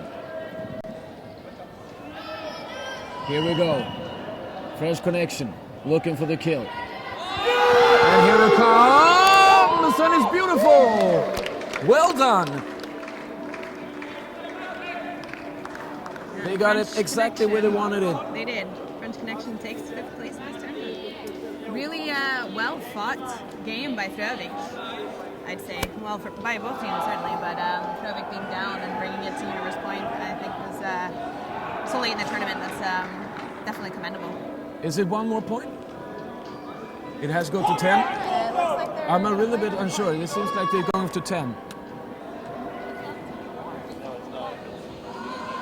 It's a game to 9 we just got to know. So time has run out, and we're adding 1 to the top score apparently. So All right. So it is a game to 9. it's not over yet. It's not over yet. We got one more to play. One more. Potentially too. Potentially two. If Frövik scores this, then it will be the actual Universe Point. Yeah. Then we will be at the final point. Let's see if they manage to do that. Frövik has demonstrated several times during this game that they aren't willing to let this one go and that they can come back. And it's a really fun, tight game here. So need to find that hole once more. And we remember the last time they were attacking, it took a lot of time for them to get through the French Connection defense and to find a specific hole to set up one of the plays in the end zone. Let's see if they can do it once more. They have to work harder to get their points than the French Connection has. It's probably a travel call on the throw. Definitely so. Frövik still struggling here. Managed to keep the disc flying, grabbing it in time. Lev catches it. 2 players in the end zone. Needs some assistance. Needs to find that specific play. Still good defense. Good marking here by the French Connection players.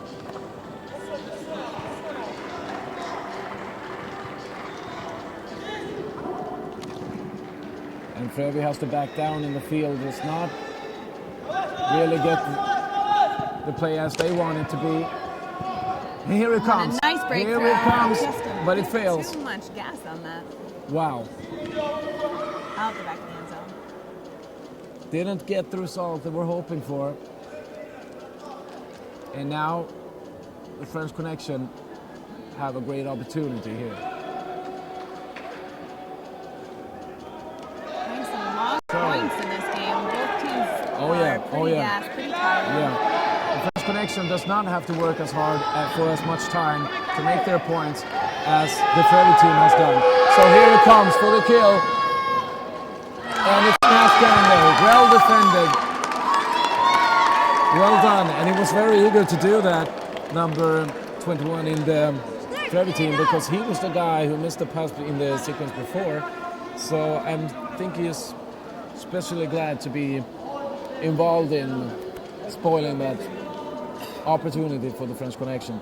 Let's see what happens. Time just keep on ticking. Overtime here. And here we go. And this is a point for Frövik. Now this is getting exciting. Tied at 8, game to 9. Tied at 8. That's what we got. And if you just joined us, this is about finishing 5th in this tournament. So if you think it's exciting now, if you think the audience is engaging in this game, then wait for what's going to come, because we have the finals of the men of the Open Division and the Women's Division, and we also have the game for the 3rd place to come. So we got a great spirit here at this game, this tournament already. Overtime in this game, and even better games to come. Fun game to watch here.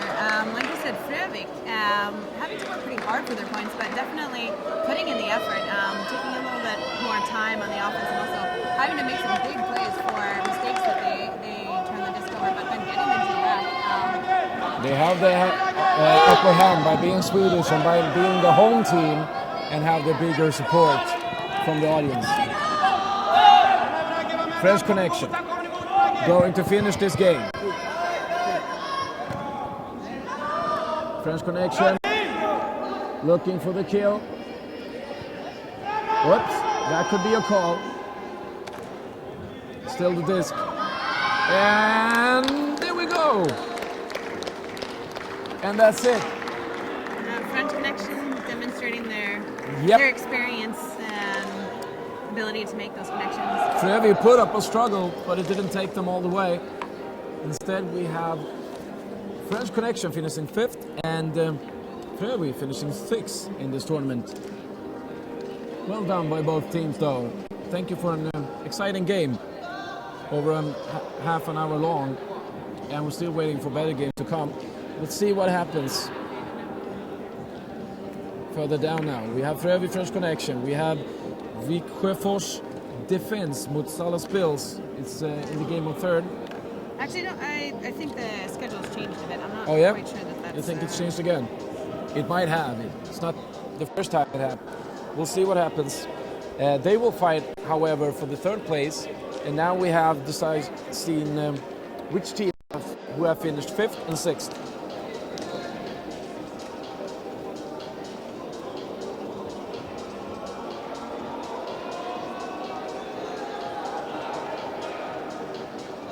Trying to sort that out for you in this break between 2 games while we're closing in. I'm also going to inform you guys that we might take a break soon, because once we get into the more important games, we will readjust the field a little bit. So that might force us to move the table around and to actually look at the field in this way. So I'm not sure if we're going to do that now or later, but just so you know, we have to do it at some point.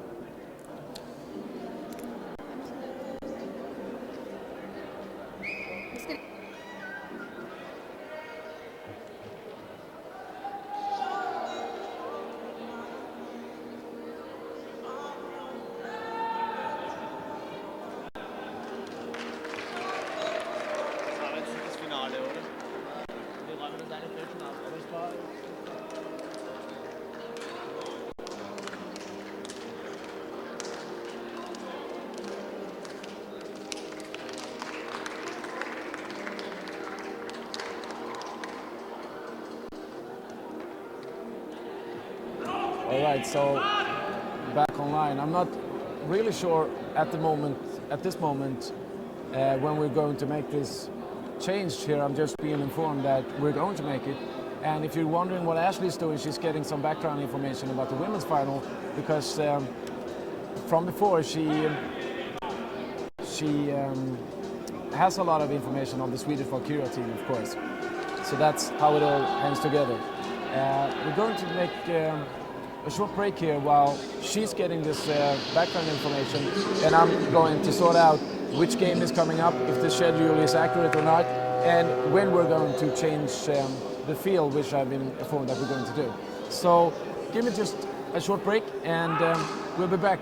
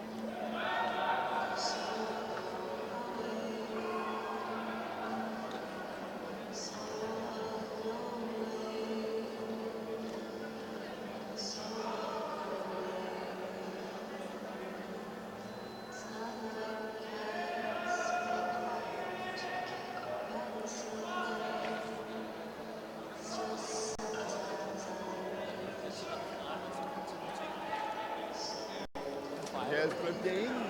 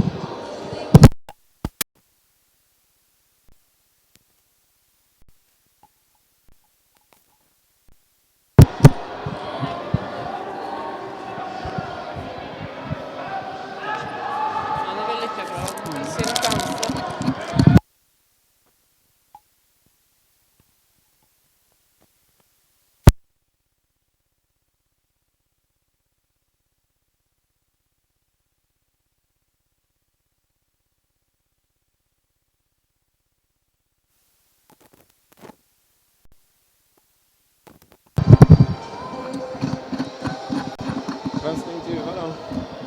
Kör, vi kan börja med dig. Nej, men Lars blir det väl eller något? Nej, det är väl bara att hämta något av dem. Hämta Lars eller vad fan som helst. Kör det. Och sen kan vi intervjua Anders om vad han tycker om kväll. Ljus ut. Du har ju en lampa. Har inte du en sån här? Lite klockor ut. Ja, men perspektivet ska stå där så vi kan man kan köra. Sen slipper arkitektkopior. Produktklass. Den får inte vara med. Ska den vara med? Lite stil.